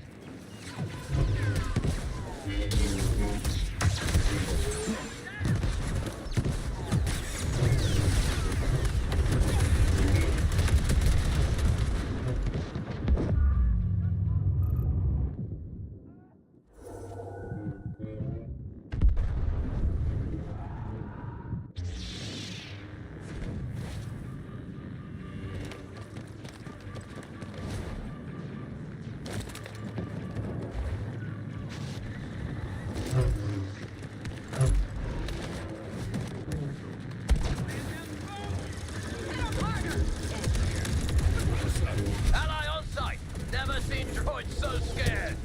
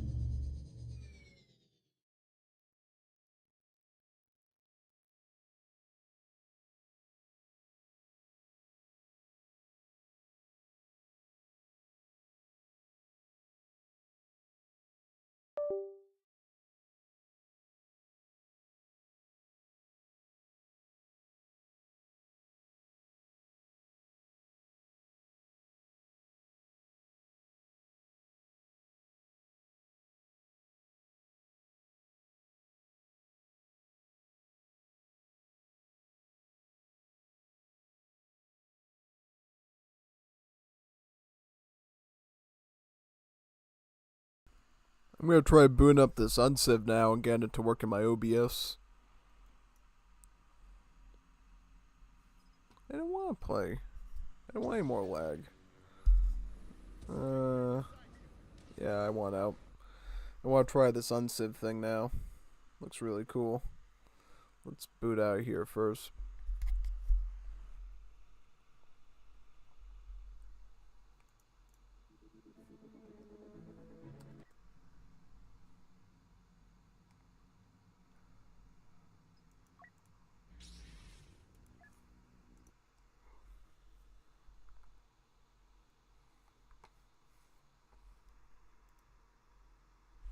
Trying to find the game first, so then we can do it.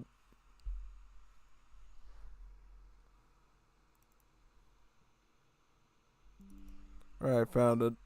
Cool. We set up in the OBS right now.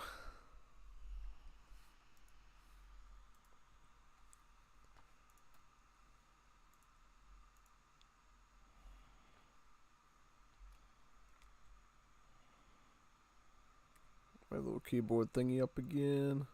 Nice. I'm trying to set up an OBS now.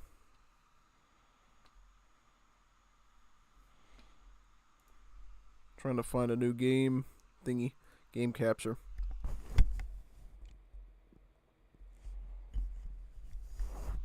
Unciv.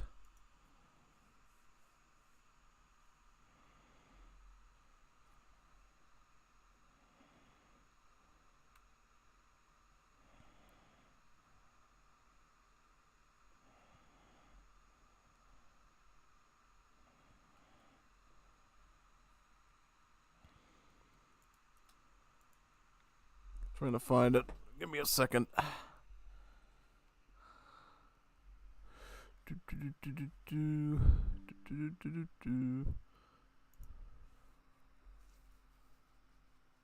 Does it work? Huh. That's weird. Let me try this.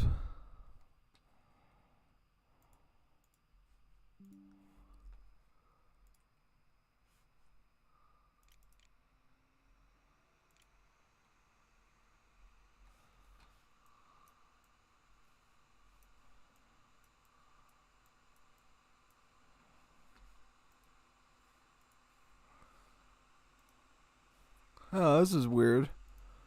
Let me try this thing on settings.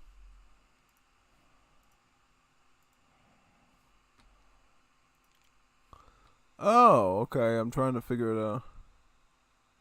Alright, now it's working. Alright, now I see it. Okay. Awesome. So I'm just gonna set some other settings Gafas talked about.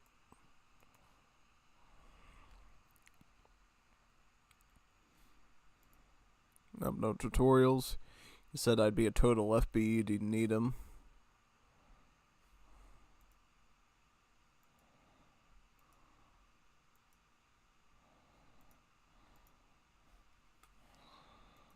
And then I just have to join the UID that he talked about, right? Yep. Let me find it.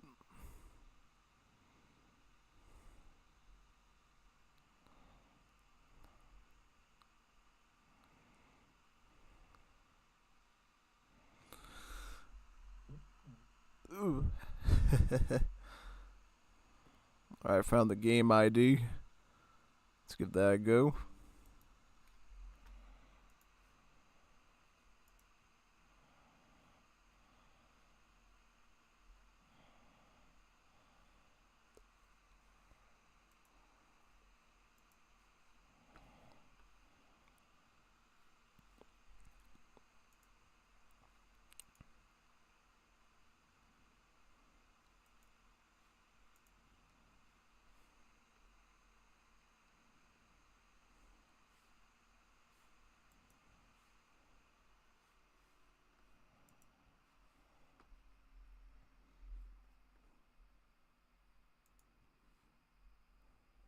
Ooh, look at this.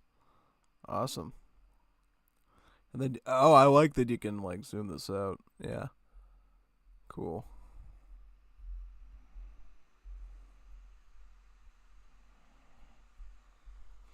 Let me see if he's ready or not.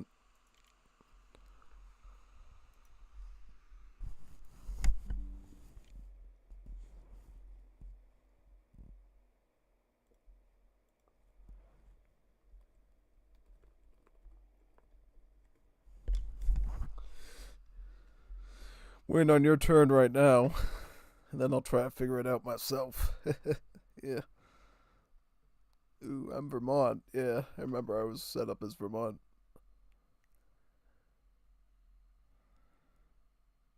Yeah. I'll probably try a couple of turns on here, at least. Just to get used to it. Because you said I could, like, join back in at any time, right? After I, you know, do a few turns. Yeah, I'll just do a few turns, and then I'll stay on as long as I can, basically. Yeah, totally.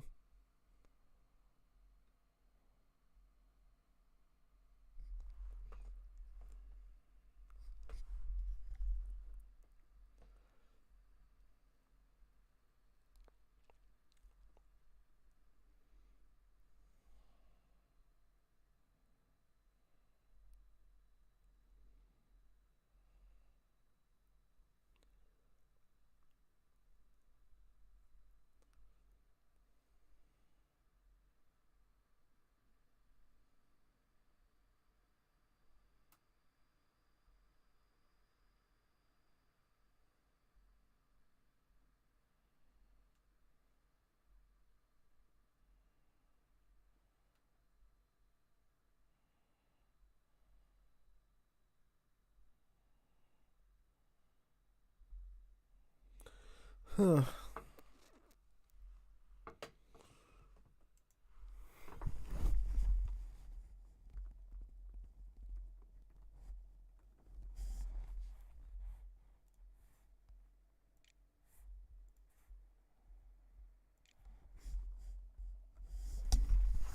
Yeah, it's your turn, man. You want to do something? I'm waiting for you. Yeah. the VOC. I am Vermont. Waiting for the VOC to do something, and then I'll set up. Yeah. Looks pretty cool, map-wise, yeah. Got like horses and trees and plants and stuff. Oh, that's cool. Yeah.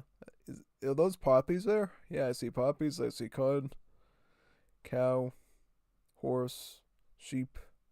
All sorts of resources. Very interesting.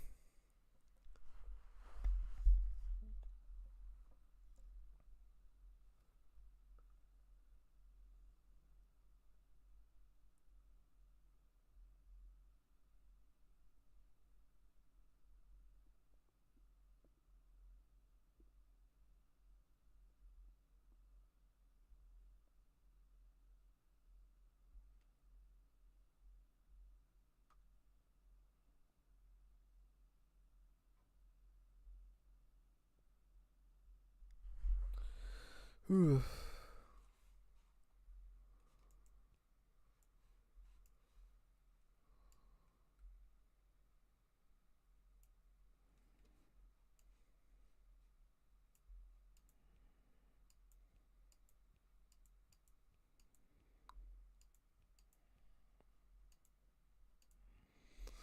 Let me see.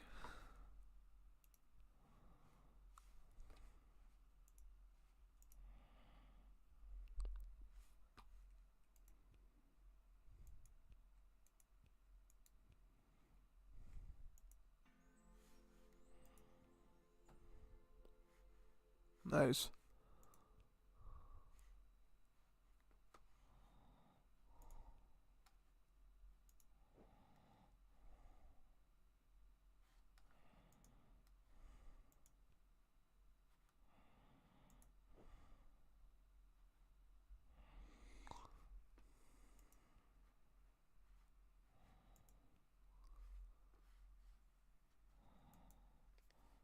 Okay, so what do these do?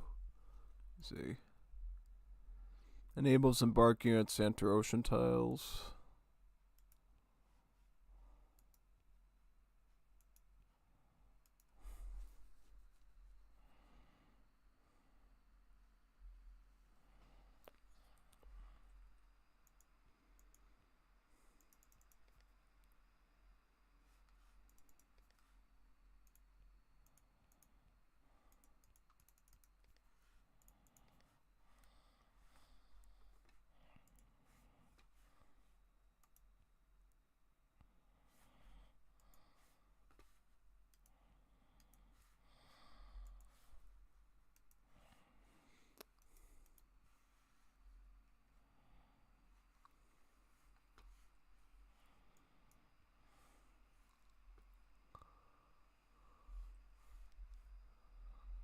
Let me see.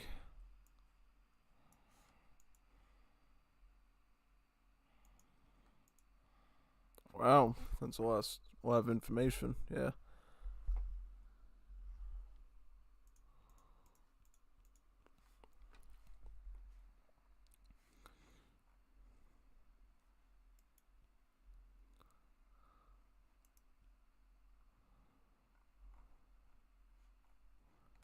Oh, I see all this stuff is related to technologies. All right.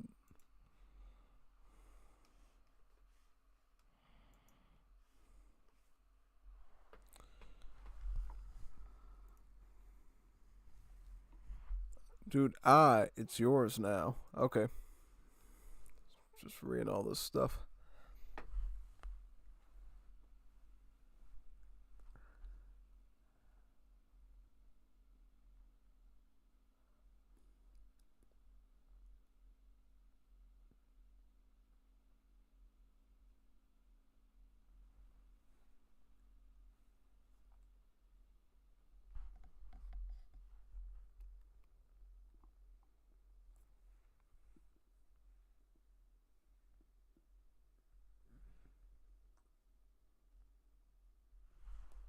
Oh, and I'm looking at the resources up there too. Yeah, now I'm starting to figure it out.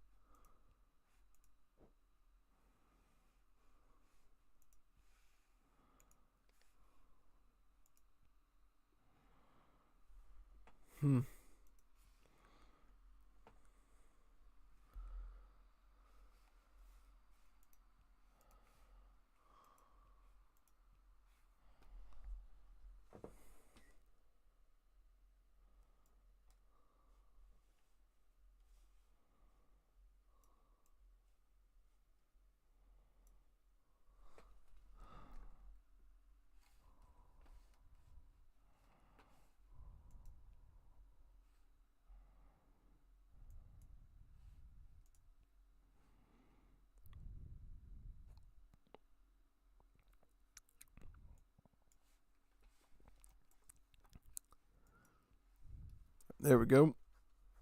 So far, so good.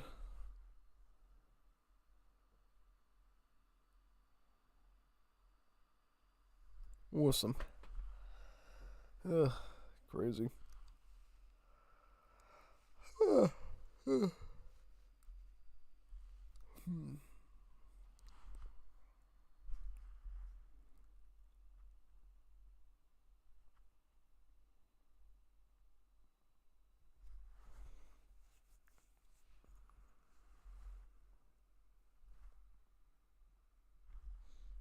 I see he's setting up something right now.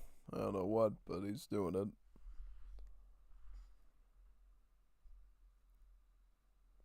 Alright, sounds good. So what now? What do I got?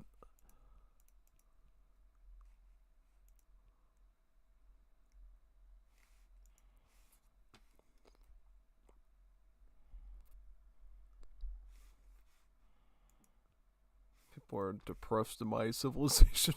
Yeah, people are depressed in my civilization. Don't have a lot of resources to play with, do I?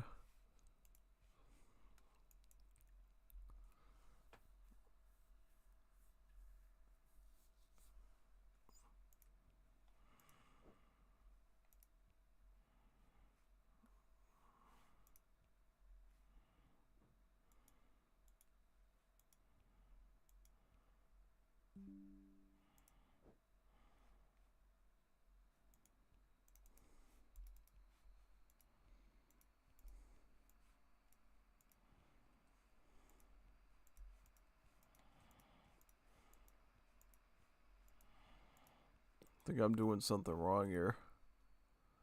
Got the what happened to my labor, my settler? Do I need a settler to build stuff now?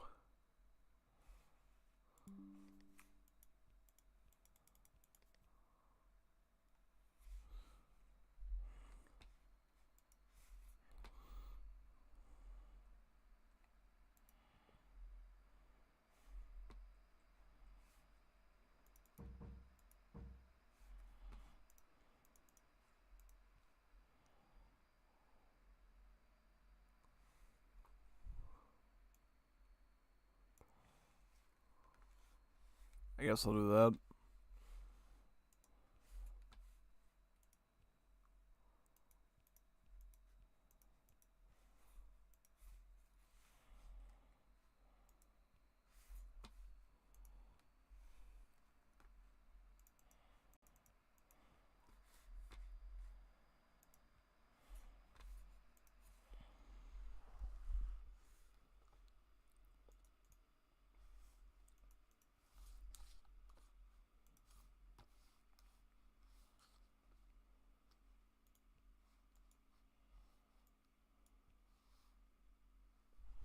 Oh, so this is the chat here.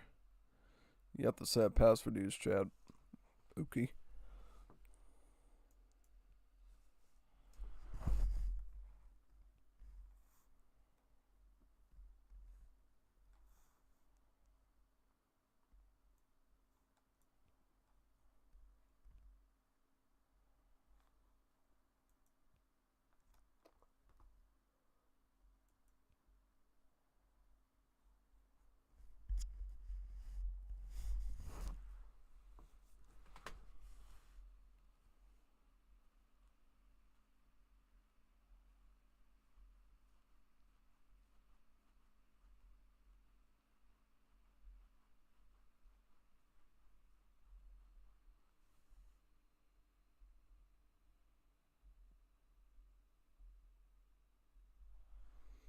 Let's see what else I got here.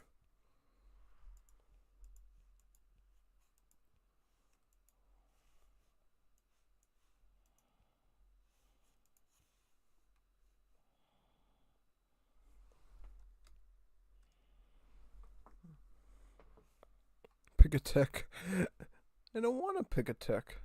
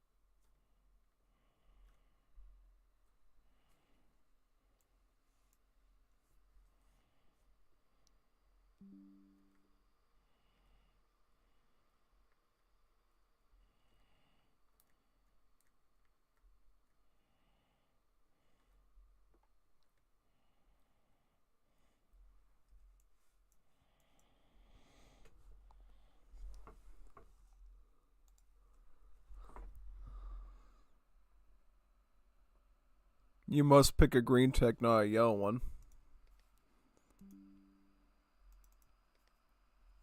Alright.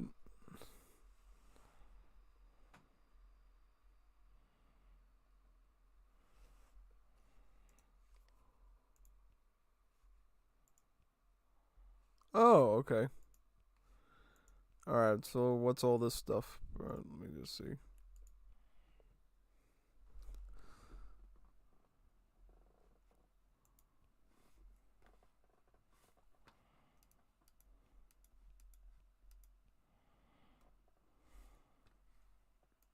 I get that, I guess. Yeah. And then next turn. Okay, now I understand it.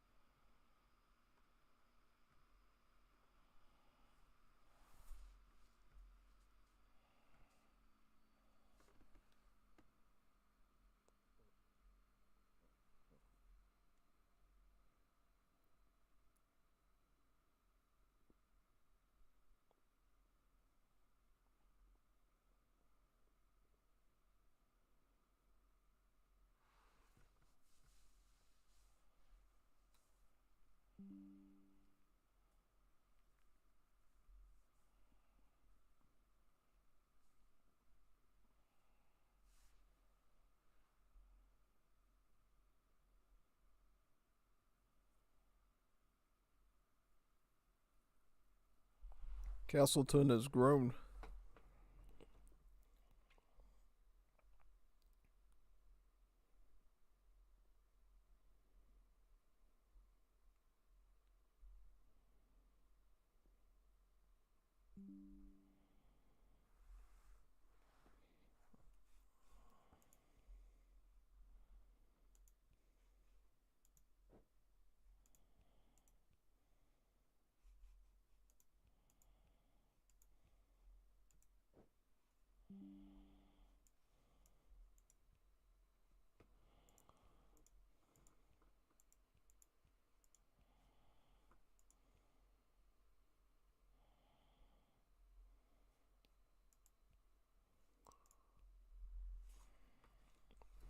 Trying to make it work, alright. Yep, alright.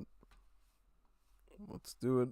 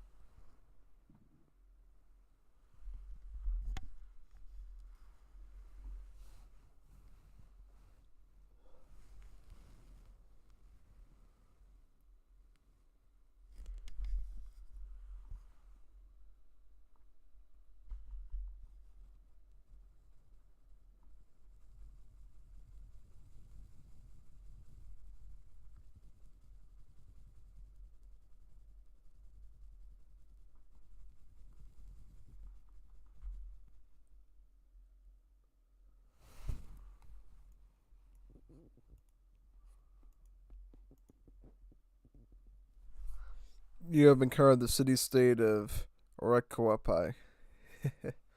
Cool. So we have an enemy over there. Good to know.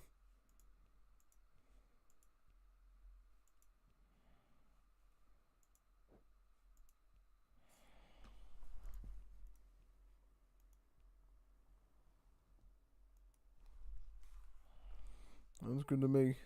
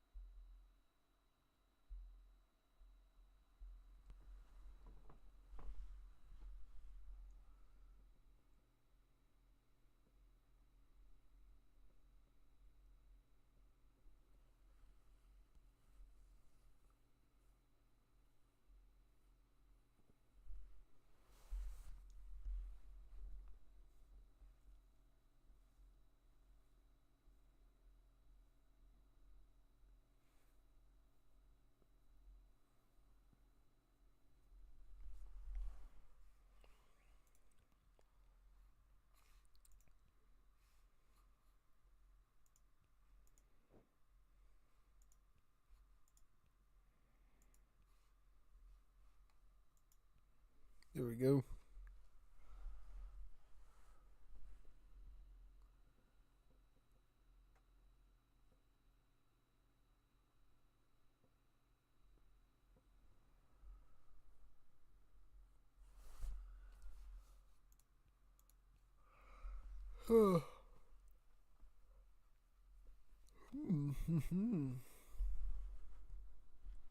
It's quite a different experience than the strategy games I usually play. It's going to take a lot of getting used to with all these techs and units and points and stuff.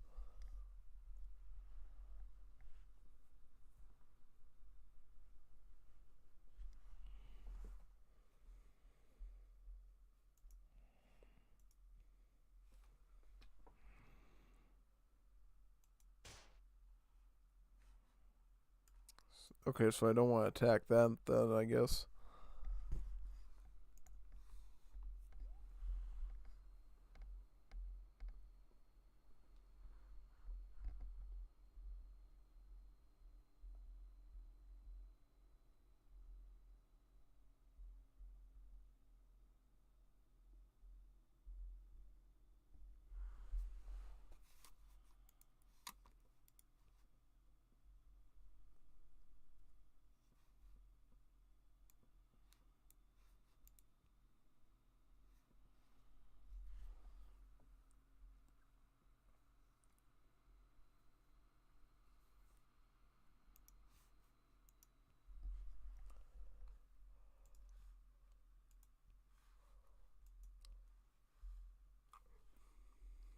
Alright, let's do that.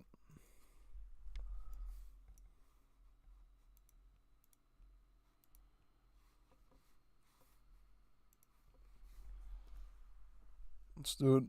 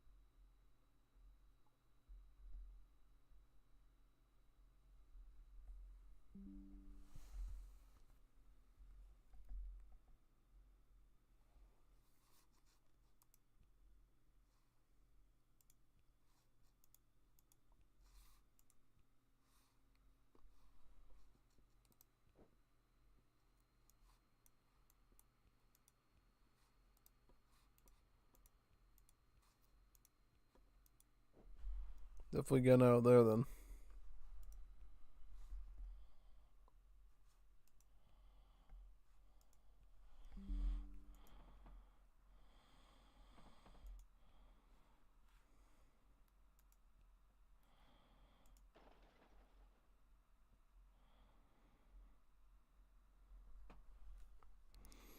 Go with that for now.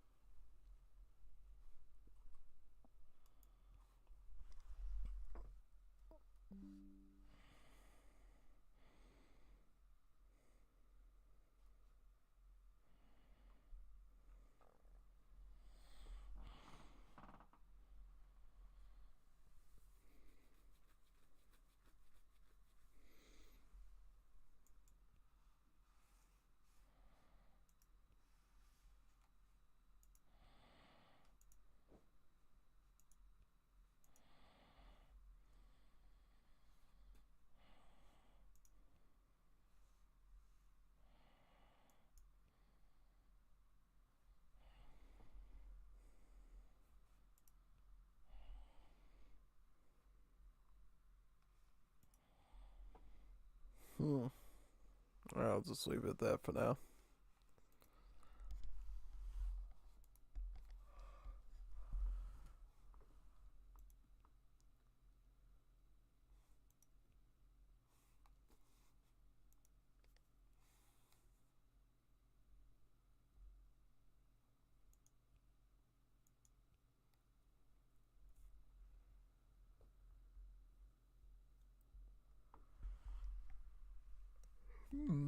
Yeah.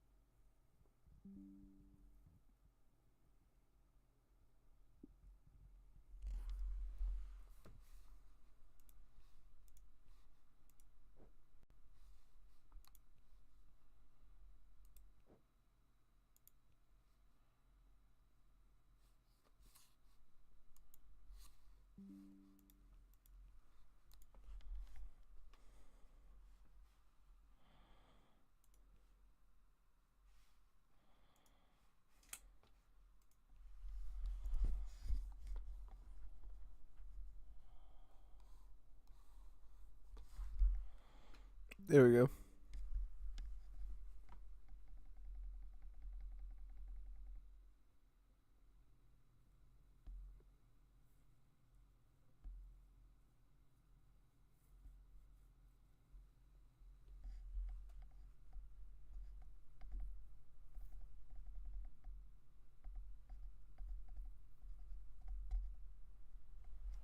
See what those strats say.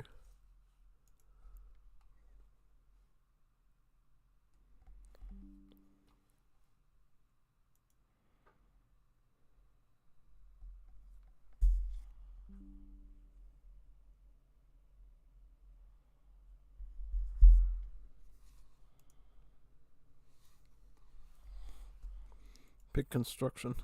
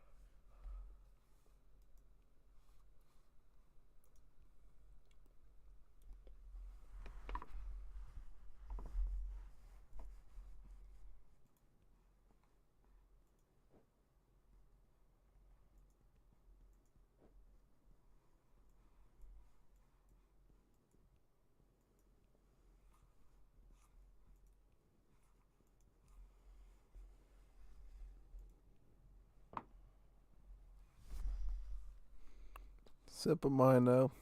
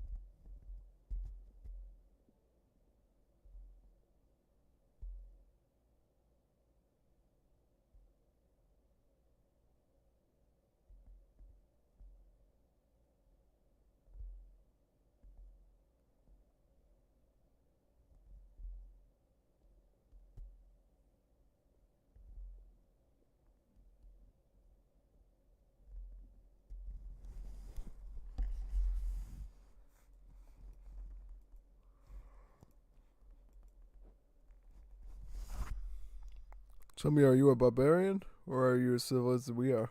Pleasure to meet you.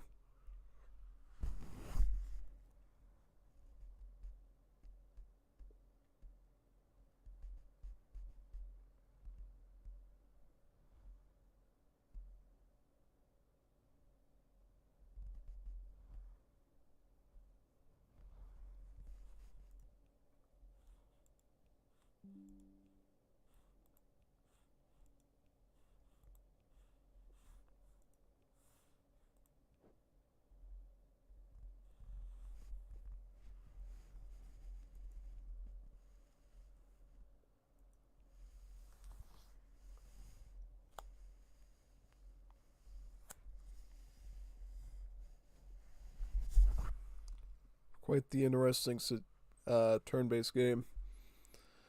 Yeah, so I'm guessing you just skip a lot of turns and then build stuff.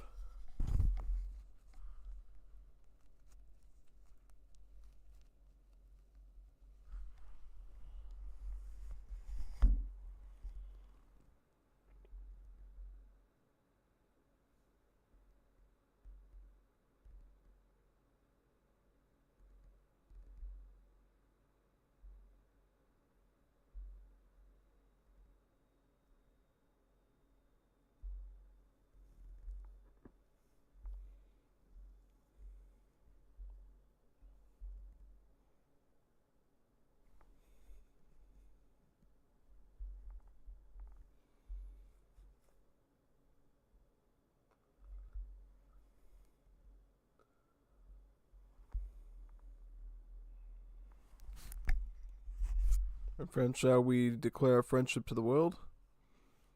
Yeah, let's do it. Friendship is fun.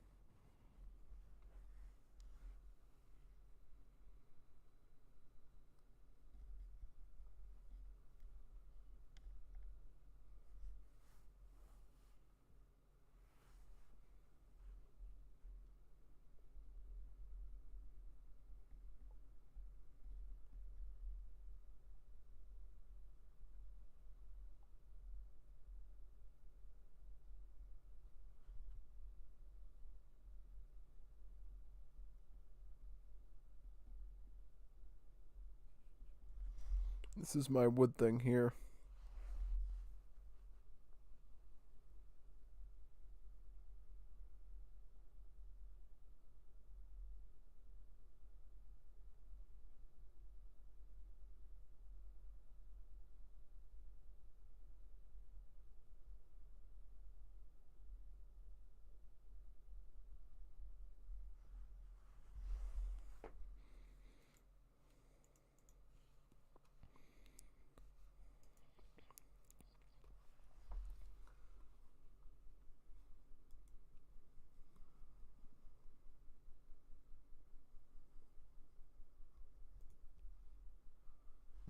Alright, I'll get my apple tree. My manzana tree.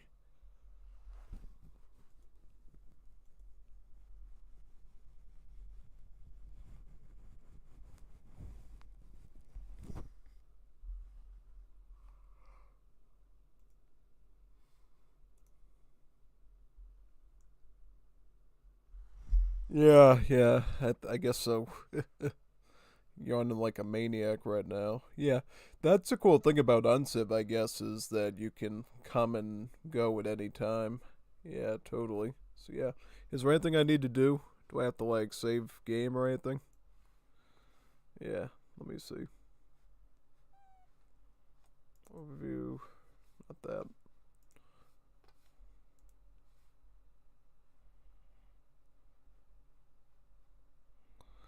Alright, so that's alright, that should be good. Alright. I think we'll try more of this again tomorrow, depending on when I get my other stuff done. So far it's kind of interesting, you know. It kind of reminds me of a bit of Victoria, a bit of Sid Meier's Civ, and a bit of the AoE NDS game too. So it's pretty nice. Yeah, definitely looking forward to learn more of this stuff. Pretty fascinating.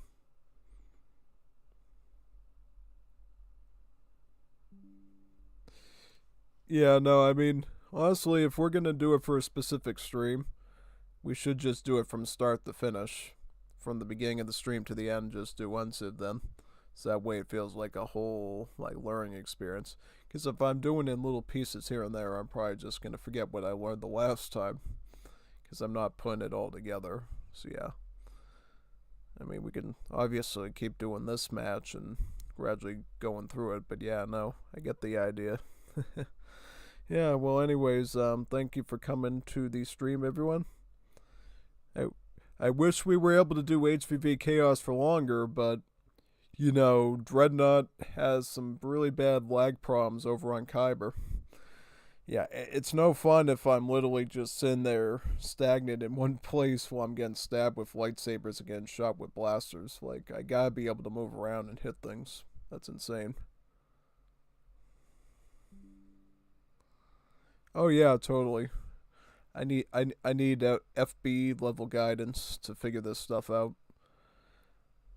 Didn't eat my Jollibee today, and that's why I'm, you know, going into full Filipino, copyleft, cacao, whatever that water, whatever he said that's called.